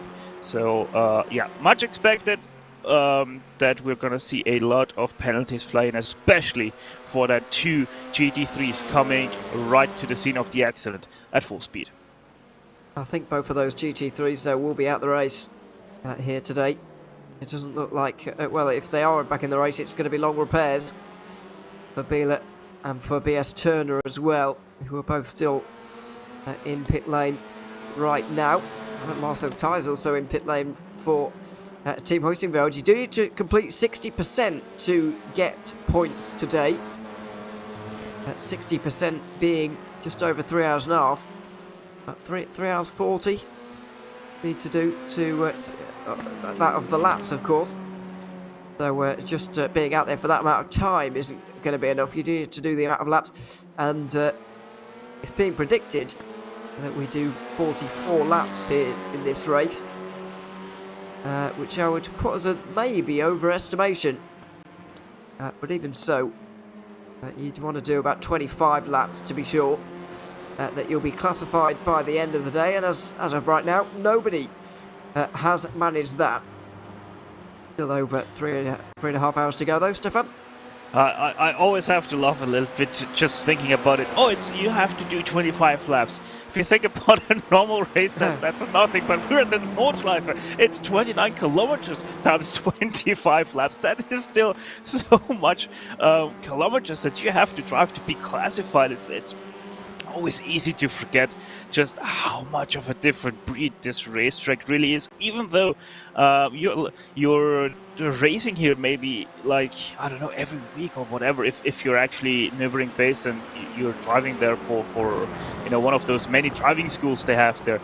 It is so incredibly fun every single time you're talking about in my opinion, about the race at Nürburgring. Oh, you're only doing 7 laps on a stint. Yeah, because it is a 29-kilometer track. Yeah, I mean, 25 laps is quite short for a stint, really, at another circuit. So, yeah, it is remarkable. You do have to recalibrate your brain for this circuit. But a great challenge it is, as we've spoken about before. I'd have to say, Andy, when this this schedule was released, with Spa, Sebring, Circuit of the Americas, Monza and Barcelona otherwise on it, and initially Nürburgring as well, I thought, this is a list of safe and unusual tracks, but this has really thrown a curveball in there. It is unusual to have this circuit in here. We've never been here for the 24/8 Series Esports or Neo Endurance history. It's a step into the unknown. And it's been a bit of a shake-up really compared to what we normally see. Yeah, absolutely, and I quite enjoy the placement of this track within the calendar as well, the 5th out of 6 rounds, the penultimate round, because some teams will just be, they'll have very much an eye on the championship, as we have throughout the course of the race so far. We've been monitoring the points situation, looking at the championship standings, and coming to a place like this just adds extra pressure into that situation, because you know that there are so many potential things that could go wrong in a race around the Nordschleife. We've seen it all already, and we're not even halfway through. So it's a good time to have this track, I think, on the schedule, because it really does just inject an extra bit of drama into the championship. We've seen it in GT3 with MSI having their bad race. We've seen it in GT4 with Urano potentially being handed an opportunity to wrap the title up with a race to spare. So this was always going to be a race that was likely to be extremely influential in the end championship result, and over the first nearly 2.5 hours we've seen why. It has produced its fair share of drama. And here in TCR as well. Don't forget that we've seen quite a lot so far today with this category.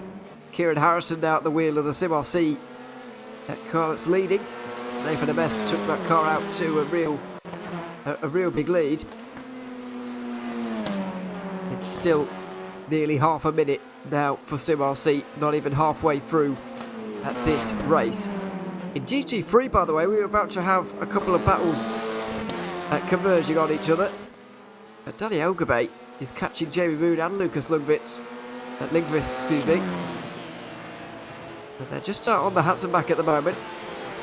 And MSI Esports here, Stefan, are going to have some important overtakes to make very soon. They're 8th place right now, and 6th place is very much within reach for them.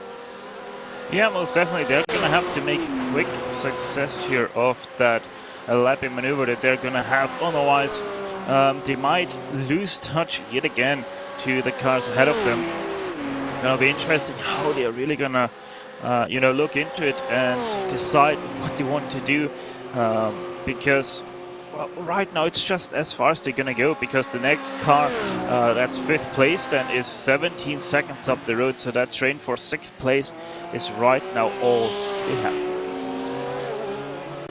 It is, but wouldn't expect to see any overtakes really until the back straight, possibly here. Back feeling a little bit quiet at this point in the circuit, point in the race as well. Really, we've only got about 40 of them remaining compared to the 52 that we started this race with, and only 2 of those retirees are GT3s. We've got Harvey out of position now, and they're going to have to work their way through the 992s if they can. But 10 GT3s left on the lead lap at this stage. It has been an attritional one, 2.5 hours in, but a good race nevertheless. But important battles coming up here. We've mentioned that, Andy, but I guess we haven't mentioned the fact that there's only 2 points on the line here for MSI. Each position here is worth only 1 point. Yeah, exactly. That's the trouble with slipping down the order. The points difference between positions is not as significant. So again, that's good really, because it rewards teams for getting towards the pointy end of the running order. But it has made their life that little bit harder. But here we're riding on board with them, and they've got these 2 positions that are potentially up for grabs then, with Pure Sim's car and the Team 75 Porsche just ahead, and it looks as though they're perhaps a little bit quicker. On the previous lap they were nearly 3 seconds quicker than 2 cars ahead of them. They've got a nice little slipstream as well, and we're heading towards the sort of fast run up towards the carousel area of the track, where that slipstream might just be enough to allow the Porsche through. We know that straight line speed isn't necessarily this car's big advantage, but this is a part of the track where with the slipstream you might be able to make something happen. Definitely closing in, and I suspect that we'll see a move made pretty shortly. Well, let's see if it's up towards the mud curve. We've seen incidents there earlier on today. A little bit of a difference in the line, and now he's going to look to the inside. By the time he gets to the left-hander, it will be anyway. He's going to have to go around the outside through the first part. It's Danny Elgabay, and the Pure Sims Esports BMW just decides to lift off and let Elgabay through. So in the end, it wasn't too much of a problem there, Stefan, really. The smart choice being chosen by Lucas Lingmans on the outside. Yeah, good job by Luca there to just lift off, and now he once again can save a little bit of fuel behind now 2 Porsches, which is great for that BMW. But once again, we must remind ourselves, 7th place and 6th place is nice to have, but if Danny Elgabay wants to keep this championship fight open until the last round at Barcelona, those 12 hours that we're gonna see there, he has to get up to 5th place somehow. 6th place is not going to be enough, because that is going to be 41 points of difference if Williams wins this. So he really has to somehow get up to that 5th place. Does at the moment they'll be going into Barcelona with an 8-point deficit. With this position, it will be 7. With 4th place, it will be whoever takes the win out of the 2, if indeed either of them do. A race win would seal it for either, because the gap will be less than 4 points. Gap between 1st and 2nd in terms of points at that final race will be 4, so any gap below that, then there'll be big interest in that final 12-hour race coming up at Barcelona. And I have to apologize, I just accidentally switched up 2 different championships. But yes, now every point is most definitely valuable for MSI. They're obviously not going to have to get to 6th place to extend the championship. But no, it is most definitely crucial to get back as many points as possible, that the deficit, Dario, isn't too big heading into Barcelona. Yeah, that's the damage is being limited at the moment. Let's see. Out through Gavinkov now, onto the Duttinger. It's Porsche versus Porsche here, so all talk of its lack of straight line speed can be put to bed here. And we'll see just how close they can get up towards the start-finish line here. or in towards the Tiergarten first. Gaining all the time on the Team 75 burn-on by SimRC car, the reigning GT4 champion of this series, into GT3, and look like they're going to go behind the two-time race winners from this season and current championship leaders. MSI Esports into 6th place, and it wasn't a very difficult move. Yeah, you could sort of see that coming. The power of the slipstream up there, and of course the car they were trying to overtake didn't have a slipstream themselves from a car ahead. We can see whether they fight back here, though, the Team 75 machine. They're close enough to do so if they want to into Turn 1, but I suspect that they will, well, do exactly what we're seeing them do. They'll latch onto the tail of the clearly quicker car and try to break away from the Pure Sims BMW, which really is the car that they're fighting. They know that they're not on the same pace generally as the number 14, but they are in potentially a position where they can consolidate 7th place here. So another crucial place gain, another crucial point gain for MSI Esports, and it just keeps that pressure now slightly on the Williams Esports car heading into Barcelona, provided, of course, this is how things finish. I mean, they're within 20 seconds, aren't they, of the German sim racers in 5th place, not beyond the realms of possibility over 3.5 hours that they could catch them. So there may be more positions, more points up for grabs here, and any extra positions they can gain now could be the difference between winning and losing the championship. I do worry, though, about the fact they may have to take an extra stop yet in this race. I think they may have to pit at the end of this lap, and then they'll end up about 20 minutes short of the end of the race. I think they'll be 3 laps short on fuel, which they'll need to rectify before the end of this one, which would require an extra pit stop. I mean, not only has it set them back in terms of time here, Stefan, I think it has forced them into an extra pit stop here, because the GT3s are doing 7 laps a stint here today rather than, I thought they might be able to manage 8, but only 7 laps seems to be the limit, and that is going to force them to take an extra stop, I think. Yeah, most definitely. It seems like that, and I mean, how many laps? So yeah, this is now lap 6 for MSI, so they're gonna have 2 more, including this one. They are the longest into NST. They even have always 2 laps into their stint now, but they are a lap down. So yeah, they're 2 laps out of sync now, because they did pit 2 laps early, as we did notice. So it is a little bit of a weird thing. At the same time, they're not really that much faster than everybody else. I mean, last lap they were the fastest car out there by 2/10 over PS competition, who were 2nd fastest.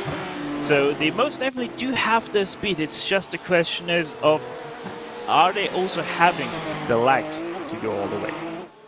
Well, there is still a long way to go. In the 992 category as well, we're seeing an interesting situation develop, because the Team 75 burner by SimRC car is being caught there as well. Visceral Esports and Nicholas Last is closing in for the lead now. Here they are. Short shifts into 2nd out of Turn 1, and with nearly half a minute back to Phoenix Racing Esports behind, it's an interesting situation they find themselves in. The strategy for these two, Andy, of course, is very different to the rest, so I do wonder how hard they would fight each other. But it is important that they keep the pace high, of course, as well. But it is an interesting development that Visceral are able to close in. Yeah, absolutely. And I think, this is, again, something in endurance racing I really enjoy, when you get cars on differing strategies converging together on the track, and there is a point to racing people, even though at this point it looks like they're on wildly different strategies. The idea is generally that they all come together at the end of the race. So yeah, they're definitely looking to try and gain this place if you're in the Aztec Sim Sports Visceral car, or defend it if you are the Team 75 car ahead, with just 1 second between them, the gap clearly coming down rapidly. This is the car with the pace right now, because of the strategy that they're on, alternating on the tyre strategy compared to the cars around them, and with that tyre advantage, I think they really should be able to make a move stick reasonably quickly. It's just about being patient and finding that right moment. Just because you're quicker than the car ahead doesn't mean you can physically drive through them. You've still got to make the move as cleanly as you can. Certainly do. I mean, this gap is this closing is no joke here, Stefan. It was a big gap when they came out the pit lane. Yeah, it was 13 seconds when Team 75 did come out of pit lane, Team 75, Bernhard that is. So I do wonder if it has to do with them being so much longer into the stint. They are already on lap 7, so that's either the last or second last lap that they're going to be able to drive. And if I remember correctly, that Porsche 992 is getting faster the less fuel there's in. And that might have to do with what we're seeing right now from Viscarol here, why they're able to close in that gap so quickly. Last lap, just to give you some figures, nearly 4 seconds faster than what the 975 ahead of them or anybody else was able to do. Well, I think this will be the second last lap for these drivers. The norm is 8 laps for the 992s. Though, Nicholas Last may well go through on the road here. It's too long to wait around. And so he's going to go for it into Schwedenkreuz, which is the left-hander up the top of the hill here. And the 975 is not going to fight back. Through goes Nicholas Last into first, into Arenberg. And this Visceral car, with so much extra speed ahead of Team 75, it's a remarkable difference between the two right now. That was, I mean, he barely had to do anything there, Andy, to actually get through. It was pretty simple in the end. Yeah, exactly, and that's what they hoped for. And again, you've got to use your head a bit if you're in the Team 75 car there too, because they understand the situation. They understand that the chasing car has a pace advantage right now. There's no sense really in taking a big risk, making a big defensive move, fighting side by side into a dangerous part of the track such as that one. So yeah, sensibly done. Sensibly handled by both drivers there, I think, and there are some other drivers out there in other classes who perhaps could have done well to use that mentality themselves in some of the earlier situations where they have sort of gone very gung-ho side by side into some of the more technically demanding sections of the track, and it's not ending quite so well. We have seen some of those so far. Now, these are the TCRs battling right now. Harrison still leads, then it's Impulse Racing, Pure Sims, and then MSI, who have managed to get back onto this group. Have they? Well, just about. Gap remaining about half a second. They're going to be getting some form of slipstream, but not as much as Pure Sims will be on the Duttinger here towards the Tiergarten. Might be too far away from pit stops now with these drivers. Probably 2 laps away, maybe 3. Let's see. MSI with a huge bit of speed here towards the Tiergarten. The 3 of them locked together. I do wish this was the battle for the lead, Stefan, because it would be a really fascinating one. It's a shame it is for second, but these 3 look like they're going to stay close together for hours to come. Are we sure SimRC is in the TCR class? Are we sure about that? Because 34 seconds is quite the lead. Let's be honest about that. Only 2 stints, not even 2 stints done yet. They're 7 laps now into their 10 lap stints. And SimRC has built a gap of 34 seconds to second place. That is just incredible for them. And you know, one thing I also want to put a little bit of light on is something I've just realized. BS Competition, ever since they had that mistake, or rather coming together with the GT4 while we were in our break, they haven't been able to go the same speed anymore. Since then they have lost another additional 4 seconds to the 2 Williams cars, and now are sitting at 12 seconds back from our lead group. So very, very interesting that our 3rd place car, BMW, is not able to do anything. So maybe it did shake up Felix Quirnbach here a little bit, and that's why he's not able to go anymore the same speed as before. Yeah, maybe a bit of damage. And I just want to ask you as well, Stefan, the MSI Esports car is in. Is that after 7 laps or only 6? They are in on lap 6 of their stint. So yeah, once again, a little bit of a shorter one. Well, you see, they would have been closer towards the hour, and so I would have been more confident they could have gotten the fuel to make it there. But clearly, they've decided already, we're never going to make it. We might as well do 6 laps of stint and just push a little bit harder. Danny Elgabay is going to stay at the wheel. But making an extra pit stop, Andy, adds another layer to this one. It makes their job even harder.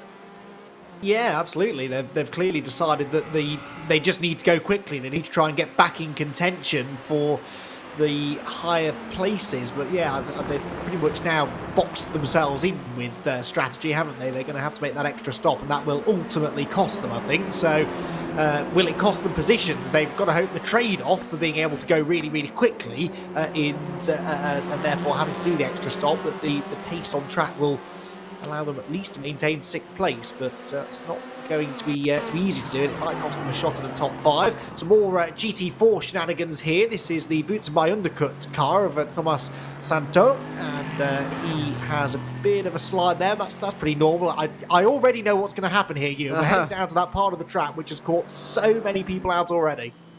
Yep, I think I can guess as well. Towards that's the oh one my that goodness. we've seen. Well, you'd think he'd never done that corner before. Whack, straight to the tyres. Yeah, you'd think he's never been through there before. Went in with way too much speed. And just didn't grip up at all. Straight into the wall here for Boots and VDS. And that is going to drop down to at least 8th place, maybe further. Luckily got 2 laps to the next car after that, but even so, that car is going to drop down a long way, Stefan. It almost looks as if the kind of thing you do when you're following a faster car through, and you kind of imagining that you've got the same grip as them, but you don't. And it was so misjudged. It looked almost strange. You know what that looked like? It looked like James May took over the wheel there, because he clearly forgot how the track is going. Thought that's a much faster corner for him, tried to slow it down, but obviously once he touched the grass there was no coming back from that, especially because that grass actually hangs quite heavily to the outside, so he was never gonna go back onto the track there. Yeah, really weird incident for the Boots and VDS car. Put it onto your shoulders, say yep, I totally made that mistake, but most importantly, we're still going. We are still in 6th place, so let's get going again and get back that top 5. Where's Visceral gone? Oh, they're in the pit lane. Thank goodness for that. Okay. Sorry, I thought they were off the road. I didn't realise they were quite round that portion of the circuit just yet.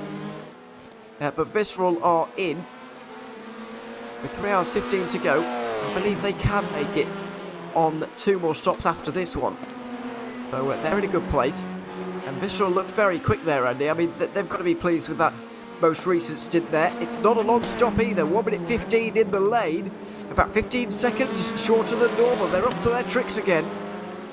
Yeah, they are doing something very different, aren't they? I do think that they've realised they can get away with putting less fuel in at the stops. And for some reason, the other teams either haven't done it or have decided it's not worth doing, but I would think that they would have caught on to that by now, because it's clearly working well for the Visceral car. So interesting strategies. They've got the speed on track, they've got speed in pit lane. They're definitely keeping themselves well in contention here for a race win. This will either be very, very right, or it will be spectacularly wrong, and we probably won't figure that out until the final half now. And you know, it's just one thing that baffles me a little bit. We have had so many NEC races around this track, so everybody must be familiar with how much fuel you use per category, especially if you have practiced quite a bit here. So I'm honestly a little bit surprised that nobody has realized this yet in this race, or just doesn't think about it, that you can put less into your tank, because obviously you're not going to use it. So it's just very strange that nobody is actually doing this, apart from a select few over this entire field. Well, don't you think, Stefan, that it's going to kind of cancel itself out later on? Because I personally think that the likes of Phoenix Racing, Wavisley Racing Team and Urano, their last pit stops are going to be really, really short. So it's kind of going to cancel itself out in my mind. But I mean, maybe not. But it seems as if it would cancel itself out. Well, obviously, I'm just talking here about instead of going for the full tank of fuel, you just go for, I'm gonna make 7 laps and then just take a little bit more, like a liter or 2, just to be safe. So that's what I'm so puzzled about, that nobody seems to be doing that.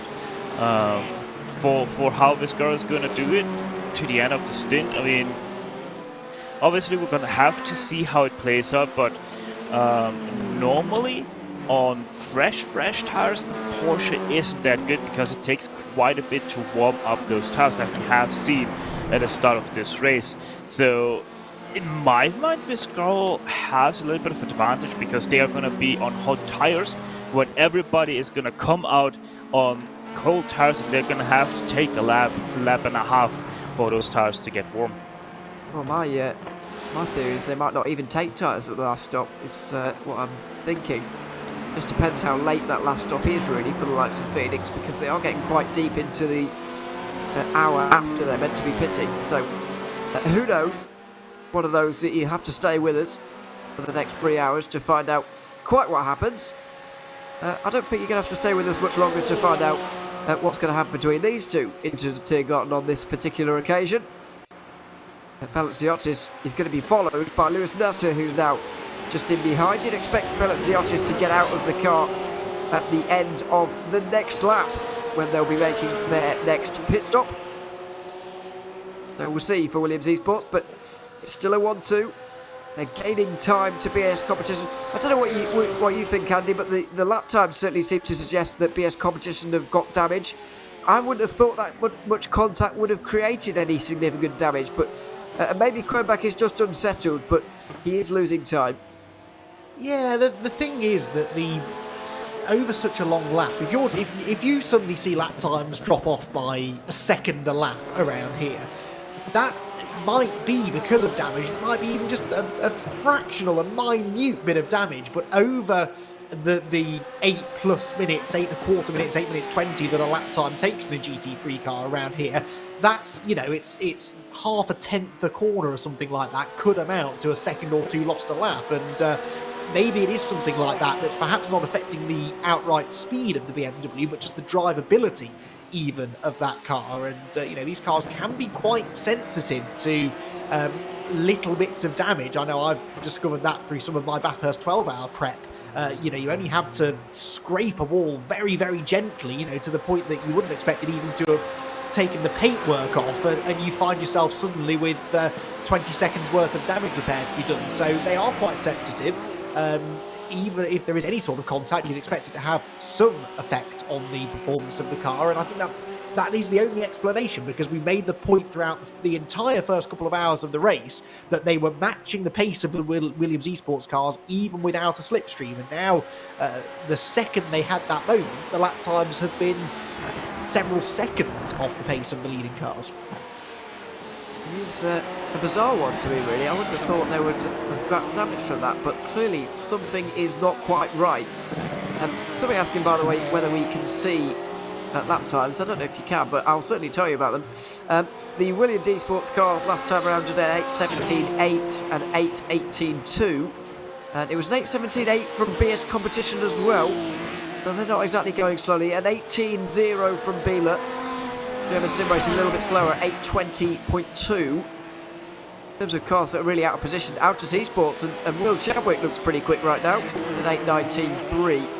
There are the last lap times, by the way. So we can get them up on the graphics for people wanting to see. Can compare at home to what you do generally. I doubt I'd be quicker than the 992s, to be honest, even if I was driving a GT3, but anyway. Story for another day. But Stephen Williams surprised me a little bit on that lap, actually, with 8:23.1, because he was catching Jamie Moon in the Porsche, but the gap remains at 4 seconds. And there are the 992 times, by the way. Still seeing SimRC being caught a little bit by those behind, and certainly Urano catching Waverley Racing Team, and that'll be a battle to watch very soon. But yeah, Riley Sim Racing are catching SimRC here, Stefan. I think that's not great news really for Danny Ogilvy and MSI, because it means that's another car that's going to be very difficult to catch.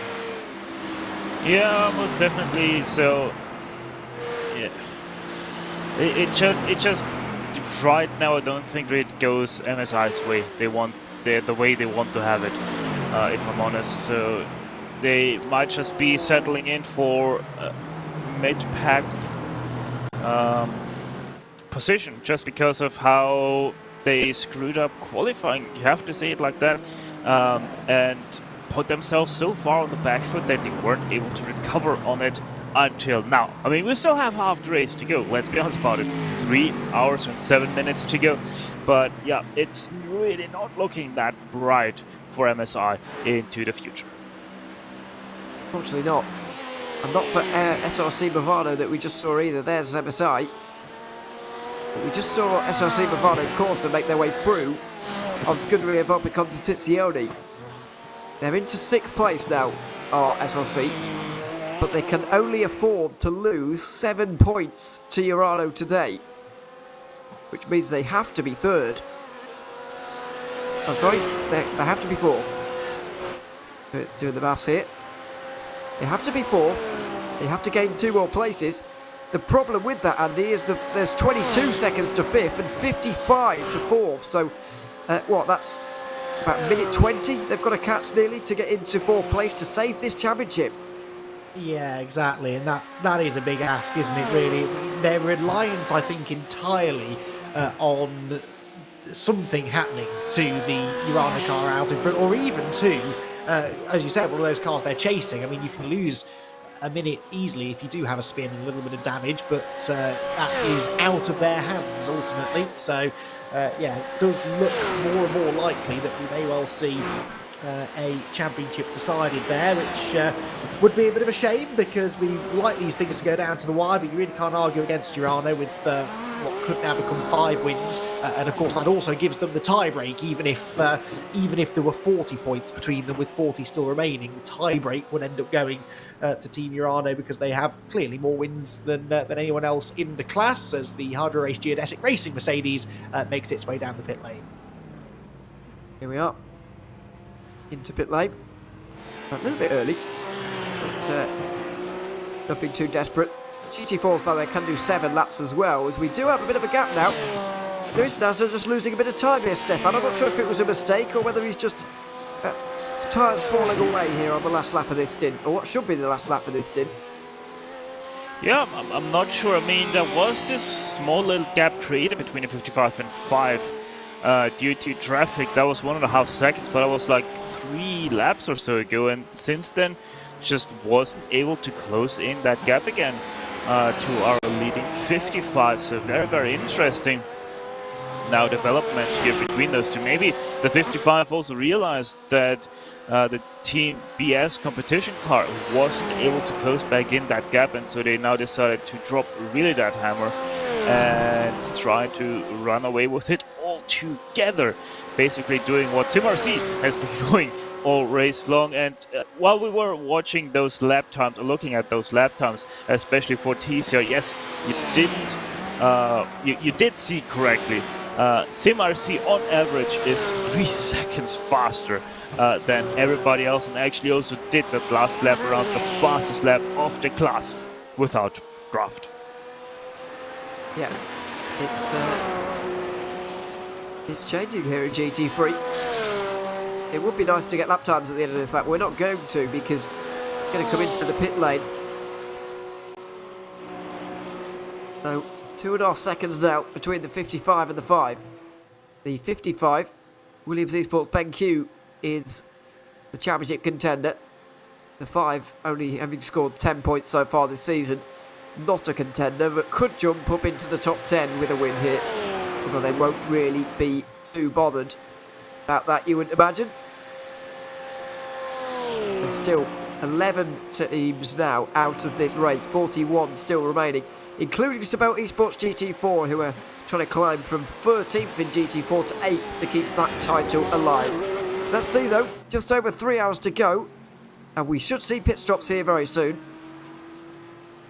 Will it be Belleziotis in? It will. And his teammate will as well. We've seen, Andy, that every single GT3 comes in on this lap normally. It did the last 2 times, so I wouldn't expect this time to be any different.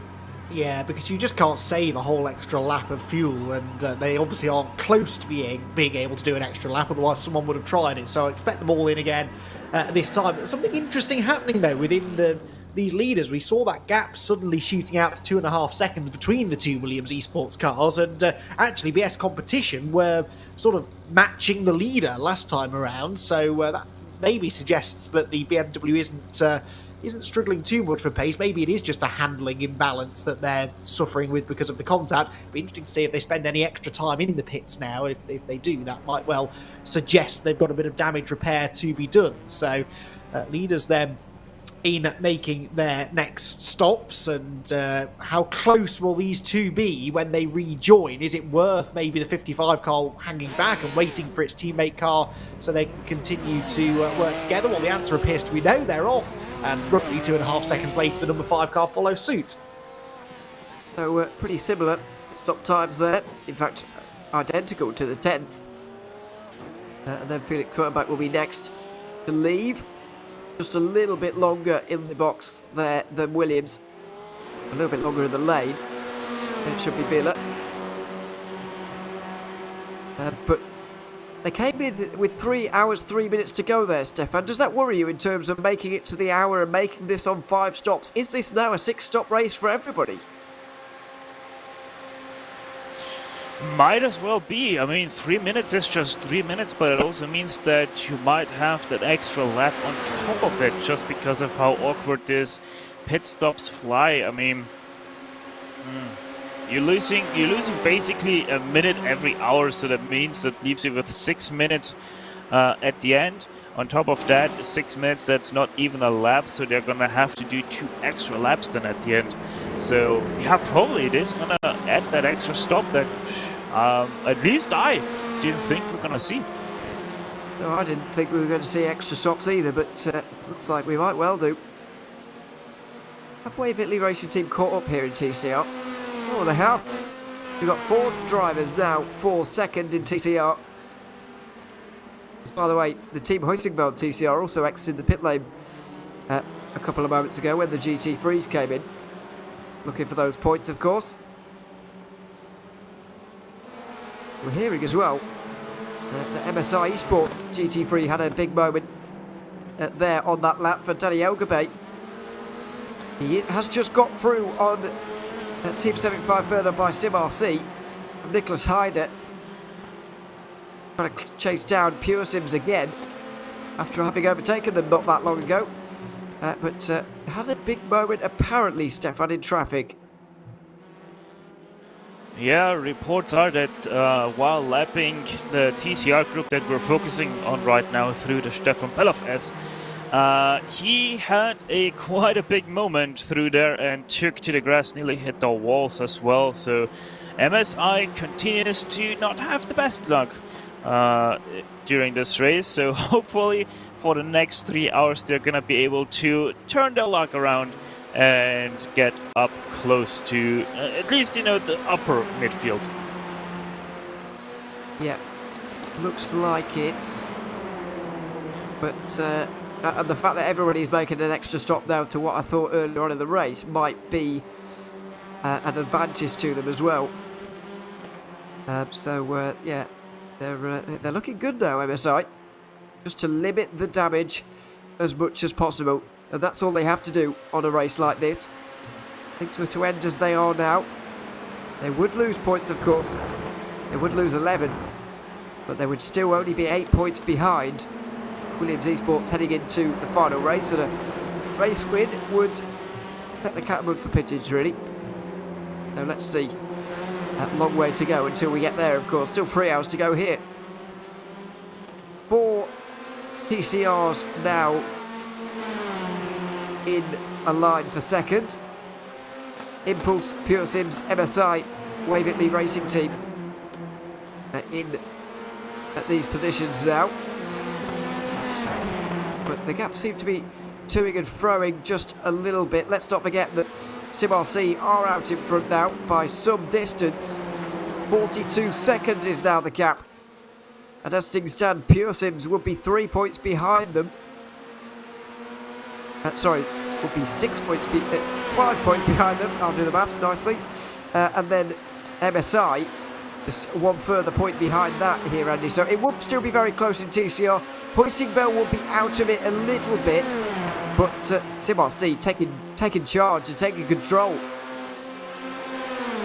Yeah, they really have, haven't they? I mean, I can't remember the last time I saw a performance quite like this in an endurance race, because they've done it on their own as well. I know we're talking about Williams Esports, you know, and their relative dominance in GT3, but that's through teamwork as much as anything else. SIMRC have done this simply on their own. You mentioned the lap times a moment or two ago, and you know, 2 to 3 seconds a lap faster than anybody else. That is how they've built up a 41-second cushion, and yeah, that is about the most dominant performance I think I've seen, especially in a category that is known for being very evenly matched. Most of the cars in the class are the Hyundai Velocitas as well, so it's almost a one-make category with the exception of the Pure Sims Hondas. And yeah, you really can't... They have not put a foot wrong. They literally haven't made a mistake so far. I don't want to put the curse on them with still just enough. People having long stops right now. We've got the Boots and VDS GT4 in. Has been for nearly 8 minutes now. They might lose 8th place very soon. And we've got everybody else returning, including Sabelt Esports after 50 minutes in pit lane. Henry Salmon is also in for the 992s. An early stop there, but not unusual. Well, we might have a reason why he's in here. This is into Versiphon.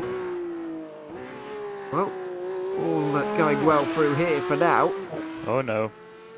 Oh, into X-Muller, is it? We've seen plenty of incidents in the two there before. Oh dear. Oh, he clips it with the rear end. And hits the wall plenty of times there, Stefan. We've seen that so many times already. It is Breitscheid once again. What is up today? So many cars. I think that's not a 5th car that we see hitting the wall there just because they're overcommitted into Breitscheid.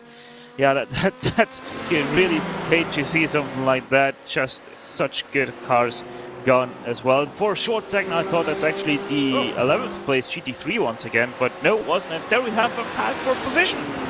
MSI through on Pure Sims. Will be interesting to see how on earth that happens, because you don't often see moves up towards that area of the circuit, just out of the carousel there and towards Horax. You don't often see pass up the inside there. We did earlier from Riley Sim Racing, but they did use a bit of force in doing so on German Sim Racing, who are still 5th by the way. But that was a nice move from Danny Elgabay to get up into 6th place, and another point to MSI. Now 7 points behind as they run in the order right now. Well, they would be 7 points behind going into Barcelona if the race were to end right now. Still nearly half of it to go though, of course, here at the Nürburgring Nordschleife. Just look at how quickly that MSI car is gapping Pure Sims here. That is quite the speed difference. Really shows that MSI does not belong where they are sitting right now. Yeah, it's they're very quick indeed as our MSI Esports. They've shown that so far this season. 2 race wins, but also now 2 races with problems. Monza saw them finish down in 10th. They're aiming to not let that happen again. Just a case now, Andy, how quickly they can catch German Sim Racing. 17.7 seconds is the gap right now. I would expect that they can close that gap, and it's just a case of whether they will get there and pass, or what's going to happen when they get there, if they get there, and if they keep this pace up. Yeah, exactly. I mean, they were in this position at this point in the previous stint, weren't they, where they fought their way past the Pure Sims car and at the time the Team 75 Porsche, which has really dropped off the back of that battle now. So they've had to do that again. They dropped in after the pit stops back behind the BMW and have found a way through, but their gap to the German sim racers sitting still at about 18 seconds, which is roughly what it was, again, at this point in the previous stint. So that is the margin that they're aiming to try and bridge, but will take them some time to do it. At the moment, their lap times are promising, of course. We know that they're lapping, well, the last lap times were out laps, of course, for most of the GT3s, but I think they've got a second or so in hand over the Lamborghini in 5th position, and with still nearly 3 hours to go, they can probably get there. The one class that really is continuing to entertain us is the TCR class, though, and yet again, they're going to go side by side down the Dottinger with the Pure Sims car moving into second place. Well, I wasn't expecting that, but Pure Sims are through into second. Maybe it's due to pit stops that are pending here. MRC are in. You'd expect the rest of them to be in as well. Impulse looking up the inside into the Tiergarten. MSI and Wave Italy Racing Team side by side into the Tiergarten as well. They all slow it down in time. And they'll go into the pit lane pretty much nose to tail here by the looks of it. There it is. Looking back from Pure Sims on the way in. Everybody slowing down just about in time here, Stefan, and I'd imagine they'll go out all together again, but in a slightly different order. Yeah, that is probably expected here. Steenleiter, great move to get himself a clear entry into the pit stop. So, first of all, he sees exactly where his lollipop man is, but also to decide himself when he wants to brake and not be decided when he has to brake. As we see a driver change there for Wave, if I saw that correctly. Looks like it. Let's see. It was previously Naveed Hussein, who I believe has been in since the start of the race. Changing. And all four of them are changing drivers, actually. Ross McFarlane getting back in for Pure Sims. Robin Monster for Impulse. Anton Vetroduve for Italy. And Victor Labarto for MSI. As Nathan Ames gets back in TCR as well. Now, this is the Urano car, just ahead of Wave Italy Racing Team as well. Sam Creature has managed to overtake and get into third place. But we've got Team 35 by Bernhard. That's SimRC in the pit lane right now. They should come out behind these two. Visceral Esports down in 7th at the moment. They should be around that area right now. Let's see though. For the 975. Marvin Strahel now at the wheel of that one. 8th in this championship last season in the 992 championship. Down off the jacks. Now going again. Where are Visceral? Quite a long way behind. So it's another shorter stop here, Andy, from SimRC. Admittedly, Visceral's was short as well, but nearly 3 seconds shorter for the 975. And strategy games at play again.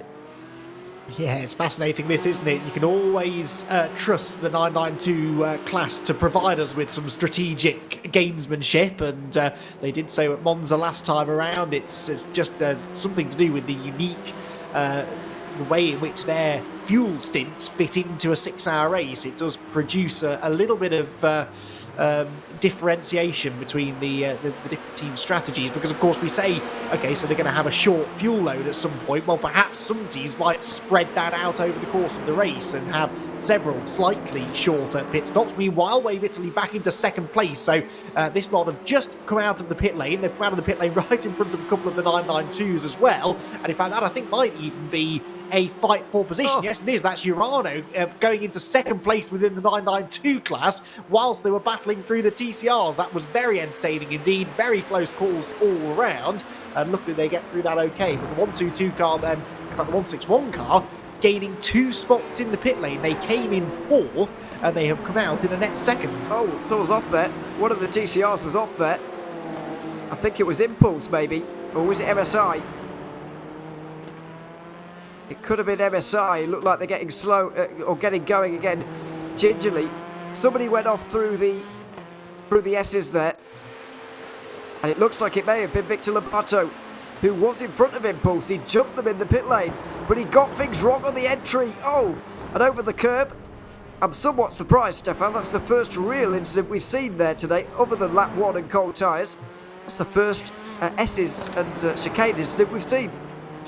Once again, though, a TCR that loses it under braking without any real reason.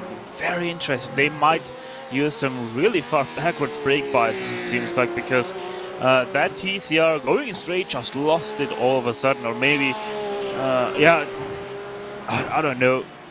Maybe it touched the grass, that could have also been, but yeah, very weird incident. Obviously, it can't be too quick of a downshift because there is no rear diff, so yeah, no, very, very strange how they lose it like that. Good thing though, didn't hit the barrier nor got any real damage on that car, so they can continue easily on the race.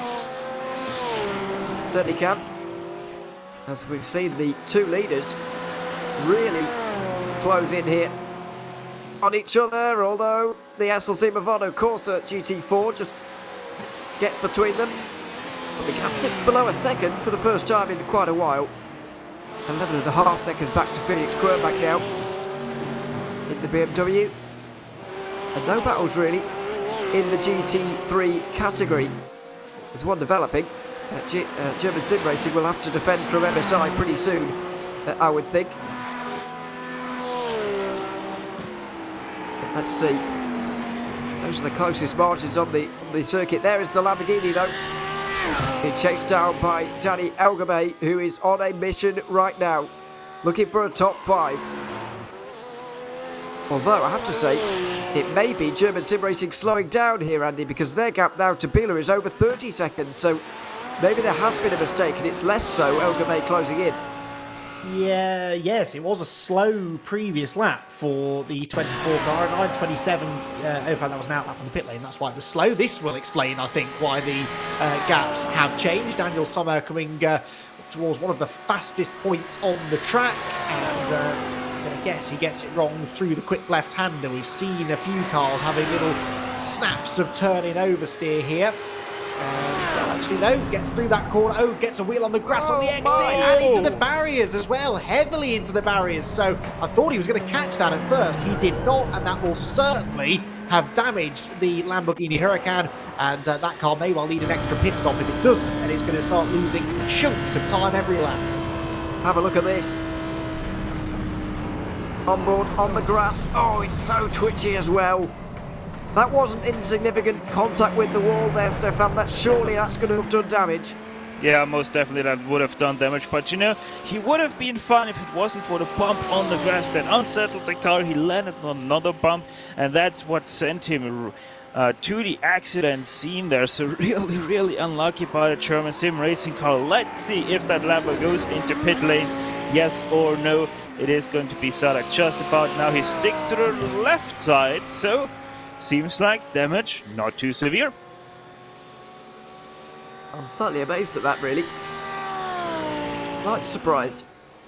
But German Sim Racing will be pleasantly surprised by the emergence of that. They do only have 7.7 seconds, 7.5 seconds to the MSI Esports Porsche, though now. It is getting a lot closer. Closest battle on the circuit, by the way, is between Urano Esports and Waverley Racing Team in the 992 category. And for the last few moments, Jeremy Lamar has just been losing at the wheel tracks of Phoenix Racing Esport over the last hour or so, and Urano Esports still recovering from their 20-second time penalty earlier on, so that's changing things there, as we got a change for the lead now. A somewhat surprising turn of events. Lewis Nasser all of a sudden is in front of Atte Kupernen. I don't know why, but they've swapped positions. There's nobody around them at all. I can't figure an explanation there. Well, previous lap, Louis Nasser was about 2 seconds faster than Atte Kupernen, so unless Atte is just struggling for pace right now, they've decided to put the fastest car in front and sort of tow him around. That's the only thing I can think of, because that was quite a big difference in lap time between them, and it's the first that we've seen of Kupernen in the car during this race, so perhaps he's just struggling a little bit, and the thought is that they'll give him the slipstream. and allow him to sort of hang on to the coattails of the leader, because they're still only 12 seconds ahead of BS competition. They can't afford for Kauppinen to start slowing down too much, because then this very comfortable 1-2 that they've been managing all race long would be in some jeopardy. Well, it's interesting. I thought the gap was big enough between the two, really, to not have this this problem of, you know, these politics of who's going to lead them around, who's going to lead the other around. But clearly, they are still plenty close enough for that to happen. Well, these people still with a 1-2, of course, and they have been for the entirety of this race. But the drama between the two now, and a lead change. Still, nobody else getting close to touching them. Nearly 12 seconds is the gap to BS competition. And the gap now to MSI Esports over a minute, which they would have absolutely taken at the start of the day. Even now, they'll absolutely take it to their fellow port. The traffic SimRC GT4 that is. Yeah, no. To be honest, if you're having like Ate Kauppinen, if he really is struggling right now, we did see him a little bit struggle through the exit of Hatzbach, where it did clobber the curb quite a lot. It is just a smart idea to go and change up the role here, going with the 5 in front of the 55, and just, you know, let Ate Kauppinen ease into this race like that, so that he is having someone he can follow, that he knows how he races. Just makes it a lot easier for yourself. I mean, yes, you have now lost a second, but let's be honest, that second was just lost because of that SimRC car getting a little bit in the way. So yeah, it's all good, it's all fine, and if they can now recover all of that, everybody's going to look back to it and say, yeah, whatever, we still won by quite a margin. Absolutely. As I mentioned, they won't mind this situation at all. And the pushing is back up towards the Moot curve, where we've seen so much drama and incident and accident throughout the day, notably with most of the GT4 field. About Esports never really recovered from that. They're out of the race. Just since Esports were able to, as well as CSRA, they're now 3 and 4 laps down respectively, but around here, that is a lot of laps to be away from the leader. The leader there, by the way, still Urano Esports, and still on course to take a championship, with 1 minute 15 separating Movano from keeping it alive. It must be a weird situation here, Andy, with over 14 hours left in the championship. You're on the verge of clinching it, and you're just kind of praying results go your way. It almost feels like for them this will be it will feel like a finale a little bit.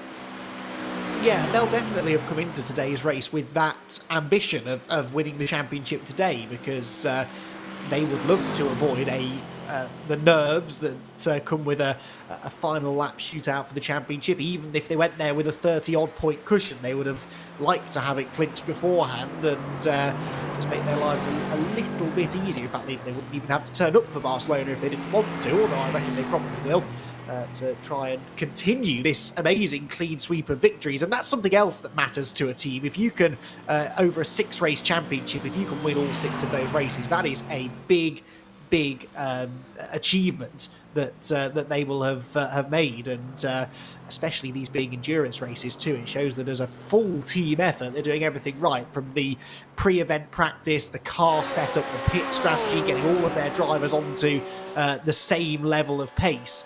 And yeah, it's been an incredible season for them so far. And even if they do wrap up the title here today, they will for sure want to try and take the 100% win record at Barcelona in a month's time. Yeah, certainly. It would be remarkable. I don't know if anybody's ever done it in the Neo Endurance or 24H Series Esports Championship history. We'll really have to dig through the records to find that one out. Not that I can think of. I think there was someone who got close, but I don't think it ever was done a clean sweep in any of the classes.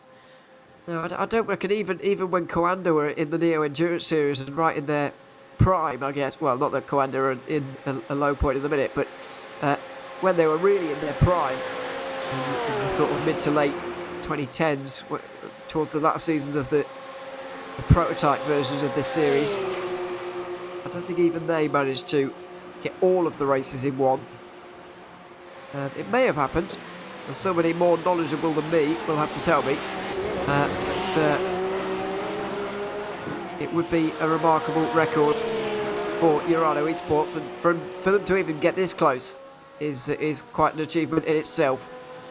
Over the line for another lap here. This is lap 24 completed for the two leaders. And still over 2.5 hours to go. They're getting closer to a momentous day. Just over 10 seconds back to BS competition, Andy. We can't forget about them just yet, but they've got them at arm's distance for now. Yeah, but again, that gap is just starting to shrink slightly, isn't it, again now? It was 12, 13 seconds or so before the pit stops. I wonder whether BS competition decided, if they did have some repair work to be done, decided to perhaps go ahead and do it during the pit stops. Remember, we were sort of playing the guessing game during the back end of the last stint after that contact they had with the GT4 car, whether it had damaged the car. Well, if it did, it would explain why their pace deteriorated at that point, and now they do appear to be going quickly again. An 8:19.2 was 6/10 quicker than the race leader last time around, and a full second faster than Ate Kauppinen in the number 55 Williams Esports car in second. So they're slowly but surely digging their way back out of this hole, but it may take them the remaining 2.5 hours to even get close. It took them, well, over the first 2.5 hours of the race, they never could take even a second out of the lead that Williams had built up in the early stages. So they're really going to have to wring the neck of this BMW if they're going to do it now in the second half of the race with an even bigger deficit. Yeah, it's going to be difficult. Meanwhile, in 992, we have Pure Sims Esports closing in on SimRC at the moment. That's for 5th place. SimRC on their second lap out of the pit lane right now in that category. As German Sim Racing, by the way, into the pit lane at a slightly strange point in the race. That will be for their damage that they picked up through the mud curve at the top of the hill there. That's, well, especially hurtful for them really now, Stefan. They're going to have 2 more stops after this one. I guess that means they're taking their 6th and extra stop now, but they would have rather not have to do damage repair while they're doing that one.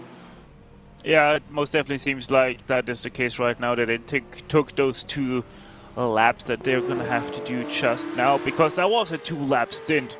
So very, very interesting. They also, if I saw that correctly, switched drivers as well on that 24. And they are most definitely going to be in for a longer stop, because they are now 1.5 minutes in pit stall and counting. Yeah, only going to count longer, I'm afraid. Here's the battle, though, between Marvin Strail and Tyler Hervias at the moment. Interested to see what Team 75, burnt out by SimRC, have done in the pit lane, of course, here today. It's been really a talking point through 992, and I think this is one of the most interesting categories we have in terms of not knowing who's going to win this one. I think 992 is the most unknown of all of them right now. I mean, both of these two are contenders, I suppose, but especially the likes of Phoenix Racing Esports and Urano Esports are contenders. Visceral Esports can't be counted out just yet either. It's finally poised here with 2.5 hours to go. And 992's producing good racing, and they are still really, really quick here as the race leader comes in here, Andy. 3.5 minutes behind the leader, the overall leader in a 992 Cup car. We're not exactly in the first minutes anymore. These cars are just quick. No, they certainly are. These are impressive machines. As I said earlier on, they're cars that have the sweet spot has eluded me, certainly, in my limited amount of time in them, both this and the older car that they've replaced. But yeah, certainly they look like good fun once you get on top of them. And every driver I speak to who does race these on a regular basis says that it's about the most fun you can have on iRacing. So yeah, they're proper race cars. They get quicker and quicker with every iteration of the Cup car that comes out. And we're going to see, yes, that's the Pure Sims car coming into the pit lane. And so that, for the time being, puts that fight for 5th position on ice. But they time and time again produce some of the best racing you'll find here, especially in endurance racing, because of the slightly unique way that they go about their race strategy. And they're good race cars as well. They can race closely together. They don't get a huge amount of that aero wash at high speed. So when they do find themselves out on track battling for genuine track position, it's always exciting as well. That's exactly what we want. Here are the two leaders, though, in Williams Esports. Now, off goes Phoenix Racing. They're on their way. On-board break over the next few moments. Wave Italy Racing Team are not too far behind Girano Esports, so we'll try with them, I think, in the 992 category. They're not long come out of the pit lane, so let's enjoy the sights and sounds of the Nürburgring Nordschleife. On board here with Wave Italy Racing Team and Simone Passoni in 5th place.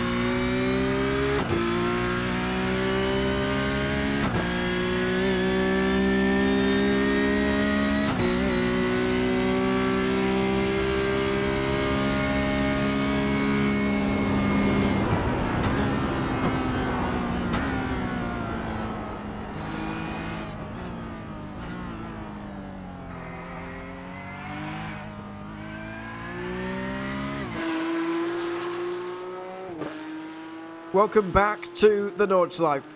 Less than 2 hours 20 to go.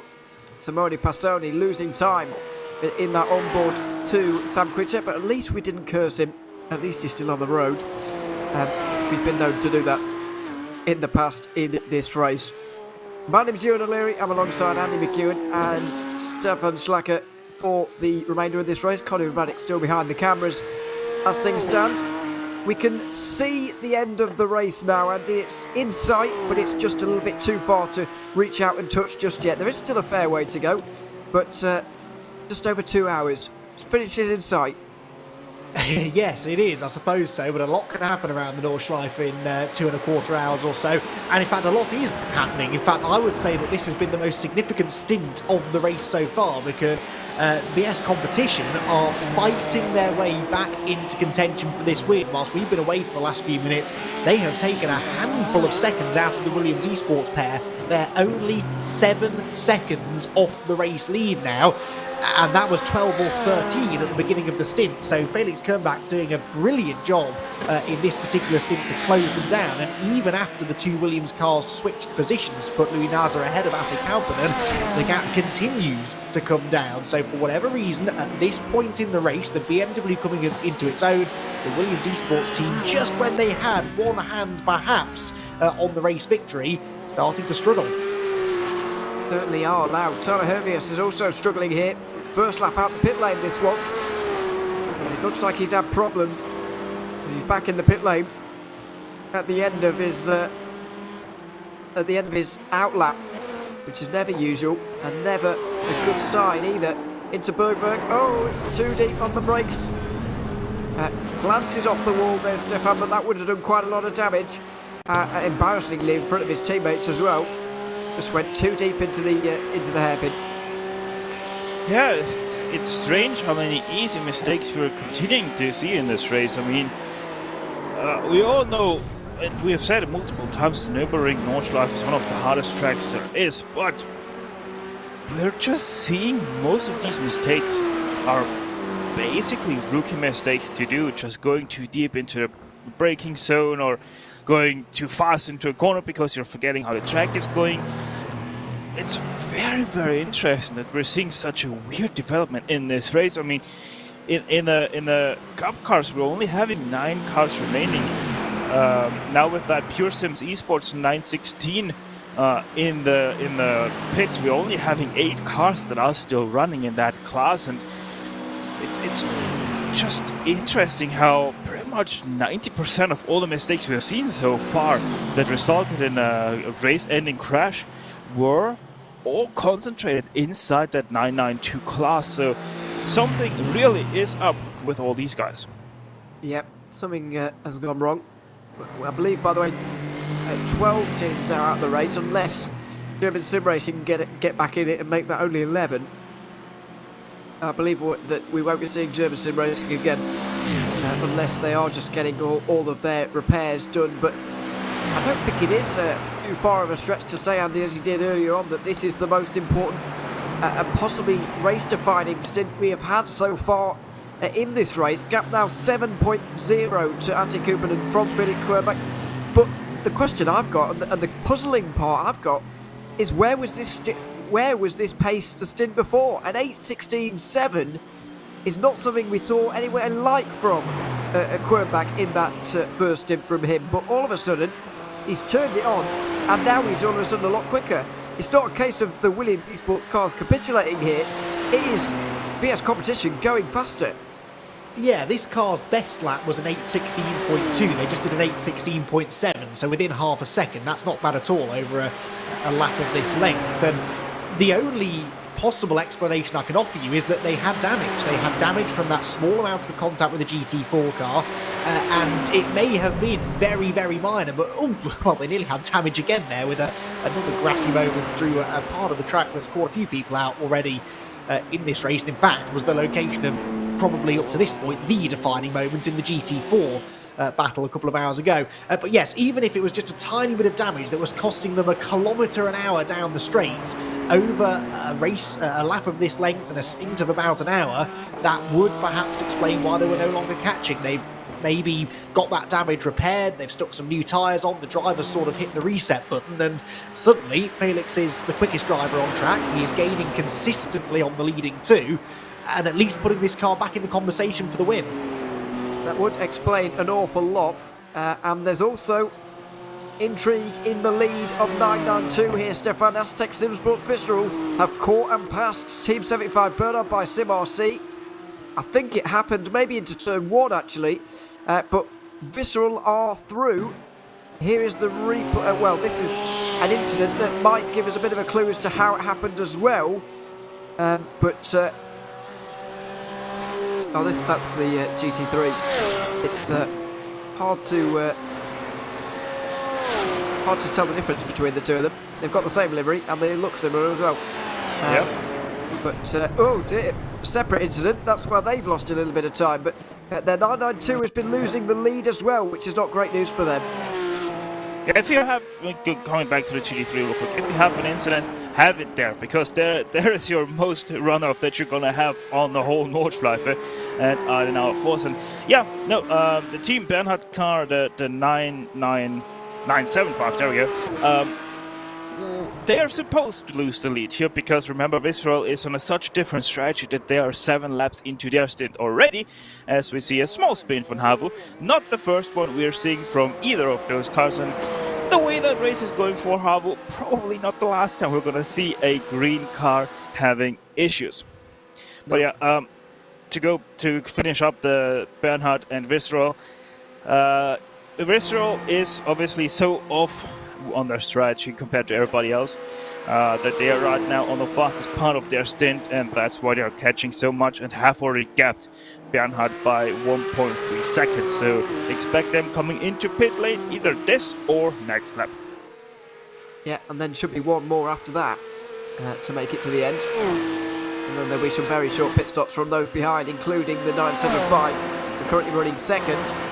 Change for the lead again, by the way. The 55 gets through. I think it was into the Tiergarten. It was. An exchange of positions on the Dottinger there. 6.7 seconds back to BS competition.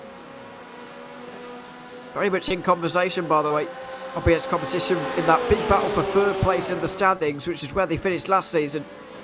They would have been gunning for the title, really, but that's not really possible for them anymore, Andy. This race win has got to be in their sights, and it's plenty of time for them to catch the 2 Porsches. Yeah, 100%. If they keep this rate of closing up, then they can get there. But interesting that the Williams Esports have elected to change positions again, because that's what it is. You know, if any time we see these two changing positions, we have to assume that that was a decision made by the team and the drivers. That was a very late decision to go to the right of that TCR car, not the left, for Ate Kauppinen, and he just managed to get across before he ran smack into the back of the Hyundai Veloster.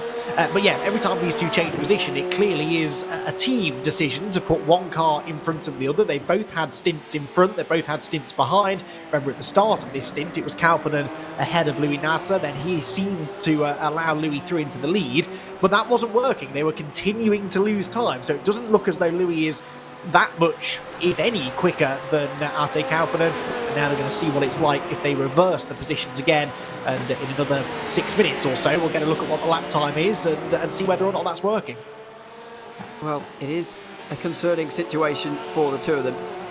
By the way, to anybody at home who's seen any technical difficulties so far in the race, so apologies.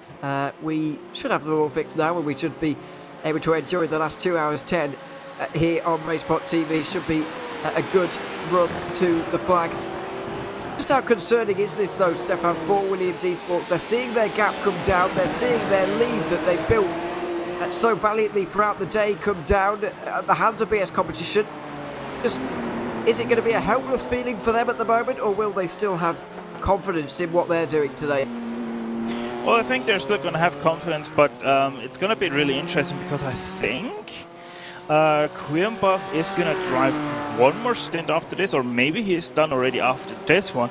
And then Koch is back in the car, and Niels Koch has been the faster out of those two, so there might be a problem on the horizon for Williams if the BS competition car continues to be able to keep this speed up, because they are most definitely the faster out of those three at the top right now, and they're continuing to close in with big steps.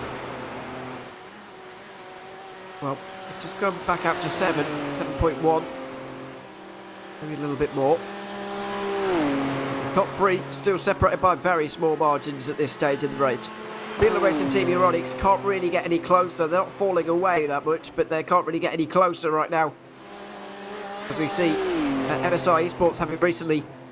they're on their second lap of their stint right now. They're down to 9th, though. And Danny Elgabay will be closing on Will Chadwick pretty soon. Can't see very much of the Racebot TV regular out there for Altus Esports. There he is, driving the Porsche. 8th place right now for Chadwick, and maybe only this lap to go in his stint today. That might well be it in terms of driving. The maximum any one driver can do is 4 hours 12, I believe. And so we'll have done about 2 hours, just under 2 hours by this point, allowing another driver to take this one to the end if needs be. Elgabay is not too far away, so we've got multiple things to think about here, really, Andy. We've got the race win, which is, you know, top three covered by less than 7 seconds. That's pretty ridiculous at this stage, but we've also got a championship to think about here, and that's what Williams have got to weigh up as well. Yeah, exactly. I mean, there's no doubt that at the end of the race, Williams will want their 55 car to be out in front, regardless of which order it is that they're working quickest in. So we can sort of guarantee that the worst, the 55 car will finish as second in this race, even if the BS Turner car can find a way into the race lead. You'd imagine that Williams could orchestrate it so that 55 still finish in second position. But yeah, that championship battle, we're sort of watching for the MSI Esports car, which is on this slightly contrary strategy. They pitted a couple of laps ago, whereas everybody else is within a lap or so of having to make another pit stop. So hard to tell exactly where they're going to fall into this at the moment. They're 9th right now, but they should jump up into the top 5. Remember, that's where they moved after the German sim racing Lamborghini had its issue a little while ago. But actually quite a close little knot of cars there, isn't there, really? Pure Sims in 5th are about 6 seconds ahead of the Team 75 by Sim RC Porsche of Nicholas Helder.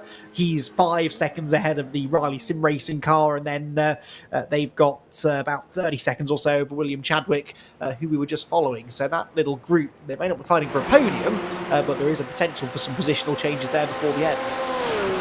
Visceral in from the lead in 992 as these two Porsches battle.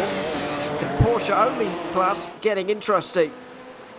Vince Peters gets into that car for the final 2 hours of this race. There he is. Phoenix Racing should get through. So should Urano Esports, Wave Italy, maybe Williams as well. They won't drop any further than 6th. As there goes Fabian Hochstetter. What about Sam Quita as well? Should go through. Vince Peters should go out after about 90 seconds in the lane. That's the usual length of a pit stop for a 992 Cup car. He's up on the jacks right now. And should be passed by Simone Passoni and Mashus Norge as well in the Williams Esports car, although that's going to be close. Williams Esports should just about get there into the top 5. Well, it's going to be quite close, but not quite enough there, Stefan. So Visceral down in 6th. Vince Peters now basically has got 2 full stints to go in this race, and he will have made it to the end. He'll make it to the flag, but we'll have to see where he ends up. We've got no idea currently. Yeah, we really don't have any clue how this Visceral car is gonna finish or where it is gonna finish. All we know is that right now he actually has quite a good horse ahead of him. That Williams car might be a very good car to, you know, get the lasso out, get it around that rear wing and latch yourself onto the back of it until your tires are warm. and you can't get running. Meanwhile, continuing to run is that BS competition car as they continue to close in that gap. 5 seconds. It's 5 seconds now. Felix Kronbach is finding time where it is previously thought to be not possible. 2 hours and 5 minutes remaining. He'll be disappointed this stint is coming to an end here, Andy, because this has been a really fruitful stint for the BMW team. I was thinking, you know, race over, Williams 1-2, signed, sealed, done an hour ago, but it's not done. BS competition aren't quite done yet. No, absolutely not. They are going to put themselves right back into contention here, and it just seems that that car gets quicker and quicker as the stint goes on. The fuel starts to burn off, the tyres are wearing, yes, but that fuel burning off is lightening the BMW and allowing it to go quicker and quicker and quicker, whereas Williams just can't seem to get it together in this stint, which has been not the norm for them at all. They come down through Tiergarten once again. This the 28th lap about to be completed, and it will be completed from within the pit lane. But that gap standing at, let's call it 5 seconds then, at the point in which these leading 3 cars come in. Let's see what it's like when they come out. But a good pit entry here required for Felix Kronbach to try and close an extra few tenths and maybe, just maybe, send this car out of the pit lane within striking range of the leaders. That would be a tall order, but you never know. It may well be possible. There's Kronbach into his box. Up, chill blast, switch to Pastor.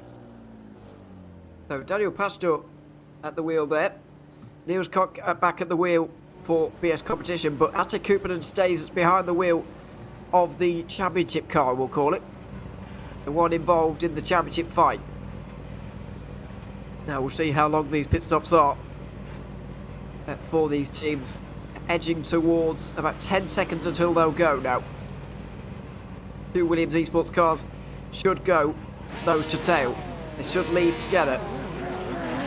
And they do. Championship car in front of the other. And then we'll have Niels Koch just behind. What's the gap going to be? Should remain at around 5 seconds, and it will, although he took a second longer in the lane. He'll get ahead of the MSI Esports TCR. We've just caught a glimpse of there, but Williams still 1 and 2 here, Stefan, but the gap still 5 seconds. Now it's over to Niels Koch. Will anything change in this stint, or will BS competition continue to close? Yeah, I'm pretty sure BS competition will continue to close. Niels Koch, as I already mentioned earlier, is the faster of the two, and he's probably going to take these last 2 hours and 2 minutes that we still have remaining on the clock, that car to the end.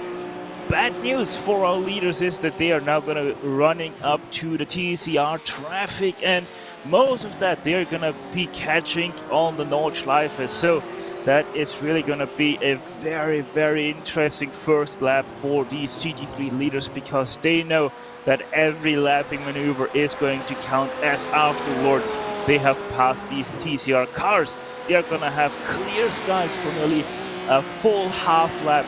The gap is between your TCRs and the next group of cars.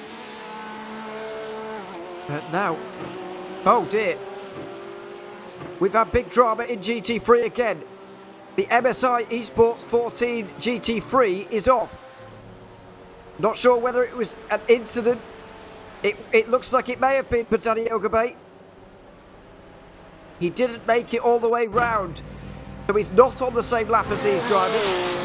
He's had an incident. This is down towards the Flansgarten. Jumps down the hill. Couple of GT4 cars in front. Was traffic involved? Geodesic, who are currently running third, just up in front of them there. Elgabay goes to the inside. Oh my goodness. Contact with Geodesic. Wheel-to-wheel contact then with the Porsche, which ends up in the Armco. A flash of the lights as well. It was Øystein Heifert at the wheel of the Mercedes. And clearly at this point, Andy, Elgabay decided that, you know, it wasn't able to get back. That Porsche wasn't able to get back. This is big drama for the championship.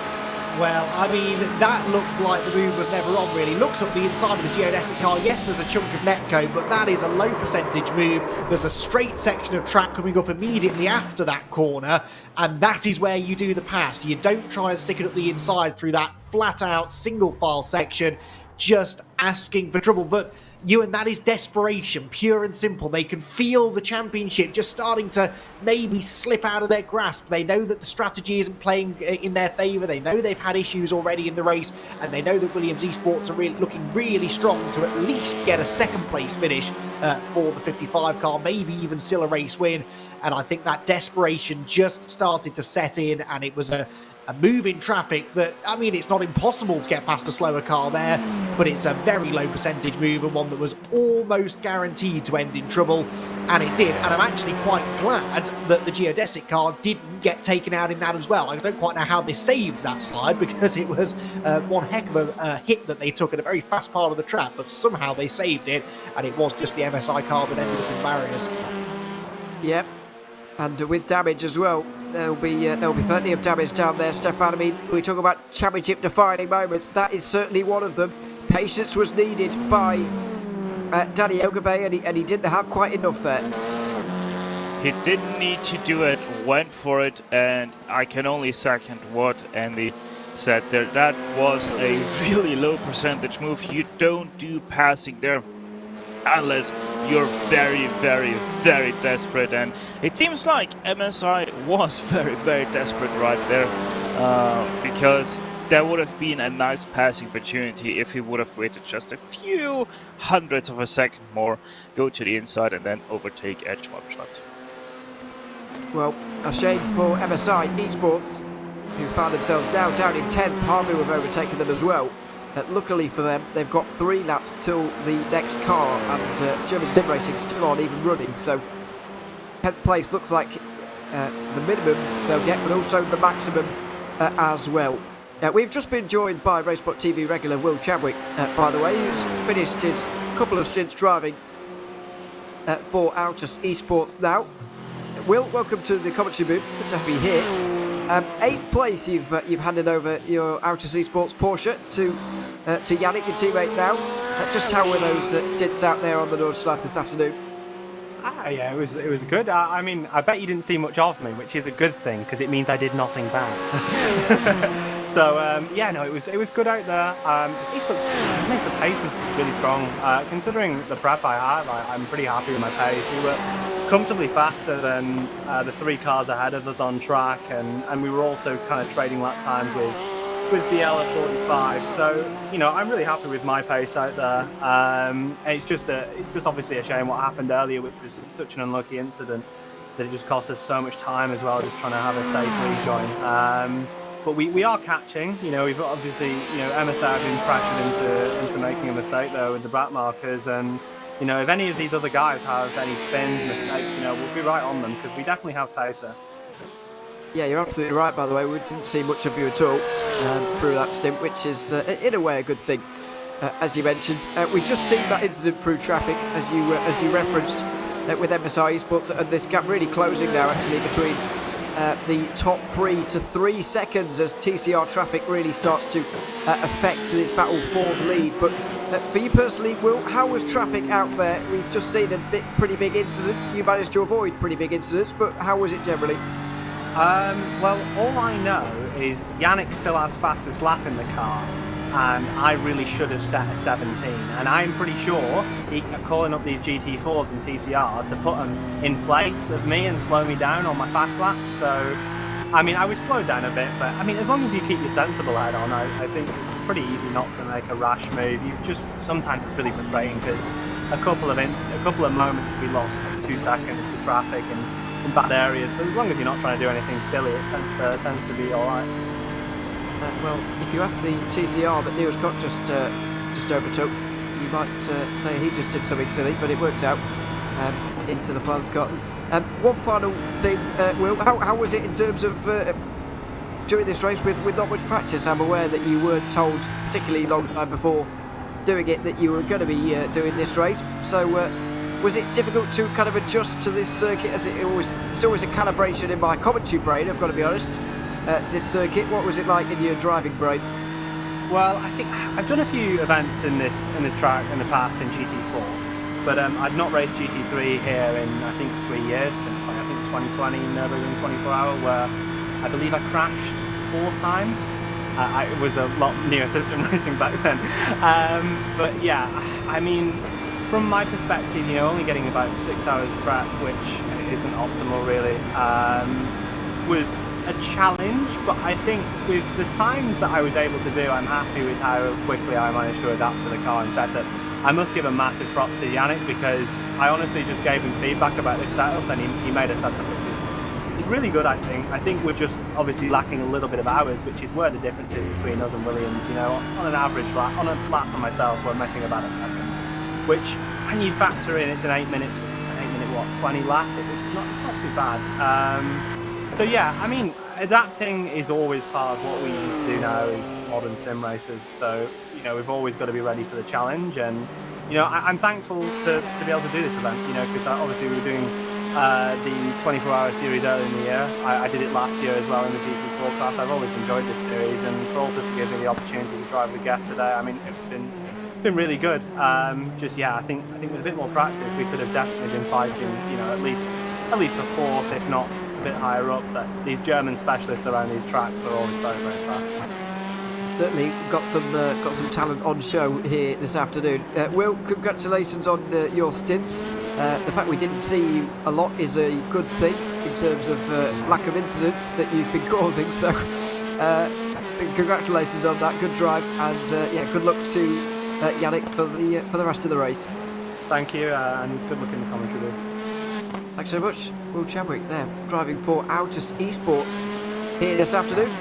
Regular here on Racebot TV. You'll hear him on comms throughout if you stay tuned in to us throughout the weeks and throughout the evenings, of course.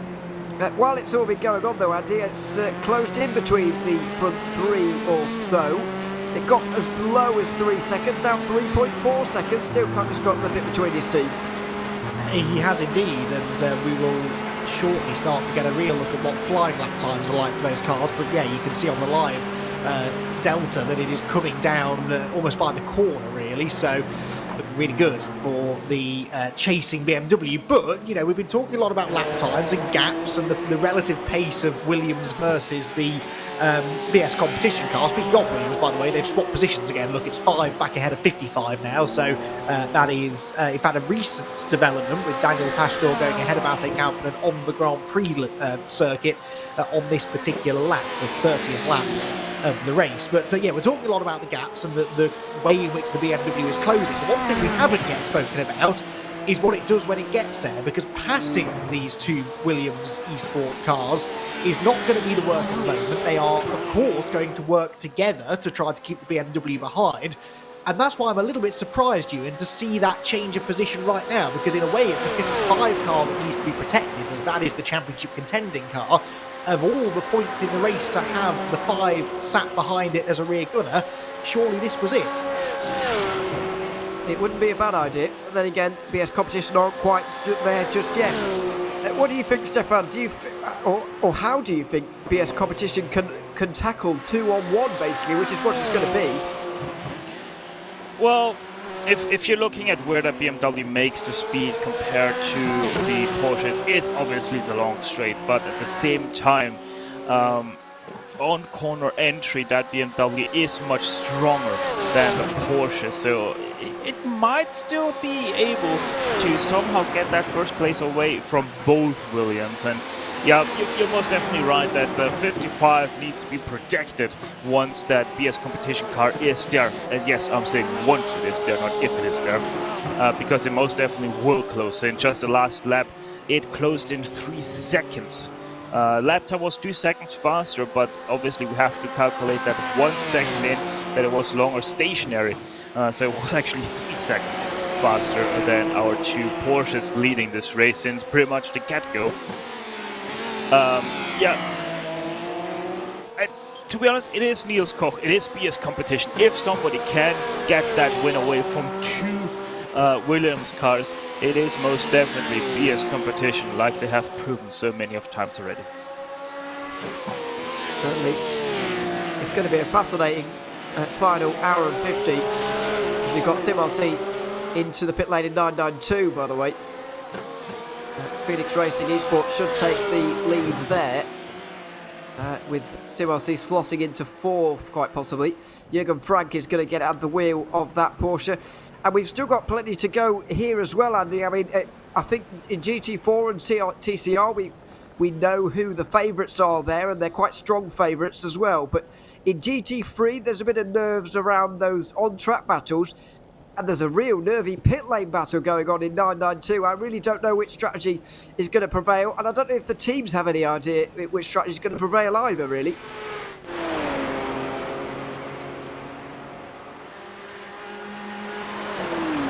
I don't know how long we can trick Andy into thinking he's going out on broadcast for, but that long.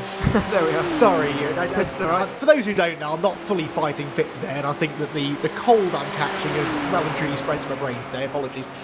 Yes, the very interesting point I was starting to make was that this fuel strategy I've really been trying to figure out today, because it caught me out at Monza. These 992s with their differing strategies, it was causing some real headaches at Monza.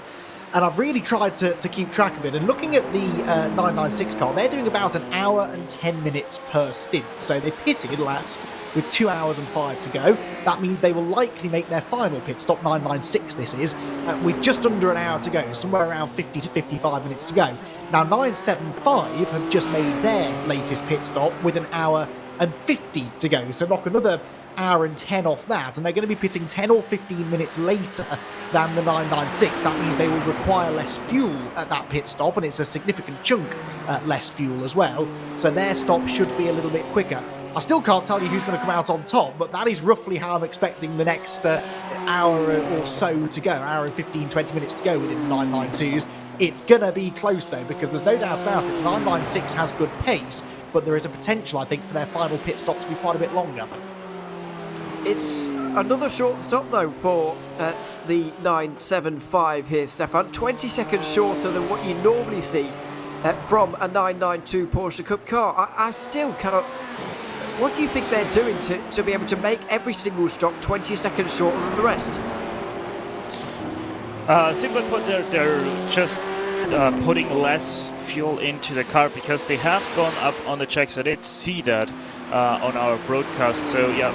The Team 75 been up by SimRC, they're just, going shorter on fuel, and it seems like it is working out for them right now, at least right now. We're honestly going to have a close look at them for the last few minutes of this race, because they look very, very good for a potential win here in the 992 class. Well, it's going to be a close one. I've honestly got no idea, to be honest. I do know that Phoenix Racing Esports are leaders of those on that strategy of running that tank dry every time, and then pitting. That much is clear. But where on earth Visceral and SimRC fit into this really is anyone's guess at this stage. The situation a lot simpler in GT3. 4 seconds separate the top 3, with Daniel Pastor and Atte Kuppinen working together to keep Niels Koch at bay. We'll see if we actually get lap times this time around. I know they were out laps previously, but they were also with off tracks as well, which means we can't see them. Hopefully we do get lap times here on this occasion, and we can see who is catching who, if at all.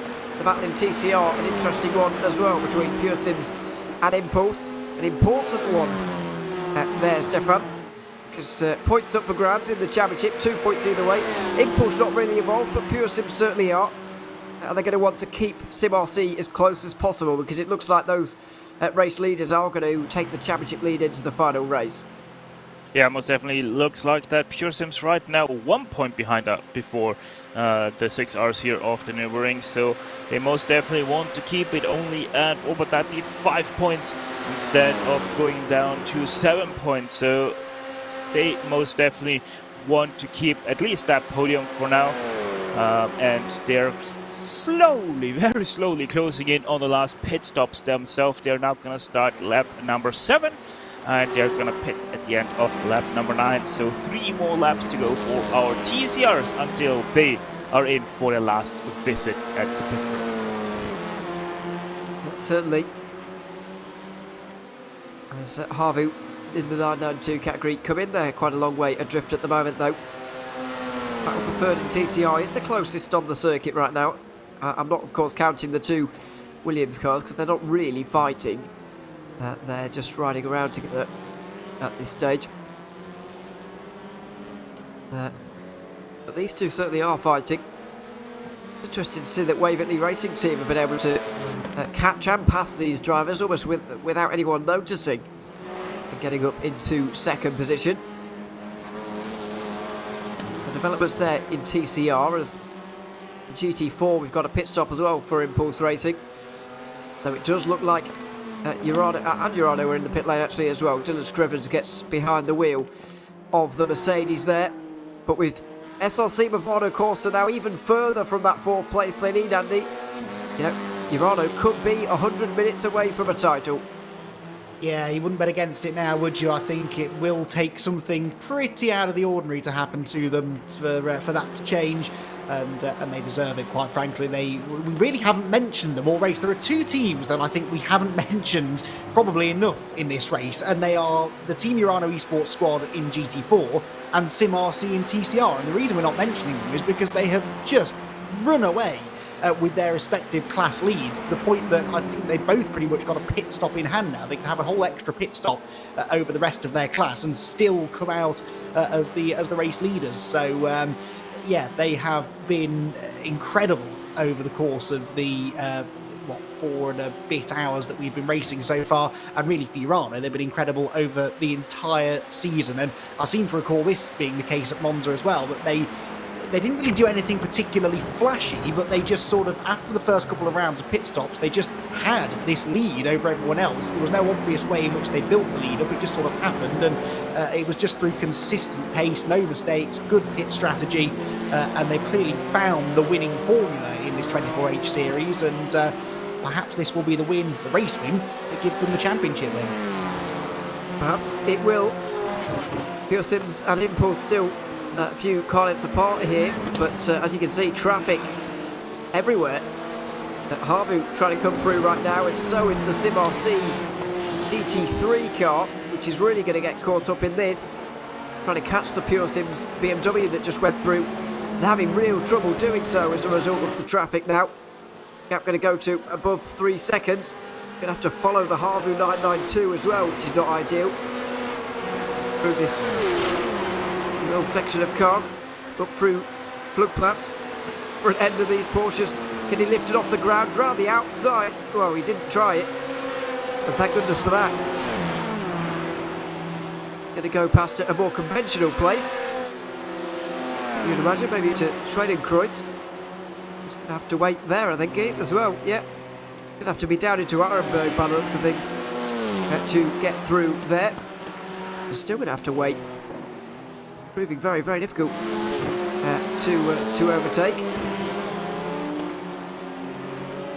And now finally the 2 exchange positions, but for whatever reason this is quite a busy portion of the racetrack, Stefan. Don't really know why, but Riley Sim Racing also coming through. You tend to get this little clumps of traffic, which is interesting to watch, especially out on the Nordschleife, but it's just a little bit busy really for any GT3 coming through.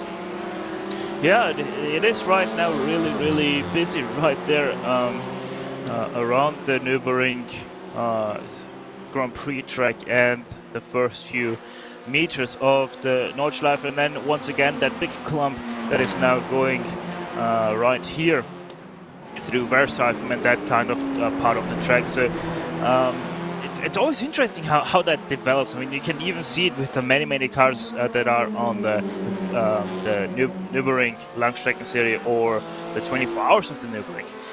You always have sometimes those moments in the race where all of a sudden it seems like 400 cars are on the same part of the track, and just moments later, just no car anymore whatsoever on that track. So it's just that weird development that Nürburgring always has to sometimes bring them together and then spread them out again. Bring them together, and you really have to work with that, because you're not allowed to lose too much time, but at the same time you don't want to risk too much, because then you could end your whole race just in that one moment. Yes, it's really spread out the GT3s that went through here, but it really closed in the TCRs, so be an interesting fight now for second place. All this happening, of course, nearly a minute behind Sim RC, who are still leading this category. They got a bit of a margin on the opening lap after some incidents on the Grand Prix circuit, and ever since then they haven't looked back once more. They've kept things as close as possible. Sorry, they've kept things as close to them as possible and as far away from everyone else. So through and up towards the book curve at the left-hander at the top of the hill. Pure Sims Esports right in behind. Not able to go through here. Impulse Racing stay behind here as well. So free car battle, it is interesting, Andy, but it's happening at a distance of 1 minute from the race lead, which I guess kind of takes something away from it. It's still an interesting fight, but it's kind of difficult to, it's not quite the same as it being for the race lead. It's not, no, but it's still been quite entertaining, especially because of the duration that this battle's been going on for, because these three cars have been together basically since the start of the race. I mean, it was a good 3 hours or so, maybe longer, that we were talking about them being on top of each other. They had another car in the fight at that stage too as well. I seem to recall, I think the MSI Esports number 114 car, that dropped away after a pit cycle. But yeah, everybody else in this group have just been sort of locked in combat, and they are genuinely passing each other for position almost on a lap-by-lap basis, which has not been the case across some of the other fights that we've been monitoring. So yeah, it has been exciting watching this trio duke it out on the track, and they may be a long way off the lead, but it could become one of our closer finishes perhaps as we now start to look towards that final round of pit stops for TCR, which should be coming up probably within the next 10 minutes or so. I'd like to squeeze one more lap out of it, I reckon, after this one, but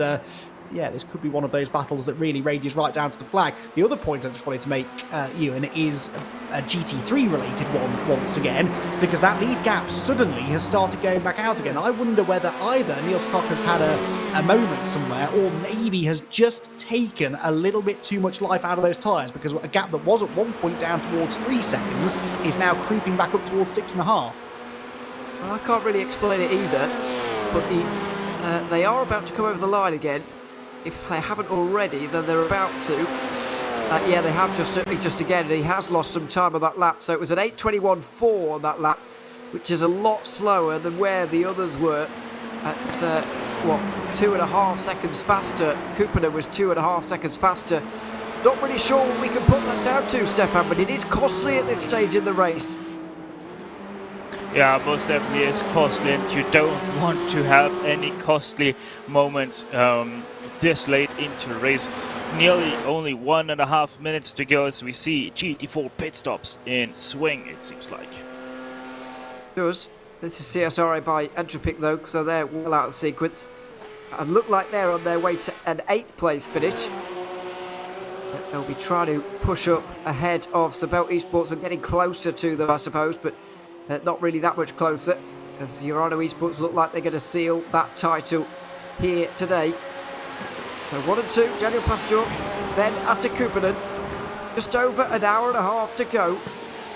And I wonder what PS Competition can do on strategy here as well. There will be 6 stops today here, Andy, and that's going to add a little bit of strategical thinking.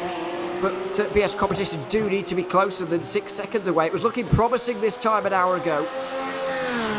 Yeah, it was looking promising this time about 20 minutes ago, really. It's just suddenly that BMW has sort of fallen off a cliff, and that's concerning because we're not that close really to a pit stop either. I mean, they're on their 4th lap of the stint now, so we're not anticipating pit stops for another 20 minutes or so.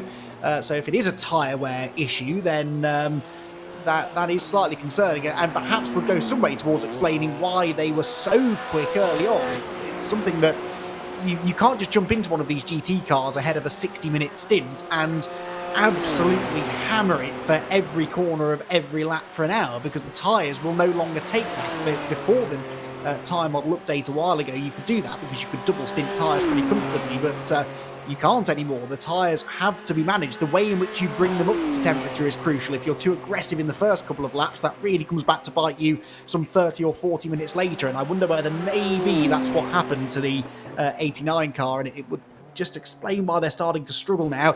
Like I said, either that or it was a mistake on the previous lap, because actually now things levelling off again at about 6.5 seconds. It's not going out by quite as much, so could be a combination of the two as well. Of course, if the tyres are starting to wear, that will inevitably lead to a few more mistakes too. So either way, it's another example, and we've had plenty in this race here, and of this car getting very close to being in contention, but ultimately just not quite having what it takes. Yeah,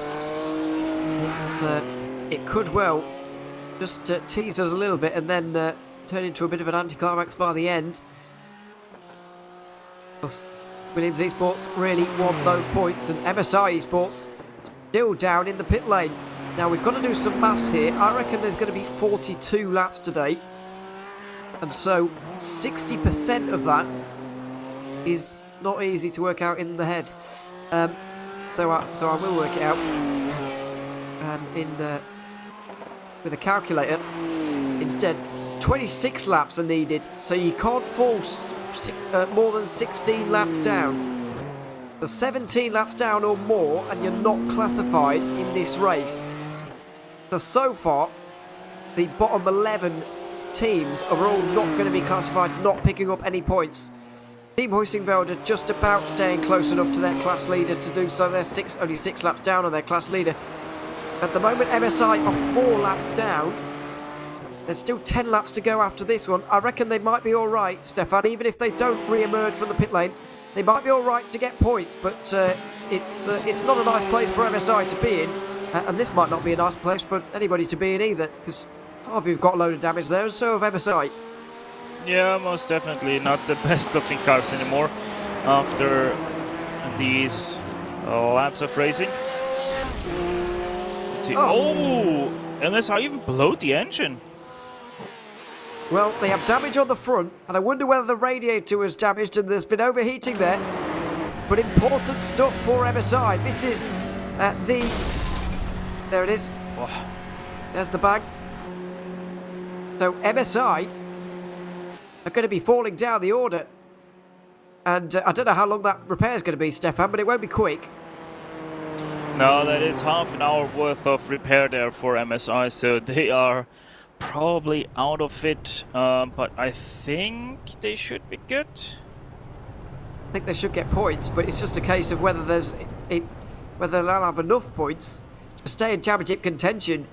I mean, there's a situation here, Andy, where this championship could very much become a 2-horse race in TCR, with SimRC, obviously, who are bossing this right now, and Pure Sims Esports, who are second right now. Yeah, and that still means there would only be, 3 points in it, so we're still set for a grandstand finish in the TCR Championship, but yeah, that was always something I thought we might see today, because coming in with 4 teams under such a small blanket as that, it was always likely that the herd would be thinned a little bit over the course of 6 hours of racing here today. That has been the case. Inevitably, a couple of championship contenders have had bad days and a couple have had good days, and for SimRC it doesn't get a lot better than this. They're almost, well, let's call that a minute now, clear of Pure Sims Esports in second position, so really for Pure Sims it's all about hanging on to that second place, because we've seen how close that the battling is for second on back in TCR. It's not beyond the realms of possibility that they could finish off the podium, and that would then hand a much nicer advantage to SimRC, especially because the TCR class tends to be one of the lower populated classes on the grid. I think we only had 10 teams score points before we came into today's race, so the chances of them finishing a long way behind Pure Sims in that decider, or vice versa, are pretty slim. So any lead that SimRC can build up today is going to be that little bit easier to defend when we get to Barcelona. But that is true, but you do have to finish as well, let's not forget. you can't just start the race and be classified. You've got to get to 60% to get points in this series. So that's worth 60% of your class leader's laps, to clarify even more. So that's what you need. And also, let's not forget that, well, where MSI Esports going to come out, I don't really know. They're already down to 7th. And we're not talking about mathematical contention for them, by the way. All 4 of them will be mathematically in contention. That's for most of the field, really. Every single car entered into TCR was in mathematical contention at the start of the day. But we're talking about realistic contention here today, which is a lot less obvious here after today's racing. It's been dramatic, Stefan, but I mean, have we seen a more dominant performance than SimRC here in this class for a while in the 24/8 Series Esports Championship? It's been, I mean, I can't think of a performance quite like this. No, I'm pretty sure that stands out quite nicely there, this performance of SimRC right now. You know, I just calculated, it was 60% you have to do of your class leader, if I remember correctly. So I've calculated with 40 laps that SimRC is gonna do, which means that 60% of that is 24 laps that they're gonna have to do. Team Heusenwald, that is. So seems like they're gonna be good with that, as they are now 7 laps down on that class leader. Oh dear. This is the recovering Pure Sims Esports car of Matthew Turnbull. The most ideal place to have an incident there at Now Forest. Oh, has a slide. Maybe not there. Slide well caught. Oh, nope. No, not well caught. It was being well caught, but I'm afraid just went wrong at the end. But already 5 laps down on the overall leader. 3 laps down on their class leader. Going to be more laps lost here by Matthew Turnbull. Gonna have to wait for this TCR to roll through before Turnbull turns himself around and is back going again. Well, a shame for them there, Stefan, but to be expected in terms of when you're on the grass like that in a GT4, it's difficult to save. Yeah, most definitely. And the worst thing is for the 416, that is their outlap right here.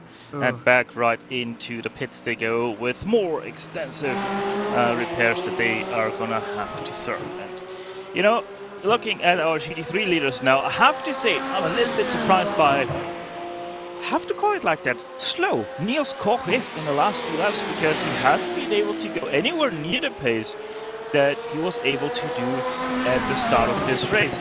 He has done an 8:18.827 last lap around, but his previous 2 laps, 8:21.5, 8:21.4, that is shockingly slow, and that's why they lost so much ground in the last 2 or 3 laps, because Williams has been able to continue on what they have been doing before, and even last lap they gapped Niels Koch by 4 seconds, though the pace is coming back into Niels Koch, and hopefully in the terms of BS competition, they are able to get him going again to where he was before and close that gap back in, because let's be honest, it still is only those 7 seconds, and that can be still very quickly made up.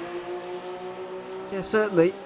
But BS competition will be concerned by this. And let's not forget, they're not going slowly per se. They were 3rd fastest of any GT3 on that last lap, just not quite quickly enough to keep Williams in check there. So, yeah, it's a difficult situation they find themselves in right now, as they do in 992, because I believe we're going to see pit stops here.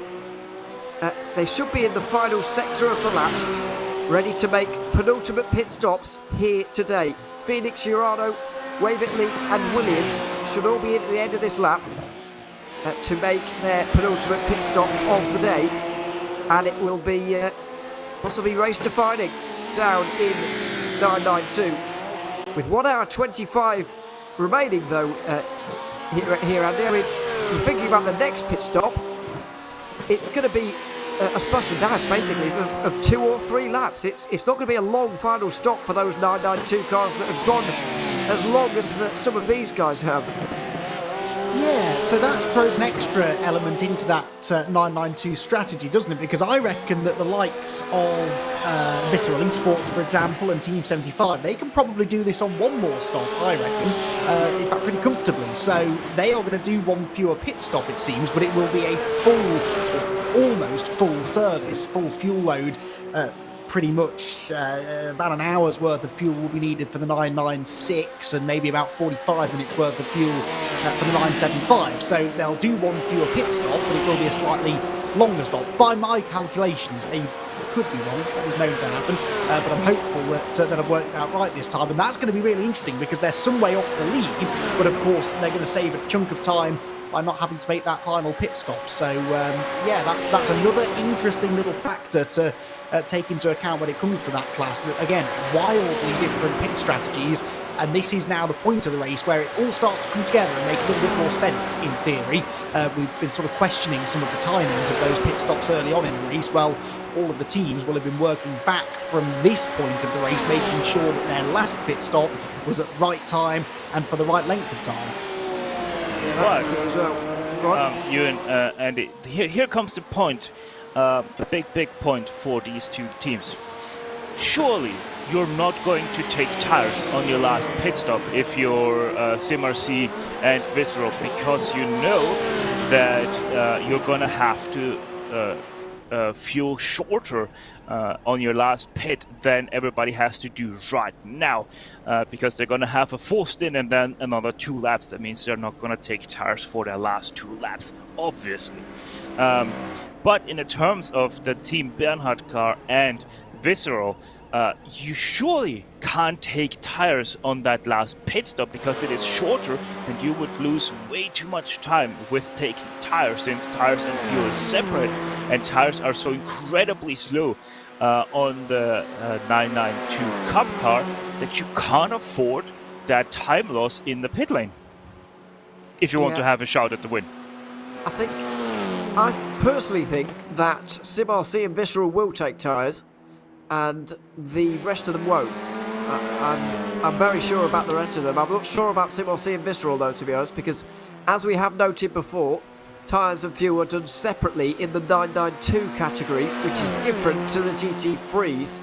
And this, Andy, is kind of my point about why it's a better idea, in my opinion. Do them separately, and then you get all this strategical intrigue that we just wouldn't have got otherwise in 992.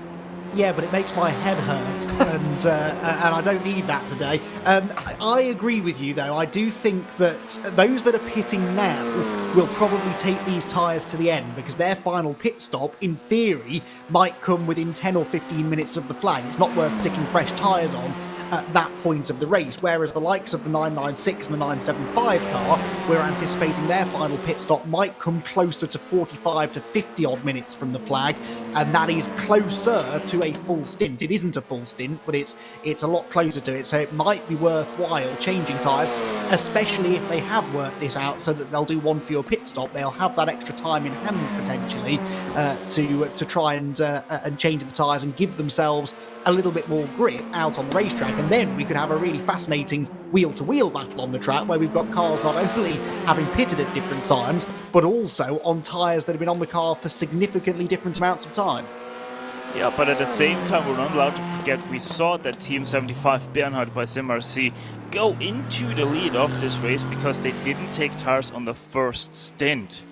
As we have problems for Urano, that's a GT4 car. Whoa. Meatball flag for the GT4 Urano Esports leading car. I didn't think it was tracking straight either, looking at some of those shots. The front right suspension looks to be knocked out of line. You're barely never going straight here at this circuit, so it's impossible to know. Oh, this no, it is wasn't the incident. It's just before Arenberg. Oh! And that is a heavy hit on the wall. That is a heavy hit on the wall. An hour and 20 to go here, Stefan. It's not ideal either. They'll have to pit, and they'll have to pit again. This won't be their final pit stop of the day.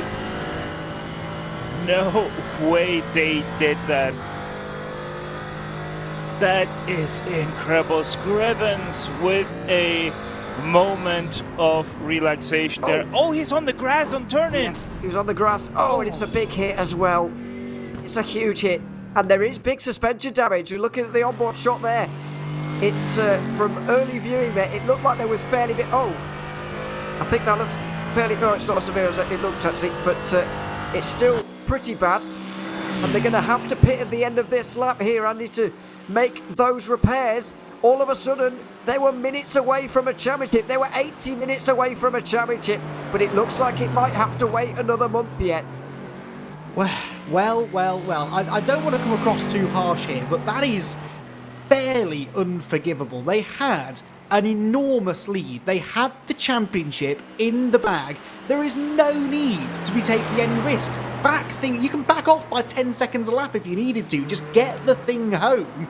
Even if somehow they ended up losing the win and finished second, that is still a good enough result for the championship. There is no excuse for making a mistake like that, and they will be absolutely kicking themselves. I mean, look, clearly they didn't go out there intending to take big risks. It's just, the drivers get in the zone, they get into the rhythm, and they start sort of, they don't want to back off. You hear drivers say all the time, it's a bit of a cliche actually, that as soon as you back off, you're more likely to make a mistake. But that isn't really true. If you're pushing to the limit all the time, especially around a track like this one, the mistake is just waiting to happen, and you will not get away with it, especially at a fast part of the track like that, where there is little to no runoff. So, look, it won't cost them the championship, more than likely, but just imagine for a second, and this is something they won't want to think about, imagine they turn up at Barcelona, the championship hasn't been won yet, and they get caught up in an incident, they don't finish, they don't score any points.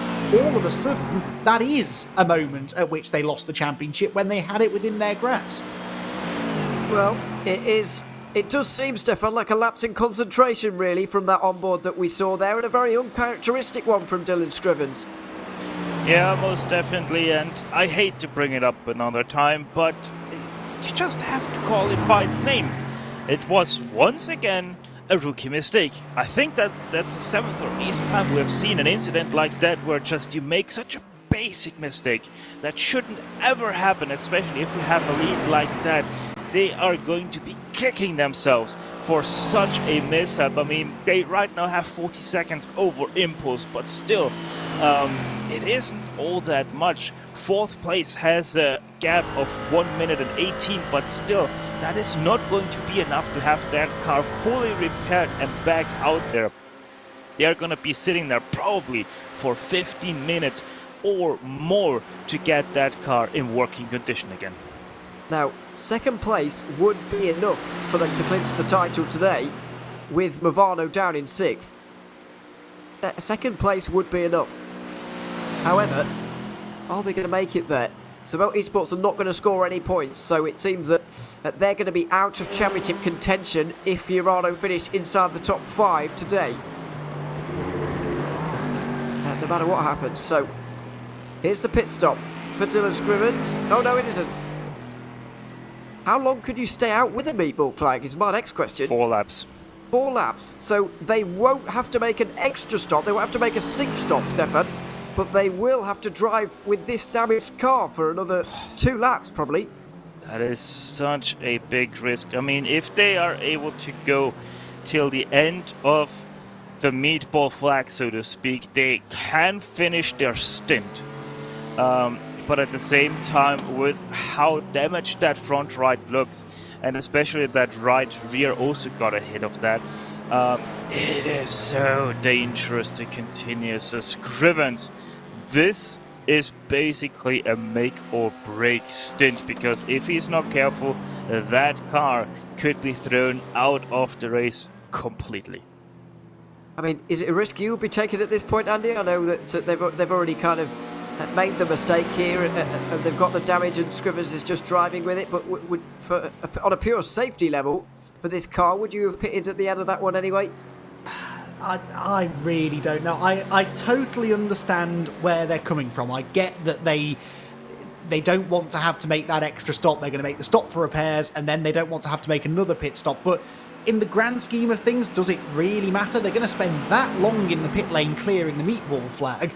that they're probably going to end up losing, you know, a lap or more anyway, perhaps 2 laps. So does it really matter? I don't think it's actually going to save them a huge amount. And you're right, they are just running the risk of, you know, making a mistake. We've seen how unforgiving this place is and how easy it is to make a mistake. And that's with a perfectly healthy car. If you catch a curb or a bump a little bit wrong with a damaged car, if you have a snap of oversteer on corner entry into a high-speed corner, you haven't got a hope of catching it when the car is as broken as this one. So I think it's a big risk. I'm not convinced that the reward is really worth it. I think the best thing to do is just damage limitation right now, because if they pitted now, got the damage fixed at least to a point where they've cleared the meat ball, then, you know, at least then they've got a good chance of avoiding any further incident, because another incident now is just going to ultimately cost them more time when they have to come in and get the repairs made. Yeah, it certainly is. And they've already got some repairs to make when they get to the end of this stint now. Well, you can't beat the drama of an endurance race.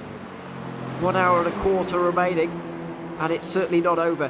In TCR, the final pit stops have been made. Kieran Harrison is at the wheel of the Sim RC car to bring that one home now. Ross McFarlane and Robin Monster have been left out here, Stefan, to battle for second place in TCR. It's important for Pure Sims to stay as close as they possibly can in the championship. If it were to end right now, the gap between Pure Sims and Sim RC would only be 3 points, and in which case a win would be enough for both of them. So it's very finely poised right now, but Pure Sims need these points. Yeah, and if you're in the shoes of Pure Sims, who do you want to have in the car in an important stint like this? No other than Ross McFarlane, one of the best drivers the TCR class has in offer. So right now, this is great for Pure Sims. Yes, they're having competition here in the name of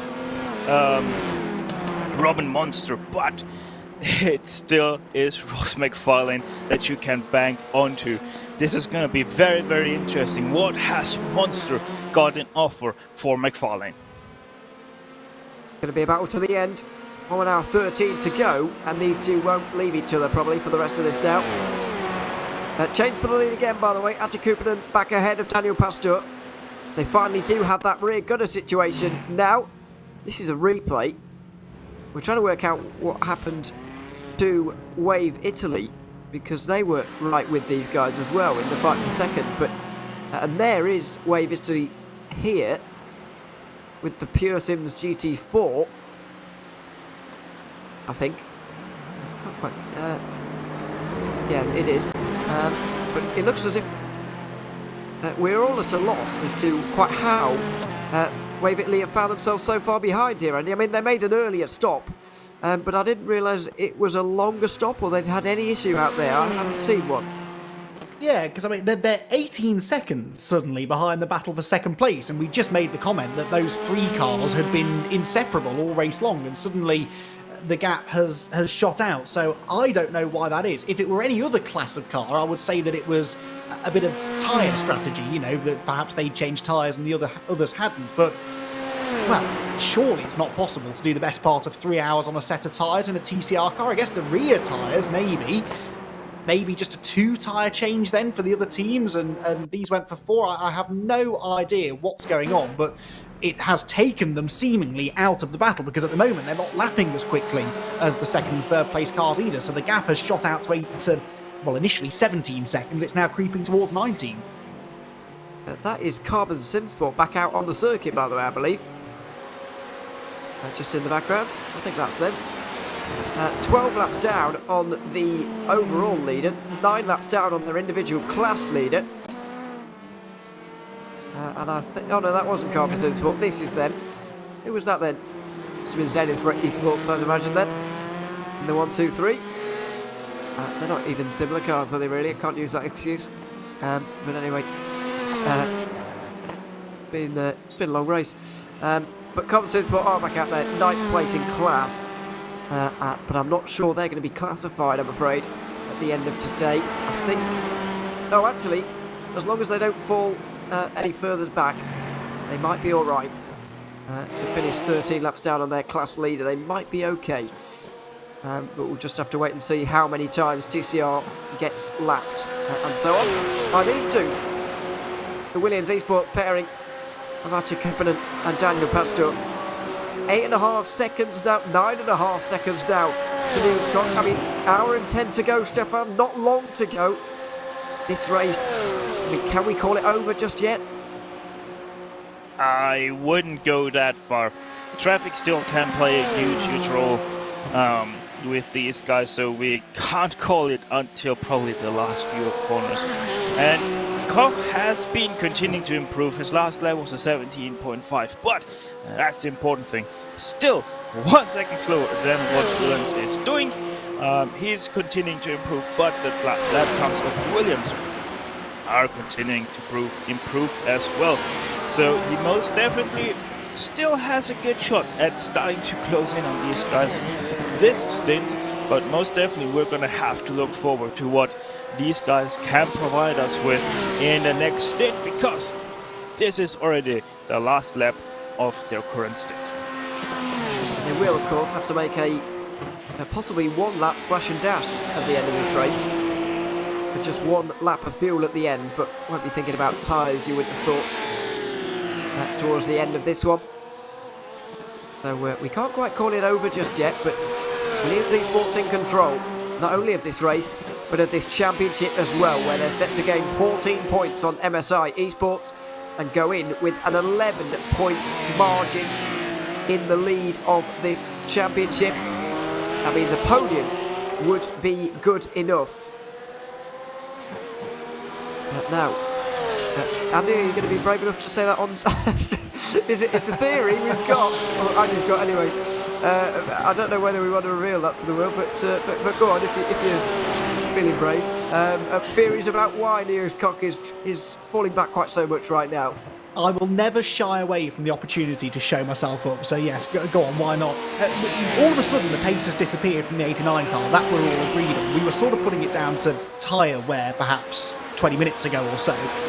But you've just made me think of a possible alternative. You've just mentioned the fact that there will likely be a splash and dash at the end of this race for the GT3 cars. It looks like they're going to be a lap short on fuel based on the stint lengths that they've been doing up until this point, because they're not quite reaching an hour per stint. Is the BS Turner car trying to save fuel?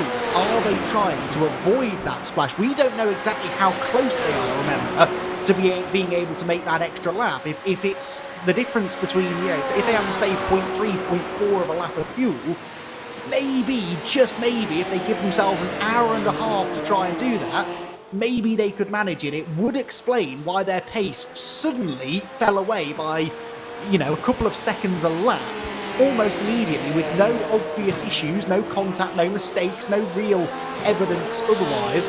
It's a possibility. I'm not saying I'm right, I rarely am, but it is a possibility.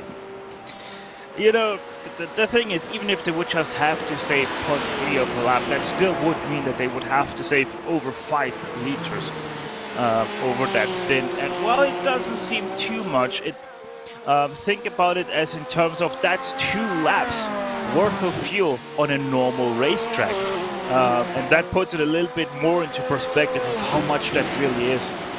So I'm not 100% certain that is actually going to be something that BS Competition is after. I just think that Niels Koch didn't warm up enough, and that's why it took him so long to get back into the rhythm of this car, because obviously this car, and especially the track, is a little bit different from where he left when he gave the car to Quirmbach. I must be more impressionable than I thought, because I could have happily gone along with both of you there, to be honest. We've just had an accident, by the way, for Pure Sims Esports. We'll get back to that discussion in a moment. But in GT4, Pure Sims have been having a bit of a disaster today. And it is with Visceral in the 992 category. That is why it is so important. Visceral, one of the contenders for the race win in the 992 Cup category. Every moment is important. Every lapped car is important. Oh, a bit of an incident. Up and over for Pure Sims. And almost parked very nicely. That's well parked on the top of the barriers there.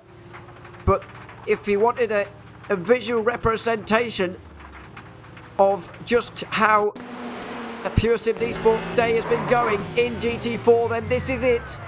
Up onto the curb, onto its roof, and up, stuck on the barriers. Not a nice incident there, Andy, and not a good one either for Visceral, who could find themselves in trouble for that. That is a really tough one to call. I'd like to see that again, and I'm going to get my wish as well, because I think there was some code involved, first and foremost. That's always a handy get-out-of-jail-free card for drivers to play. Yes, there was. It was also, I mean, as the Nordschleife goes, that's as close to a straight as it gets, so I can kind of see why they went for it. I do think it's another one of those low percentage moves, but hey, they are fighting potentially for a win, and they know that they're on this alternate strategy as well. This is the best view. I mean, the gap's always likely to close. He does breathe off the throttle, in fairness, sort of realises that that's a bit of a risky move to be making, but I don't think it's the worst bit of driving we've seen in traffic today. And I would be surprised if a penalty was applied, but it really could go either way now. That's a tough one. It is a very tough one. I wouldn't like to call that. I don't know which way race control are going to go. It's either going to be a no further action or a fairly severe penalty, I think. I just don't know which way it's going to go, but I would lean towards racing incident if I was in the stewards' room personally. Let's wait and see, though.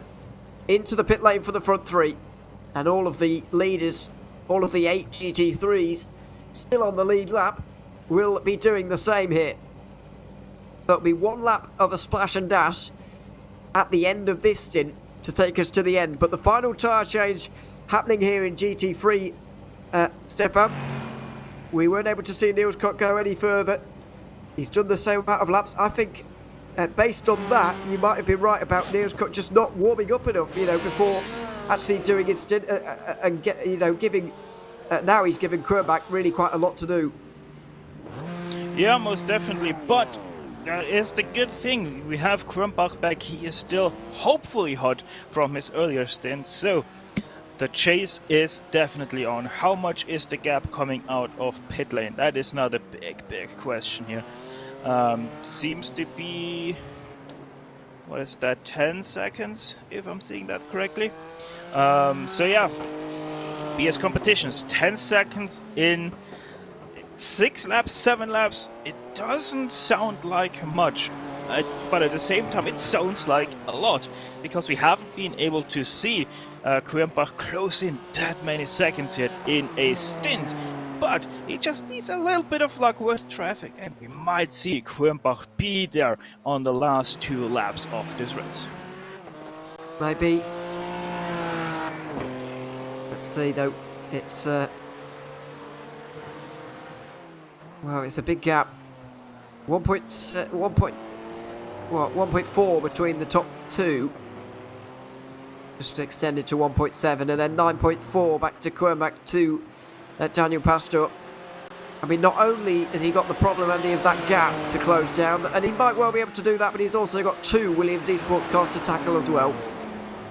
Yeah, that's it's a big ask, isn't it? He would have to start finding some pretty exceptional pace, really, and the sort of pace that we haven't seen from him so far in this second half of the race. But you never know. He might be able to dig deep and find it. The gap already going out though by about half a second or so, just on his outlap. So on cold tyres, it seems that the BMW is struggling a bit more than the Porsches, who, by the way, had slightly different length pit stops. So the 55 car, perhaps because it spent a bit more time in the slipstream than the 5 did, had about a 1.5 seconds quicker pit stop, which is why it's come out a 1.5 seconds ahead of the number 5. So for the time being, those Williams Esports cars separated ever so slightly, and it might just take them a lap or so to come back together again and get back into the slipstreaming formation that they've been running in for near enough the entire 5 hours we've had so far. And guys, just to shoot quickly in here, we have a result on the protest for that incident we saw between the 416 and the 996 of Visceral. The outcome is NFA. No further action will be taken here, so Visceral with quite the lucky outcome on that incident. Yeah, they've gotten away with one there, but I do think that's the right call. I do think that's the right call based on what we've seen. I don't mind that call at all. I think Pure Sims Esports may have a different opinion of it, but I think that is the right one. So, 60 minutes remaining here at the Nürburgring Nordschleife in what has been a fantastic 24-inch Series Esports race. So far, Williams Esports are leading by 1.7 seconds. The 1-2 for them right now. The real story, can Felix Squirnbach catch them? Lucas Yestan is going to bring home 4 for Billa by the looks of things, with Team 75 burnt up by Sim RC in a bit of a battle for 5th place with Pure Sims Esports and Riley Sim Racing. The biggest argument over a race win, I think, is going to be in 992. Jürgen Frank currently leads there for Sim RC. Then it's Visceral Esports, who have just gotten away with a bit of an incident. Urano Esports have just passed Phoenix Racing Esports to get onto the podium, but their pit stop's going to be shortest of the front 3. Then Waverley Racing Team round out the top 5, although Simone Passoni has lost a bit of time and is now 3/4 of a minute behind. Behind the next car, that is. Nearly 2 minutes behind the leader. In GT4, we've seen a lot of attrition today. Urano Esports are still leading. We're waiting for their next pit stop. I think their pit stop is going to be very soon. Could even be in the next minute or two. They've lost about 15 seconds ever since their dramatic incident at Schwedenkreuz. They've got Impulse Racing chasing them down, with Hydra Race, Geodesic Racing, Torque Freak Racing and Sim RC rounding out the top 5 there. With SLC Movano Corsa needing a little bit more to keep the championship alive. This is the story in GT4. Just quickly while that happens, Sim RC are still leading in TCR with 1 minute 11 of an advantage. Pure Sims and Impulse are fighting over second. Waverley Racing Team look like they're going to finish third, ahead of Fast Repair Motorsport Simify, who look pretty comfortable in 5th. Now the big story here, Andy, Urano Esports into the pit lane. How much damage has Dylan Scrivens got to repair? Yeah, I mean, fair play to Dylan. You said he'd lost 15 seconds. That's not a lot given the state of that car, so he's done well there actually to limit the damage, but it will take a while to get the damage repaired. That's something that I've definitely noticed with the GT3 cars, and I'm going to imagine that it translates to GT4 too. Damage that perhaps is only costing you a second or so a lap on a regular length racetrack can still take 15 minutes or more to repair in the pits. So it's a bit frustrating, really, because you kind of feel like it shouldn't be a meatball if you're capable of running at a competitive pace. But that is the way it goes, unfortunately. So we do have a lead change then. Impulse Racing into the lead. But it all depends how long that Urano car is going to be sat in the pit lane and what sort of state it's going to be in when it comes out, because they almost certainly won't repair all of the damage. They will clear the required repairs, but they will leave the optional repairs there. I think they should be all right based on the pace they were running then, even with a meatball, but it's not going to be in fully fighting fit condition, and that might just hamper them in the final 40 minutes or so. Now, as Visceral Esports come in 992 as well, I think there's going to be a driver change here for Dylan Scrivens. Going to be a driver change. There's Visceral, and they're out. Vince Peters not waiting around there at all. I think it's going to be a pretty regular length pit stop for him, though. So, clearly, Stefan, I think they've decided that tyres are the way to go for Visceral. Yeah, for Visceral, it's pretty much a no-brainer to get these tires because there are 56 minutes still to go. So they're most definitely going to use nearly all of their tire here. But I'm still questioning what Bernhard is going to do. Bernhard by Sim RC, because remember they were the car to go on a two-stop on a two-stint strategy with the tires on their first pit stop. They didn't take tires, and it worked out quite nicely for them because they barely dropped off pace on the end of that second stint. So my guess is that they're going to try it once again. That first stint was a test, and now it's going to be the real deal. And I'm pretty sure, or at least I would be very surprised if they will take tires. Well, I think it partly depends when they pit and how long there is to go when they do pit. That will play a big role in that one. But yeah, they might well skip tyres. We'll obviously keep our eyes peeled. So Felix Kronbach is gaining. 8.7 seconds to Williams Esports here, Andy. 55 minutes to go. I'm going to say 8 laps to go in this race. He needs to gain by at least a second a lap to have any chance here. Which he is, and then some at the moment, so he's doing everything that he can, but we saw this in the previous stint. This BMW is very, very quick in the first half of a stint, and then seems to drop away in the final 20 minutes or so. So, I mean, in a way, it doesn't matter. They've got to make a run at the Williams Esports cars, and they've got to start making that run now, try and get the gap down, and just hope for the best on the tyres. But you're right, this is going to be a significantly quicker lap for the BMW than the Porsches ahead, and this is just giving them a glimmer of hope. They might just be able to ask some serious questions of Williams by the flag, but even if they can catch them, what will their tyres be like, and what will they do at that final pit stop? Again, there is an argument to say saving a bit of fuel at this point is not a bad thing to do, because you can shorten that final pit stop even more. And when you're talking about just a few seconds worth of fuel that needs to go in, then any seconds you can gain from that could prove to be significant. Well, he's going to come down to the wire there. Also tense moments in GT4 as Dylan Scrivens takes his final pit stop of the day, and he's still on the pit lane. Still 6th place. Still getting repairs here, Stefan. It looks like this championship's going to be open and alive for one more race. It is going to go down to the finale. Yep, and they're most definitely going to be stopped for quite some time yet, because they've only been stationary for about 4 minutes and 45, rather, they have been in pit lane for 4 minutes and 50 seconds now, and I'm pretty sure that that is going to be much, much longer yet, because I'm guessing by the way that they hit that barrier that they're going to be in pit lane for at least 8 minutes.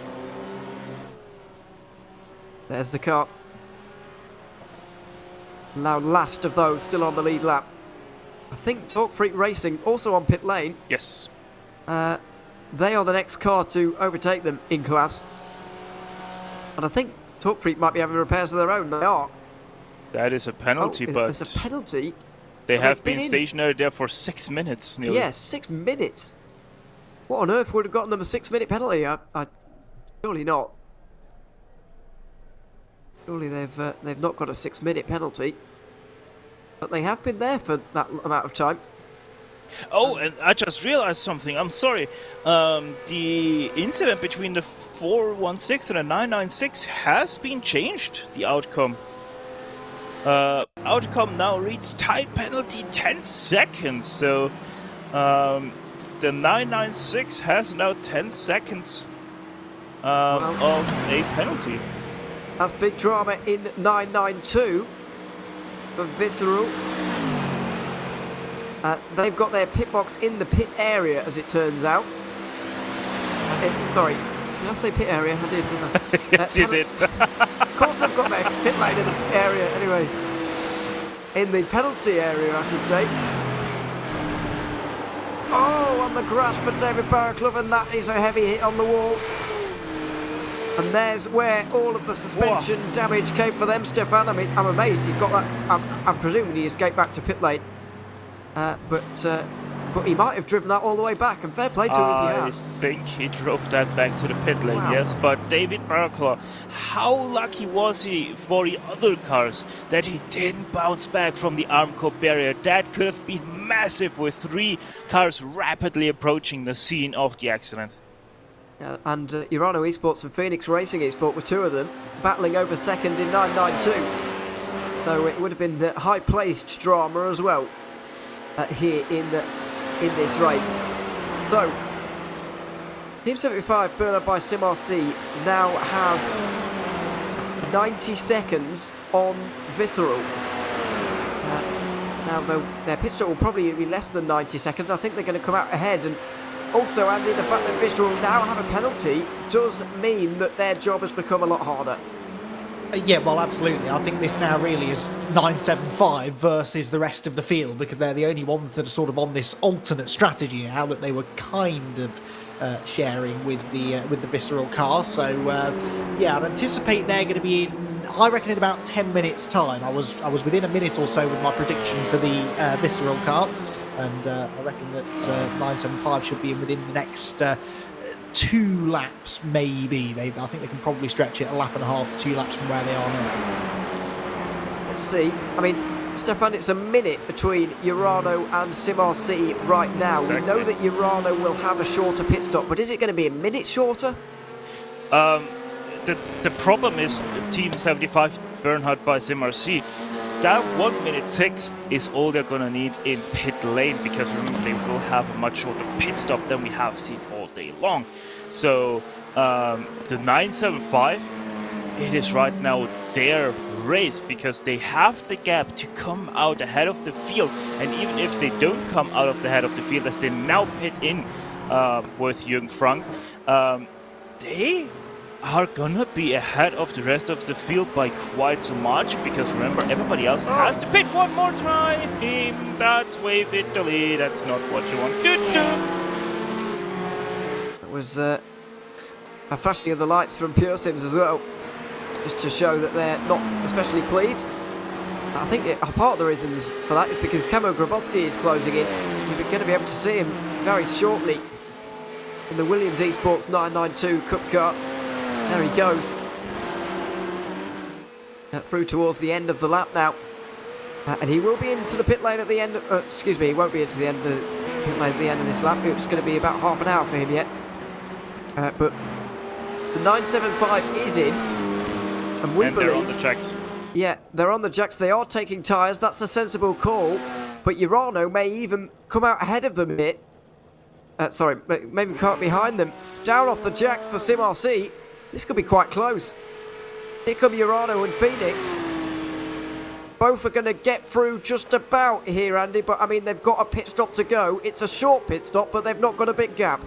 No, exactly. They're still going to want 20-odd seconds, aren't they, really? Because it's the time transitioning up and down pit lane that takes so long. You know, the actual stationary time is a drop in the ocean. It's the time you spend coming in, getting down to the pit lane speed limit, trundling along what is a fairly lengthy pit lane as well, and then coming back out again the other end. So, yeah, they'll have a little bit of a margin here, but I don't think it's going to be quite enough, and there is no way, as far as I'm aware, that they're going to be able to stretch the fuel to the end. They will have to make that final stop, and I think that does firmly put the ball in the court of the Team 75 car. And worth clarifying as well, the 905 Phoenix Racing car in second, they're on the same strategy as Urano, so they're also going to have to make that one extra pit stop too. So I think that the car on your screen now is in the best position for the class victory, especially since they've just taken on fresh rubber as well. We don't expect the other two ahead of them to take on those fresh tyres, so even if they do come out behind,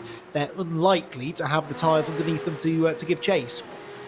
Well, it seems, Stefan, that the short pit and go as fast as possible, go absolutely bananas on these tyres, has been the right call here. I mean, don't want to speak too early, don't want to sound like the Team 75 entry has got it won just yet, because they of course haven't. But they're in a really strong place, and it seems that their strategy looks like the right one.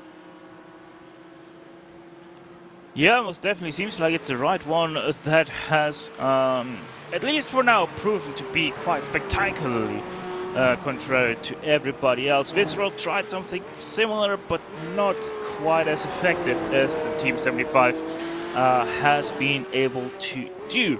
Obviously, as you said, this is far from 146 minutes still to go. This means 46 minutes where we can see big leads demolished by one small mistake. And most definitely Urano Esports can tell the story there, because still in pit lane 12 minutes since they crossed the pit entry line. Yeah, certainly. Thomas Griffin still down on pit lane. In GT4. SLC Movado, of course, are going to try and get what they can from this race as well, to try and close that margin as much as possible. They came into today 33 points behind. There's only 40 available at the final race, so they need as many points as they can possibly get. Tommaso Carla at the wheel of that car now. I think he's going to be fourth. And at the moment, that's a gain of 5 points. Still gives a 28-point deficit. But even so, it does make you wonder a little bit as well, Andy, about what that's going to do to Urano Esports. I don't think for a second that their confidence is going to be gone, because they've won 4 out of 4 races so far before this one. However, it's just a shift in momentum, maybe at the wrong time going into the last race.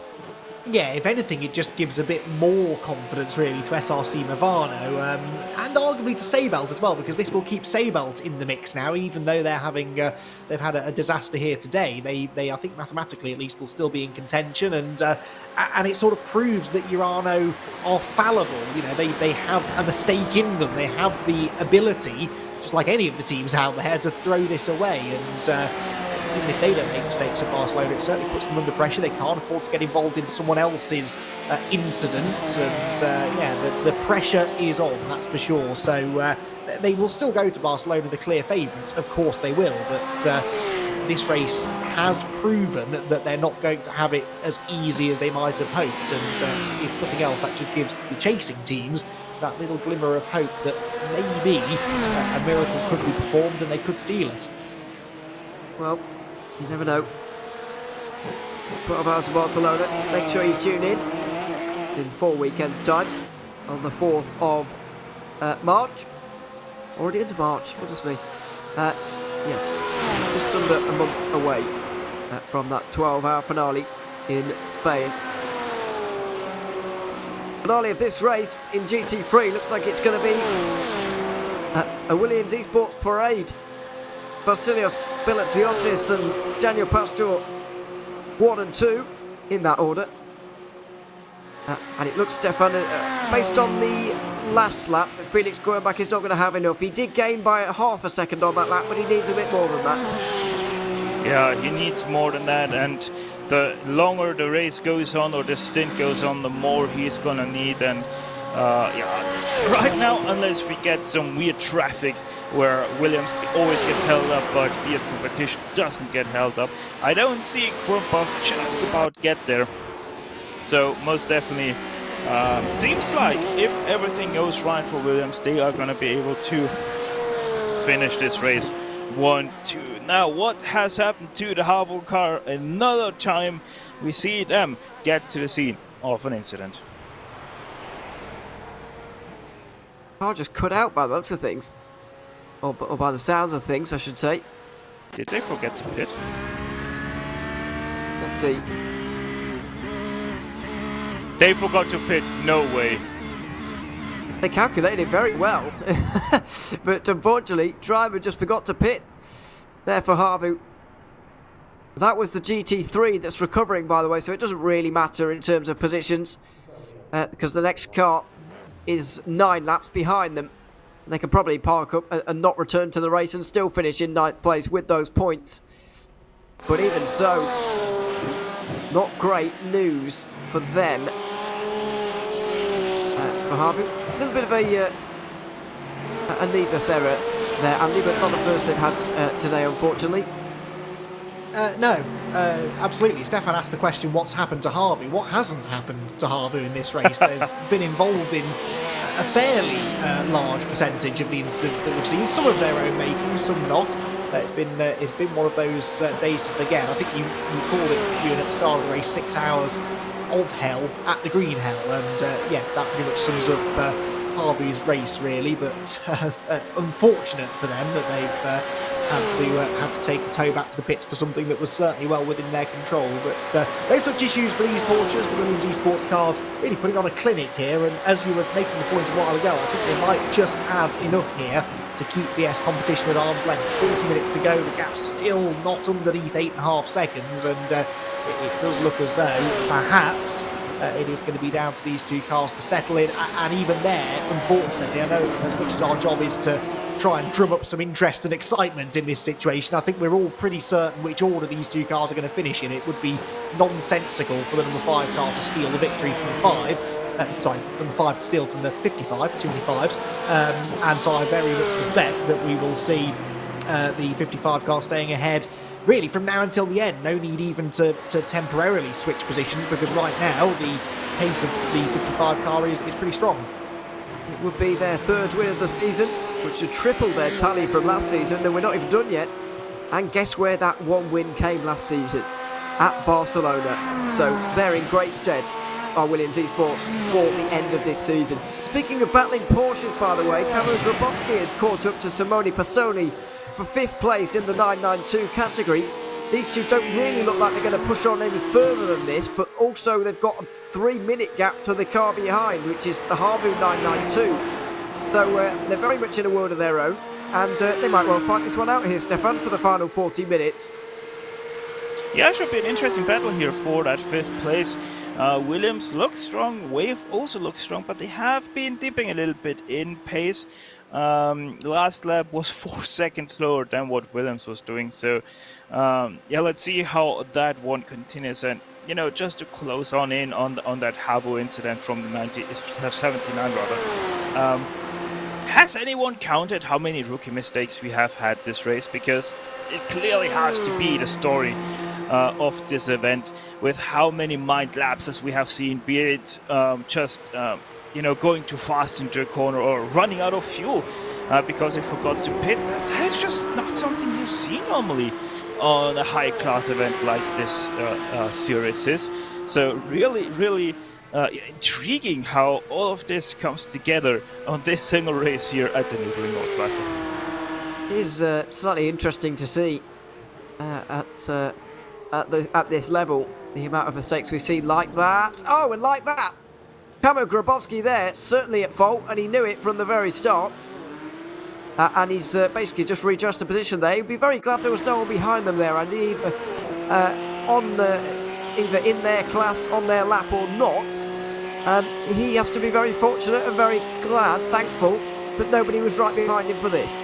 Racing drivers often go out of their way to prove commentators wrong. It's nice to see one of them listening to us and trying to prove our point. That was a little bit careless, just rolled into the corner a bit too fast, and Kamil, as you said, realised he was in the wrong and immediately redressed the situation. And actually, at this stage of the race, might get away with that, because it's not like it cost either of them a position or even realistically a chance at a position, and it's likely damaged his car more than the car that he hit. You can see the crumpled nose of that Porsche, and that is likely to slow them down for the remainder of the race, really. But yeah, definitely a bit careless. It is the way that you negotiate that corner. You sort of brake hard and then roll through the centre, but you've got to be aware of what's around you.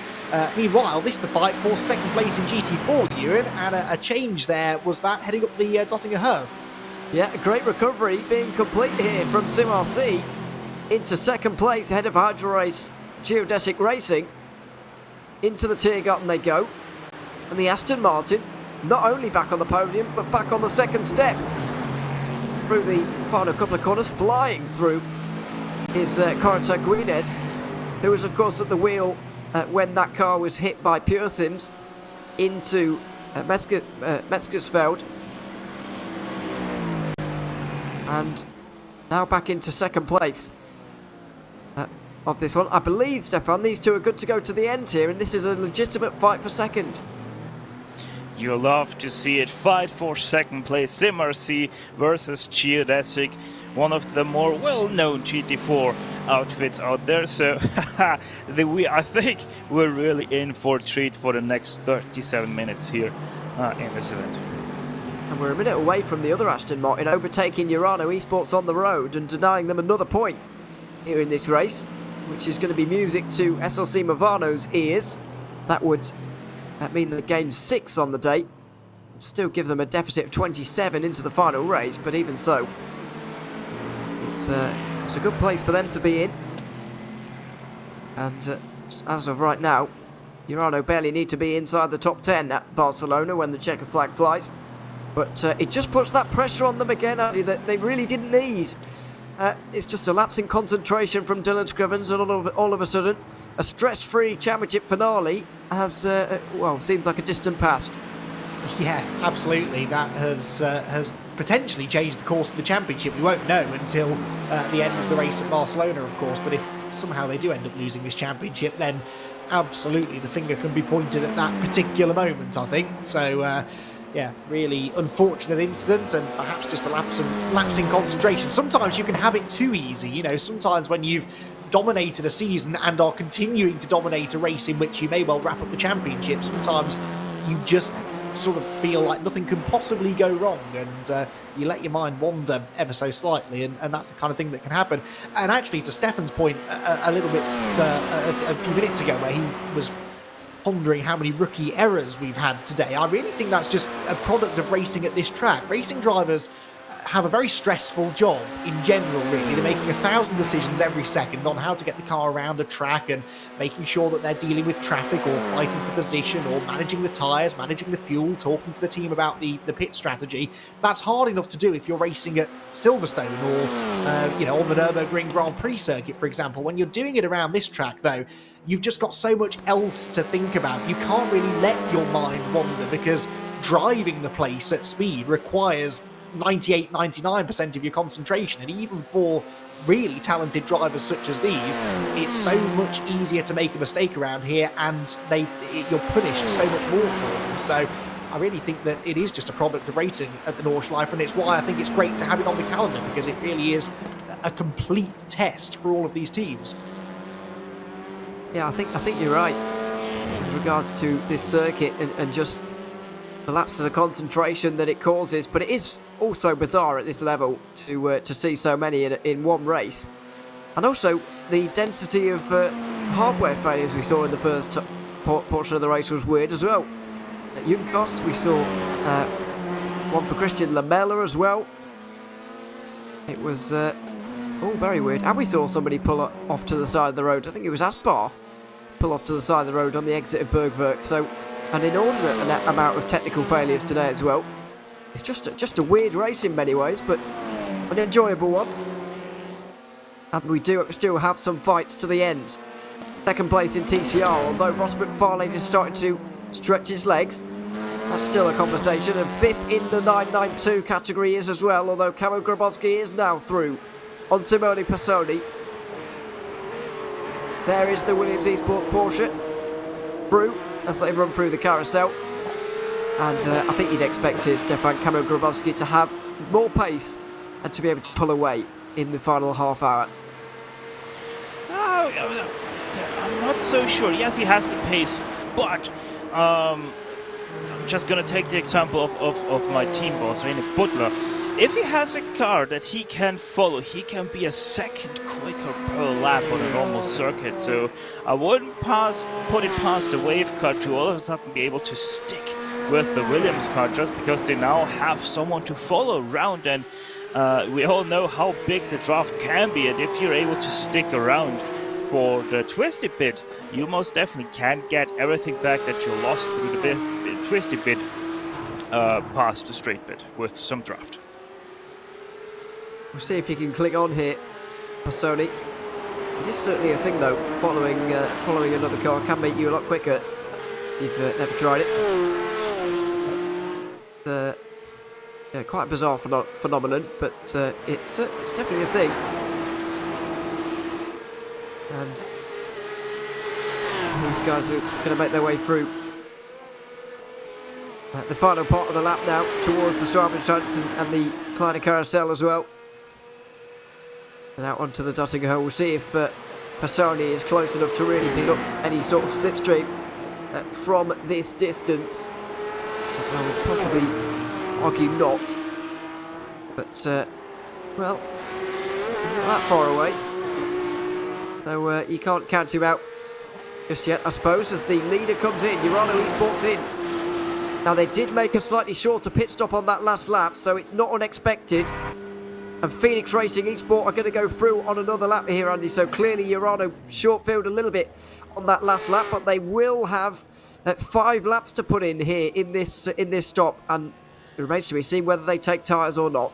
Yeah, and whilst it might not make a big difference for the race win, it might cost them a place ultimately to Phoenix Racing, who, as you've said, have gone on to that extra lap, so a bit less fuel for them when they stop, and it might just leapfrog them ahead of the Urano car, but there goes the that's the visceral car, isn't it, down into the first corner, the hairpin at turn number 1. And they've given it their absolute best shot in this race. Not quite going to be enough, it seems, for a race win, but certainly some of the podium places, I think, potentially still up for grab here, depending on the length of pit stop for this car when it eventually makes its stop from the race lead, and it should then be the Team 75 Bernhardt by Sim RC car that inherits a race lead probably inside the final 25 minutes. Important for the championship as well that Alexander Tibb stays as close as possible to Vince Peters, because of course, Stefan, we've got that 10-second penalty to factor in for Visceral, and the gap is 10.4 right now. Could be quite nail-biting for second place, albeit not an on-track battle. It might well be a bit of a hot lap. Yeah, most definitely it is going to be very, very interesting what they're going to be able to come up with. So we're most definitely going to have to keep a close eye on the Visceral and Urano cars and see how that is developing. And by the way, I just saw on our tower that Wave has gone back past Williams just now. So the battle for 5th place, anything but done. I thought it was absolutely done, but clearly not. Simone Passoni has been able to get back in front of the GT veteran Kamil Grabowski, driving the World Championship back in the day when it was a thing, and looking for the top 5 again here in the 24H Series Esports Championship. Not going to look up the inside just there. Of course, 7th place in the championship right now. Still yet to find a podium on Williams Esports, but be another double point score. Here, is it looking inside at the final chicane? Well, that would have been brave. Not able to do it. Maybe into the corner before the Nordschleife. Looking up the inside of an impossible gap for Kamil Grabowski. There's contact again there, Andy. It's not for the first time in this battle. And for the second time, he's going to wait. And that was the most predictable bit of contact we've seen all race long. I knew the second that he stuck the nose up in the inside into the chicane that he was going to then try and do the same into the next corner, and it just doesn't work. He wasn't close enough. You don't do enough braking into that corner. You'll see here, coming out of the chicane, okay, so he gets the better exit. Just because you have a run doesn't mean you have to go somewhere with it. The gap was never there. The inside line was covered, and Kamil knew it as well. As soon as he made contact, he knew he was in the wrong, pulled off to the side of the track and redressed the situation. Well, if you know that you're in the wrong for doing it, and it was fairly obvious going into the corner what was going to happen, maybe there was an argument for saying he should have waited a little while longer, and it's not over yet because they continue to run nose to tail. This has got trouble written all over it, Ewan. Well, it has. Flugplatz nearly taking flight there, the two of them, as they go through there and now towards Schwedenkreuz. Grabowski in the slipstream, tucked in, but won't be able to make a move through here, surely. I mean, to be honest, I do think with the line that Passoni took through the chicane there, that, you know, the pass was on into the left-hander, but then again, Wave Italy did defend, you know, quite stubbornly to the inside, and there wasn't a big gap. I think Grabowski could have managed to get up on the inside there if he placed his car a little bit tighter to the inside, but I don't think the move was ever going to in an overtake. He just would have avoided an incident. But either way, I don't think any of that matters anymore, because Passoni recovered, got back onto the road, and they're back pretty much where they were here, Stefan. We're almost definitely resigning ourselves to a battle for 5th place here, though. The others are getting away now.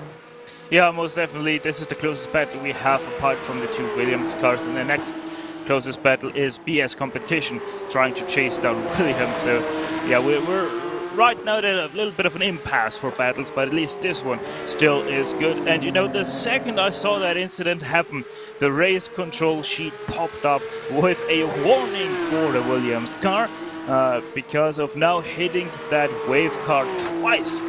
They most definitely have deserved that warning for right now, and hopefully that's a warning they are gonna take to the heart, because another hit with that Wave car and they might actually look at a penalty because of that. Yeah, I think because of the 2 previous bits of contact, Andy, I think if there's a 3rd bit, then no matter whether they redress the position or not, I think there might well be a penalty for sort of careless driving. Yeah, absolutely. And to be honest, the only reason there hasn't been a penalty already, I think, is because they have redressed it and no other cars are close enough to capitalise. But here we go again. We're going to go side by side around the outside this time. This is brave, and it might actually work this time. Camille's got his nose ahead, and he will take the place. Understeer's a little bit wide on the exit, though. And, of course, he's now providing the slipstream for Pisoni as they climb all the way up the hill now towards one of the fastest points on the track. So this isn't over yet, but he did at least manage to make the clean move that time. But yeah, absolutely, he's avoided the penalty so far because it's been sort of no harm, no foul. The next time, though, it may be different. That's not really sensible. Side by side again, and Pisoni up the inside line. This will become the outside in a moment, though. And if he hangs on around the outside here, he is asking for trouble, which he does. There's contact. He's in the barriers. Who saw that coming? You were able to see that coming from a mile away. My goodness. He tried it, but just turned in too early. Grabowski was on the inside. There was wheel-to-wheel contact. It sent the Wavitli car to the outside line. It is possible to go side by side through there. That was a bit of a close moment there. And 2 wheels on the grass were required briefly. But here it is. And I actually think that Pisoni was trying to back out of it in a way, Stefan. Because if he was trying to go around the outside, he would have sent it in deeper. But he actually broke early there, but just misjudged where the Williams Porsche was.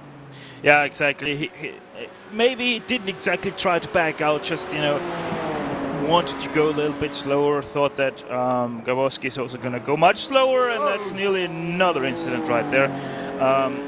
Just turned in too early. It's simple as that. That was all his own doing. Grabowski had nothing to do with that, except that he was the car that the wave car did hit, and then obviously got sent straight into the scene of the accident, right into the Armco barrier. Kind of lucky that iRacing doesn't simulate Armco barrier damage as well, because then we would have seen a lengthy repair of that section of the barrier, because that was a massive hit.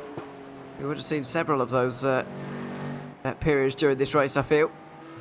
By the way, the leaders are not far behind Pisoni. The overall leaders, that is. The 2 Williams cars, still 7 seconds over BS Competition. Quernbach is gaining on them again, but just not quickly enough, because they're coming up to 3 laps to go now in the race. They've got 2 laps left of fuel. They'll have 3 laps to go. So there will be a splash and dash. But this Wavitli car is 8 minutes 3 behind the leaders. So won't be far away. There is the leader, and the Torque Freak Racing car as well, the GT4, also out there. Where's Dylan Scrivens? Dylan Scrivens is back out there again, but quite a long way behind Torque Freak Racing. Might be able to close in on Junkos Racing Esports though here, Andy. 30 seconds separating them from a point. Dylan Scrivens may be pushing quite hard for that one, because it may well be worth it. Well, absolutely. Could make the difference for the championship, couldn't he? There is the Urano car. As you can see, they didn't patch up all of the damage, but they cleared the meatball, and he is at least able to continue to the flag. And we saw the car wasn't that slow anyway, even when it did have the meatball. So we'll monitor that situation, monitor the situation with the leaders as well. Like you said, that gap's suddenly coming down quite rapidly. It's under 7 seconds now. Perhaps traffic having something to do with that, holding up the Williams Esports Porsches. And of course, as you also made the point, they're about to catch the ailing Simone Pisoni's Porsche, which is sort of wriggling and sliding its way around the track with all of that damage. Now, hopefully they catch him. They have already caught him on the Dottingerhurst. That was the perfect situation there for the Williams cars. Let's hope now that Felix Quernbach doesn't catch him through Tiergarten. That would be a little bit unfortunate. There is traffic here for the Williams cars, and this is a slightly concerning trend now in the second half of the stint. All of a sudden, the BMW starting to lap quite a bit quicker. It is 6 seconds now, the gap between BS Competition and Williams Esports.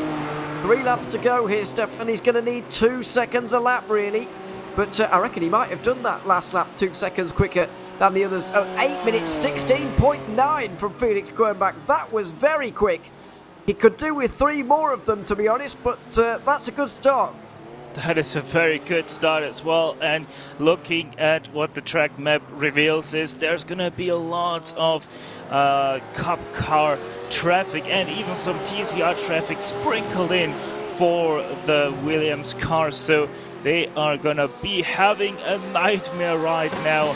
They need to have clean laps. They need to have good lapping maneuvers right now, because if they get held up behind a Cup car or a TCR car, which would be even worse, that PS competition BMW will be there right away. As I said, it is over, but if they have bad luck with traffic and PS competition has good luck with traffic, this could still be a battle for the win.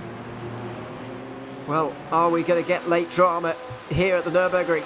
A circuit so synonymous with late race drama, and that provides it for us so often on even a bigger scale than this. We've seen last lap passes in the Nürburgring 24 hour, I think 2 years in a row at one point. Or 2 out of 3 years in a row. Was it 3 years in a row, 2 years? I can't remember. But there was certainly a great run of it. And this race, this circuit, produces that regularly. On the inside of a TCR in the Grand Prix circuit. That's all fine. It's traffic on the Nordschleife you've really got to worry about. And the traffic on the Grand Prix circuit, comparatively, is just... I mean, it seems so easy in comparison. It's actually not. When you do endurance racing at the GP circuit only, you start to figure out, actually, it's not this easy, but it just seems so because of what the rest of you have, or what you're tackling for the rest of the lap. Yeah, absolutely. It's like the difference between trying to pass a slow car on a motorway and on a country lane. It suddenly becomes a lot more tricky when you're out on the Nordschleife, but the traffic can help you sometimes, other times it can hinder you, and okay, the Williams cars perhaps have had a little bit of a tough time in traffic on the last lap or so. Perhaps now it's time for BS competition to start struggling. They're certainly not taking any time out of them just now, but then the Porsche always has worked well on the Grand Prix circuit because it's lots of sort of long, relatively low-speed corners. The traction of this car is always where it excels. It's these sort of high-speed switchbacks where the BMW perhaps will start to eke a little bit more out of them. There is Felix Kernbach in the third place BS competition BMW, and the gap sort of starting to creep down again now slightly as he gets out onto the Nordschleife. If he can get there, Ewan, it's going to be right at the end of the race, but half the battle really, if not more than that, is getting within a second or so. If he can get within a second or so, he's got the slipstream, and we know how strong this car is down the straights. We're expecting one more pit stop before the end of today as well, Stefan. We're expecting them to need one more lap of fuel as well. Just how close to the limit do BS competition have to go here? How close to the limit are Williams Esports willing to go with that championship car and so much on the line for them? Yeah, what they're looking at right now is they need 2 more laps. They have 2 more laps of fuel in their cars, and so it looks most definitely like they're gonna have to go in for splash dash, so to speak, for another 1 or 2 laps. And yeah, it just continues to be just like that trend of BS competition, just having that much better luck in the traffic. The TCR that was sprinkled in there has been cleared now. It's all just GT3 Cup cars, aka the 992 Porsche, that has to be lapped, and it's the entire field that they still have to do. However, they're a little bit better spread out than what could have been already. Still 6 seconds between these two and the BMW. Let's not forget during this race that the Williams Esports Porsches have been basically inseparable so far, and BS competition have been driving on their own pretty much. They haven't had to battle with a single car since the opening moments of this race. They lost the draft early, of course. They were caught behind the German sim racing Lamborghini, battled around it very quickly, but by that point they'd lost the draft. The damage was done from that point. There was a stage where they were gaining a lot of time. The gap got very close to 2 seconds again or so from about 11. It is now closer than it has been at some stages earlier on today, but it's also maybe a step too far for BS competition here with 2 laps to go. It's going to be 2 laps at the line, and one of those laps is going to need some more fuel to get to the end of it here. Through towards the carousel section of the racetrack here for Williams. BS competition really need the Porsches to be slowed up by some traffic, Andy, in a wrong area, because they're not going to do it on their own. No, they're certainly not. But of course, once they make this extra pit stop, they're going to drop behind some of the traffic potentially that they've just cleared. So they may end up having to clear it for a second time, if that makes sense. So that's another thing that may well come into play here. Whoa. Just had an issue for Phoenix Racing, have we? A lead change in the 992 class. Well, something's gone wrong here. I'm trying to work out quite what it is.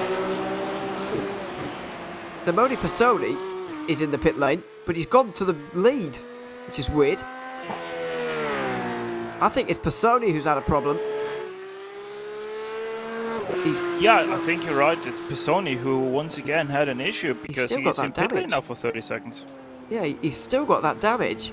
Yeah, probably had another incident.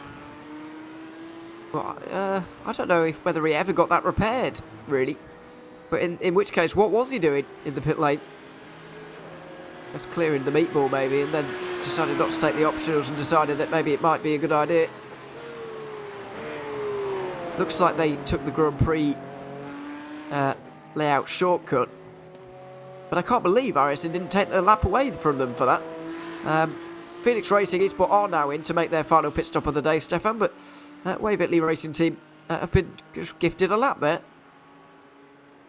Yeah, they have been, but the good thing is the penalty for cutting the course like that is quite heavily, so I don't expect Wave to get out of pit lane anytime soon, especially with the damage that they are having. So yeah, they just took the Grand Prix circuit and are probably done with this race. Possibly. They will have that lap taken away, by the way, so no need to worry there. Fabian Hofstadter now in the pit lane. Overtaken by Vince Peters, but where is he in relation to Alexander Teeb here? In the 992 category, he's out of the pit lane. It's going to be pretty close. There's the Urano Esports Porsche. I think Phoenix Racing Esport are in front of them. They are indeed. So, Phoenix Racing certainly within 10 seconds of Visceral to get the benefit of the 10-second penalty. I think Alexander Teeb is just about enough as well, so Teeb has got a bit of work to do here, Andy. 5 seconds worth of work to do to get into second place and get those extra 2 points that they so dearly need in the championship. Yeah, absolutely, and I think that was interesting. That was because of the timing of the pit stop then, I reckon, wasn't it? Because they went that little bit longer, and they've been able, therefore, to put less fuel in than the Urano car. They're only about 4 seconds behind the Visceral Esports car in second as well, so it'll be interesting to watch their lap time, see whether or not they've got half a chance at stealing second before the flag. But as we did predict, it is Jürgen Frank who now moves the 975 car into a very comfortable class lead. The battling really going on behind. And as you make the valid point, it involves one of our championship contenders who really could do with getting themselves back onto the podium. As things stand, they will be 6 points behind at the 975 going into the final race. Visceral would be at 12 points behind going into the final race. That would still require SimRC to at least finish in the top 2 for them to not care about whoever finishes wherever. But even so, it's certainly an advantage to them. In GT4 that gap is going to be fairly large. In TCR, I think if either SimRC or Pure Sims Esports win the final race, they'll win the title at this rate. With GT3 a little bit more of a foregone conclusion. 11 points separating the front two. And a podium position at the final race for Williams Esports would be enough. So we're doing all this math, Stefan, on who needs to finish where at the final race. But finishing on the podium in one of these races is not easy at all, and won't be easy to do at all in a month's time at Barcelona. But it is good for these championship leaders to know exactly what they have to do without having to rely on anybody else to run badly. Yeah, most definitely. And I'm sorry, I got a little bit distracted by the times Williams Esports has been doing that last lap. BS competition 8:16.8, which is a very fast lap. But look at that lap from Daniel Pastor, 8:15.5. It only didn't count because they had obviously bump drafted each other, and with that 0x, that lap gets invalidated, or maybe it even was an off track, doesn't matter. 8:15.5. What is that pace? Where is it coming from all of a sudden? It's absolutely unbelievable. The fact that they're so low on fuel will help, of course, but they are on old tyres at the end of this stint. They are, of course, helping each other around as well, but it is remarkable pace. An 8:16.8. I said at the end of the previous lap, about 10 minutes ago, Andy, that Quirnbach needed another 3 of those. Well, he's just produced another 1 of them. I didn't quite expect Williams Esports to respond like that. Yeah, and that does sort of tell you that they've just been managing the situation up until this point, and maybe now they're showing exactly what they've got, responding to the threat that was coming from behind, because you were right when you said that Felix needed a few more laps in the 8:16 bracket, and I think Williams realised that if he could continue to pump those times in, then they were going to be in some trouble, and they have now proven, essentially, what they are capable of doing, and that is precisely what they have gone and done. Bear in mind the pole position time for this race set by Daniel Pastor in the number 5 car, that was an 8:18, so they're going quite a bit quicker than they were going even in qualifying. That is really remarkable. Of course, the drafting helping them with that as well, and they are perhaps now just starting to deal the deal here, rather. It really doesn't look as though BS Competition are going to have an answer for them, and that lap time really just proving that point. Yeah, it hasn't really looked like BS Competition have had an answer all day long. They've been third all day. I mean, racing is, of course, full of what-ifs, Stefan, but there's been a couple of mistakes today from BS Competition. Notably, I think it was Quirnbach at the start of hour 3, was it? With about 4 hours to go or something? The incident with the GT4 at Flanscott, it cost them about 8 seconds or so. Take those away. We've got a right race on right now. As I said, motorsport is full of what-ifs, but that is certainly one of them that BS Competition will be taking away from this event. Yeah, most definitely. They're gonna have a look at that and say, we lost it right there, but you can't do it like that. With all the traffic luck and unluck they had, it is so much more than just one mistake that they've cost you 8 seconds, and because of that you lost. No. Yes, you would have been right there with those 2 Porsches, but you're still there with 2 Porsches of the same team, so you're still going to have a lot of issues trying to navigate through them and win this race.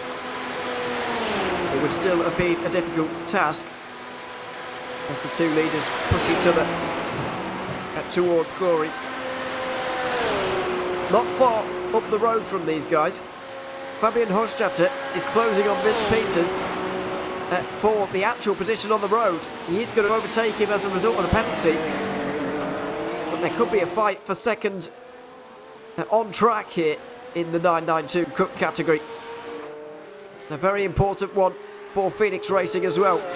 Well, not for Phoenix Racing's championship, I might add. It's their first race in the championship here today, Andy, but what a fantastic first race it has been from them. To be up there on the podium, it makes you wonder how on earth they failed at the pre-qualifying hurdle. Well, absolutely, and they'll be hopeful that they can make it in next season, where perhaps they could be a real threat for the championship, because you're right, this has been a sublime performance by them, really, and there is a good chance that they're going to pick up another place before the race is over and get themselves one step higher on the podium. So clearly proving that they deserve to be here, and it would be nice to see them put in a full season campaign perhaps next season, but let's see how this battle is going to settle out. It looks as though the Phoenix Racing car of Fabian Hochstadter is closing in slightly. In fact, yeah, they get down to 1.2, 1.3 seconds, and that is just about close enough, I think, to get a hint of a slipstream down the Dottinger, which they are heading towards now after the next long right-hander, and that should bring the gap right down as they go on to what will be their penultimate lap, because they're ahead of the overall leaders, aren't they? So they will have an extra lap to do. Something else, of course, that the teams in the lower classes always have to factor in here, and that becomes harder on a long lap such as at the Nordschleife, because their actual race distance will vary based on how many laps down they go to the overall race leader. Yeah, and also, they, on a normal, if the leaders were going to the end, I think they might have been lapped, but because the leaders have to pit again, they're not going to be lapped. So this will be the penultimate lap they're about to go on to.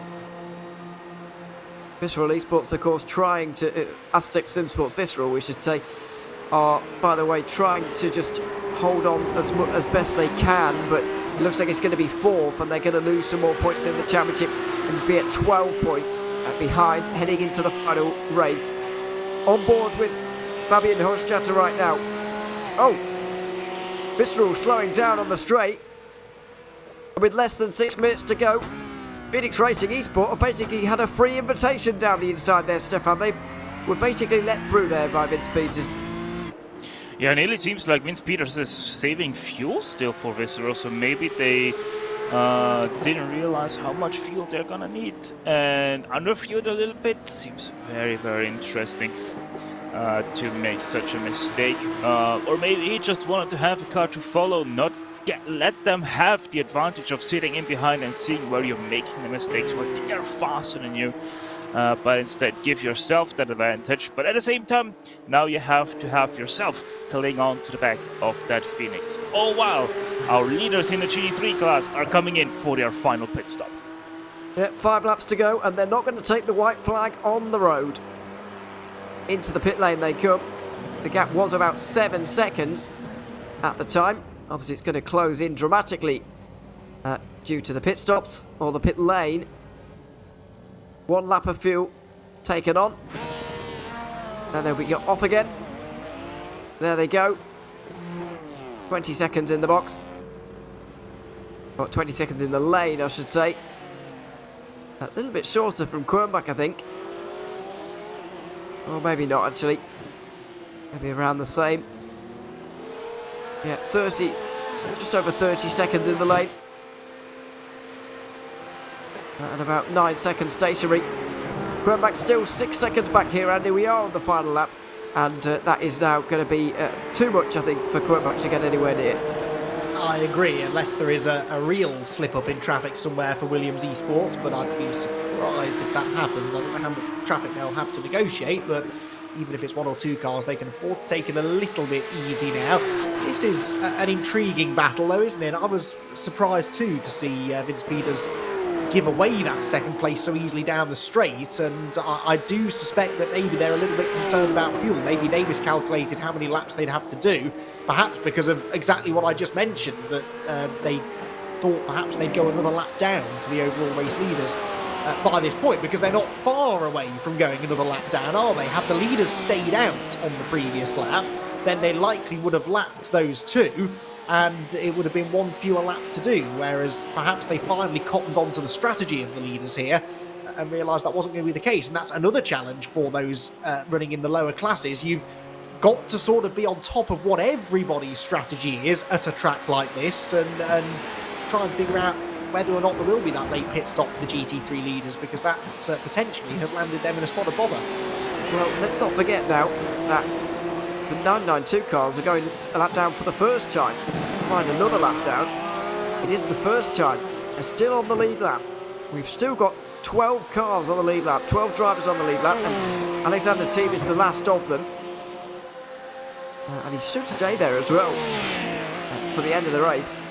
We've also got more bad news for MSI Esports as German Sim Racing's Daniel Sommer goes out of the pit lane after 2 hours. He's back out there again, and he's just taken another point away from MSI Esports. So they're going to lose 15 on the day. They're going to be 12 points behind Williams Esports into the final race. And so now Williams only need a top 4 at the final race, Stefan. It's still, oh my goodness me, it's still, I think they're showboating. Top 4 is still a difficult task at the 12 Hours of Barcelona, Stefan, but it's a lot more achievable than what MSI have got to do, which is do as well as they possibly can and hope things go wrong for Williams. Yeah, it is going to put the ball majorly into the court of these guys, because let's face it, you basically have to win the race now in Barcelona. And if you are gonna say that, oh, Barcelona isn't my track, which for a lot of people it isn't, a track that caters to a lot of driving styles. So if you're having troubles at Barcelona, that's going to make it even worse for you, because now you have to invest even more time into it. And if you're just not able to find that pace, then you're in major issues, because all of a sudden, just because of a few issues at the track like this, you're in trouble for the 12 hours of Barcelona. And at the same time, you're not allowed to forget it's double points. So yeah, it's just so much to calculate for, and even more pressure for MSI than all it was. So much pressure on MSI at the next round, Andy. I mean, for them to take a psychological blow like they will have done today and come back in a month's time, it's only 4 weeks away, the finale at Barcelona.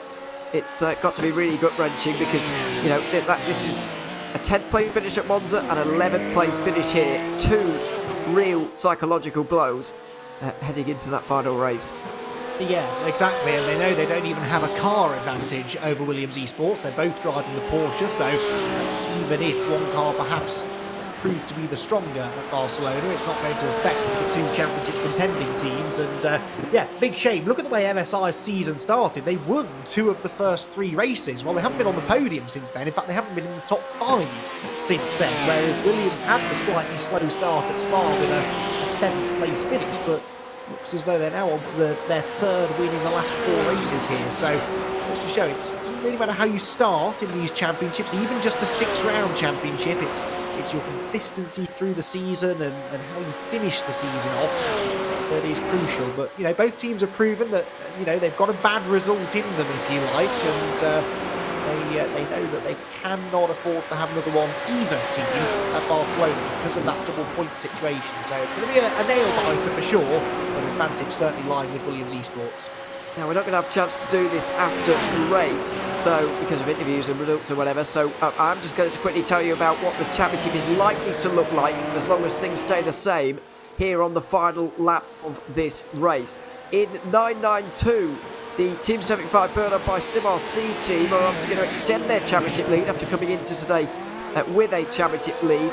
They'll extend it to 6 points ahead of Urano, and Visceral will be 12 points behind heading into the final race. And so SimRC need a top 2 finish to guarantee themselves victory in the championship at Barcelona. In GT4, Urano are going to lose some points today, remarkably, with SLC Movado Corsa looks set to finish in 4th place. Dylan Scrivens is closing on Yukos Racing Esports, but he should finish 8th, which will lose him 6 points of his lead to those guys. 27 points will be his advantage, and so they need a top 10 finish at Barcelona to win. They might even need a top 9 finish to win at Barcelona. It should be achievable for them, but still not what they would have liked. And SimRC completely dominant today, nearly 1.5 minutes of a lead for Kieran Harrison. They're going to have 3 points of an advantage over Pure Sims Esports, so whichever one wins out of Pure Sims or SimRC, or indeed if they finish in the top 5, whoever beats the other will be champion. TCR, Stefan, as we suspected at the start of the day, will be the most finely poised championship going into the finale at Barcelona. Yeah, it's incredible, isn't it? Going with just 1 point between 4 cars into this race, and then continuing to just be extremely close between all of these. It's probably going to be impossible to predict where this is going to go until we are in the last 2 hours of that race at Barcelona.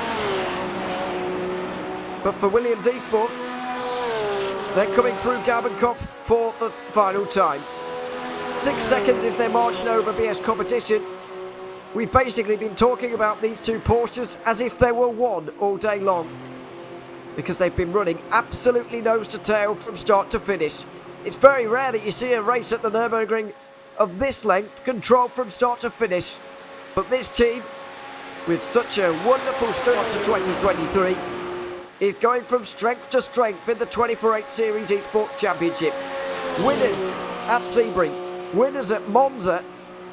They're going to take a 3rd win of the season, and having won at Barcelona last season, they're in a great place with a championship lead for the finale. Williams Esports BenQ and Williams Esports Chill Blast with a historic 1-2 on the Nordschleife. The 24/8 Series Esports 6 hours of the Nürburgring will go to them. Vasilios Belotsiotis with the pleasure of taking those Porsches over the line. A special moment for Williams Esports with a 1-2 finish here at the Nürburgring. A special performance from the Mandy. I mean, it's very rare you see a race at this circuit controlled as they have. Indeed so. I mean, that was... It really takes me back a bit to the Daytona 24 Hours, actually, and the performance we saw from the Apex Racing team. You know, they managed to dominate, basically, for 24 hours by doing exactly the same thing as that. They worked together, worked the draft for the entirety of the race. Even when one car fell a lap down through a disconnect, they came right back out and started working with their teammate again, and we saw the same there for Williams. They've got the dream result, really. They've maximised their opportunity here and maximised the opportunity with MSI having a bad day, and that has completely changed things around in that championship. And you could say much the same about GT4, really, because whilst it's still a good situation here for our championship leaders going into Barcelona, it's not quite going to be the early crowning that we perhaps expected. Certainly isn't. They are still in 8th place, 23 seconds behind the next team, Junkos Racing Esports, as things stand. Still 20 seconds between the two of them. Not sure where they are on the circuit, actually. But either way, Pure Sims Esports here look like they're going to have a bit of a formation finish. This is 5th place for the GT3. And just an achievement to get to the end for Matthew Turnbull. His latest pit stop, 18 minutes long. After being launched and rolling and barrel rolling and all sorts into the air at Flansgarten by somebody. I forget who now. I think it was the Visceral car, actually. After all of that, at least there at the end. It's so much more than that for Impulse Racing, though. In GT4, they're down in 7th in the championship. A podium at Monza has gotten their season back on track. And now they're only getting better. Sven Groot up towards the line in GT4, and the 6 hours of Nürburgring is going to go to them. Impulse Racing at the Nürburgring, back on the top step once again. The most impressive thing about it, Andy, is that the winning margin over a minute. Yeah, precisely. That is, almost the most dominant performance of the day, but actually that accolade taken very much by SimRC within the TCR class. Look at that, 1 minute and 24 their advantage after 6 hours of racing, and they did this by themselves. No teammates out there to help them, no funky strategy. They just went out there and lapped consistently quicker than anybody else, taking about 15 seconds per hour, roughly, out of their rivals, and Kieran Harrison will bring that car home to take a truly dominant race victory, and a well-deserved one too. 4th podium of the season and 2nd win for SimRC to give them a 3-point championship lead heading into the final race at Barcelona. Williams Esports 1 and 2 overall. 2 and 3 in TCR was going to be quite close, but Pure Sims have taken it from Impulse. And just to explain, by the way, the Williams Esports cars were never going to change positions on the last lap. They had their championship car leading, and so they were never going to change that way around. The championship car would always go ahead of the other one. There was no point allowing the 5 to win here today, even if it is a bit of an anticlimactic finish. We were never expecting any action on the last lap there, really.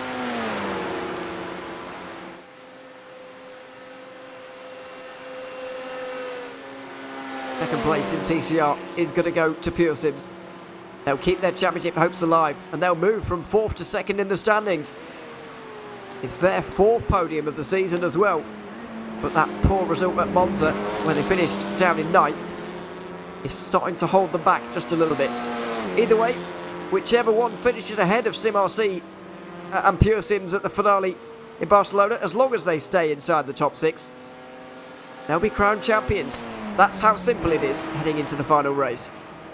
Yeah, fantastic. Couldn't be set up any better, could it, for that final race? And I think we're in for a good TCR race at Barcelona too. It's a track that does promote good racing with those cars, and even over a 12-hour race, I suspect that it will remain pretty close, and that is going to be a real nail-biter in the championship. 992 has been probably the class I've enjoyed the most today, actually, because we've seen so much toing and froing, and it really did come down to the strategy calls, and it was several hours ago, really, that this team sort of set their stall on what strategy they were going to use, and at the time, none of us were really sure whether that was the right choice to make or not, but turns out it absolutely was. They put themselves in prime position, really, to win the race within their class, and comfortably so as well, actually. It wasn't even close in the end. They did get it right, and 19-second cushion now, less than half a lap to go. They can coast home from here. Now, I'm not sure there wasn't a problem on the final lap here for Urano Esports. And now 24 seconds behind Vince Peters, which means Visceral are going to finish on the podium. All of a sudden, Visceral Esports will only be 8 points behind going into the final race. Urano are going to lose some more points. They'll also be 8 points behind. So, I believe... No, they'll be 6 points behind. Visceral will be 8 points behind. It's going to be close-ish, but I think there was an issue on this last lap. That's interesting then. I'm not sure what's been going on there. That's an unfortunate end to what has been a bit of an unfortunate race for them, really. They've certainly not been one of the teams to maximise their opportunities here on this fifth round of the championship. And Visceral, I think, will be a tad disappointed with the way that this has all worked out for them too. It's going to be a solid finish, the third, but there were tyres where they looked stronger. They got themselves involved in a couple of little moments, a couple of little incidents, and that ultimately cost them a shot at the race win. But a podium, nonetheless, in what has been one of the most competitive classes here today, is not too bad at all. It's going to be Team 75, Bernard by SimRC to take the win, though. They're probably making their way through the Tiergarten right now. And for them to get a third win in 3 is going to be a very, very good moment indeed. The 975 should be over the line by now, you'd imagine. Jürgen Frank will be celebrating his victory. Yep, there he is. Slowing down after turn 1. A bigger championship lead now, ahead of the rest, as I mentioned. I believe, no, I do think there will be 8 points ahead of, there'll be 8 points ahead of Urano and 10 points ahead of Visceral. There you are. My last bit of maths for the day. And I hope I got it right finally at the 10th attempt. But anyway, Jürgen Frank will not really care. He's got a nice situation. There's no doubt about that. A podium should be enough now with that late change for Urano Esports. A podium should now be enough for this team to clinch the title at Barcelona. So a great place to be in. And a great drive from those drivers today.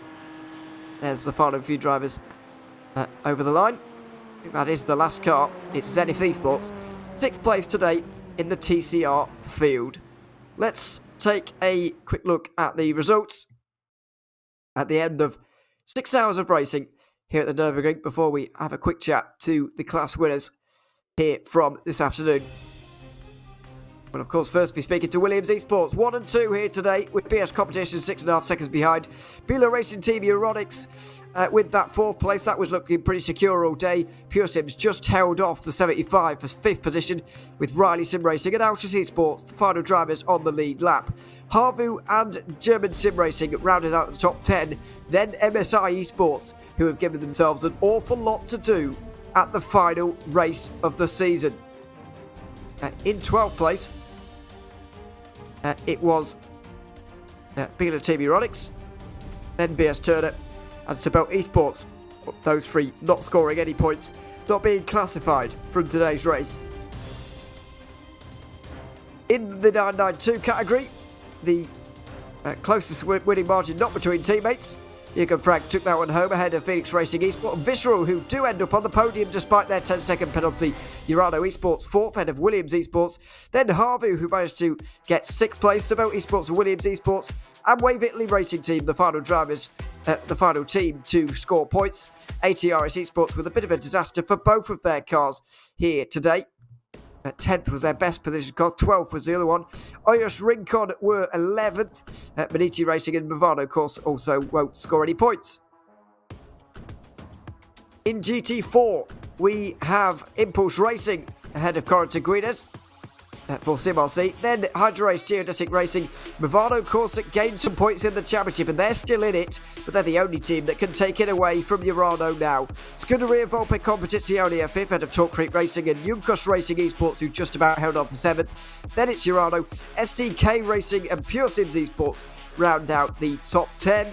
Then we've got Entropic, CSRA by Entropic, Bootsum VDS by Undercut White, I think will be classified from their 12th. Sabel Esports, Pure Sims Esports and Fiercely Forward won't from their positions outside the top 12. And finally in TCR, these are all the cars here. SimRC with nearly 90 seconds of a winning margin ahead of Pure Sims and Impulse. Waverley Racing Team and Fast Repair Motorsport Simify, the final drivers on the lead lap. Zenith Esports 1 lap down. MSI Esports, after blowing their engine, finished 7th. Team Hoisingbound lose big points in an important championship battle. They finished 8th ahead of Carbon Simsport and Aspar Team Esports, who won't be classified after this race. Well, that is it for the results. Let's bring in... Oh, I've moved about too much. Let's move in our race winner, or one of our race winners, Vasilis Balaziotis from the Williams Esports team. Welcome to the booth. Good to have you here. Williams Esports 1-2 today. I mean, could this race have gone any better for you guys as a team? Yeah, first of all, hello guys. Glad to be here. It was a pretty solid team effort by all of us. Both of our cars were, had pretty good pace, and we basically had an incident-free race, which was the key to win it, I think. From our view, the race couldn't have went better. As I said, from the beginning on, we managed it pretty well. We immediately had a gap after the first lap, and from there on, we just, we did some good fuel management, some good traffic management, and some good race management also in general. So I would say, all in all, it couldn't have went better for us. And going into the final race, all you need now, I believe, is a top 3 or 4 position in that final race to clinch the title. Now, how confident are you of achieving that? Yeah, well, after this race, the hopes are pretty high, of course. But of course, we need to stay calm. We need to stay cool. And of course, Barcelona is a different track and everything can happen there. Also, it's a 12-hour race. So, we just have to basically reset our mind now, start working for the race, pretty soon. And then just do the same job as we did today. And then I think we can secure the championship. Absolutely. Vasilios, congratulations on Thanks, the guys. 1-2 for Williams here today. And thanks very much for coming to have a chat with us. Thank you very much, guys. Thanks very much. Williams Esports 1-2 at the front of the field here today. Jürgen Frank also now joining us. 992 victory went to Team 75 Bernard by SimRC. Jürgen, it was a bit of a topsy-turvy race in terms of strategy. We spent basically the whole 6 hours trying to get a handle on it. What was it like from behind the scenes as a team? Did you have a proper handle of what was going on the entire race? Yeah, hello at first. Actually, pretty much. We had an idea what was going on, except the Visceral car. That was a little bit special strategy when they short fueled after the first stint. I mean, it was a clear thing that they will go with 8 laps every stint, but what they did with the tires was very good, and they had a really good pace.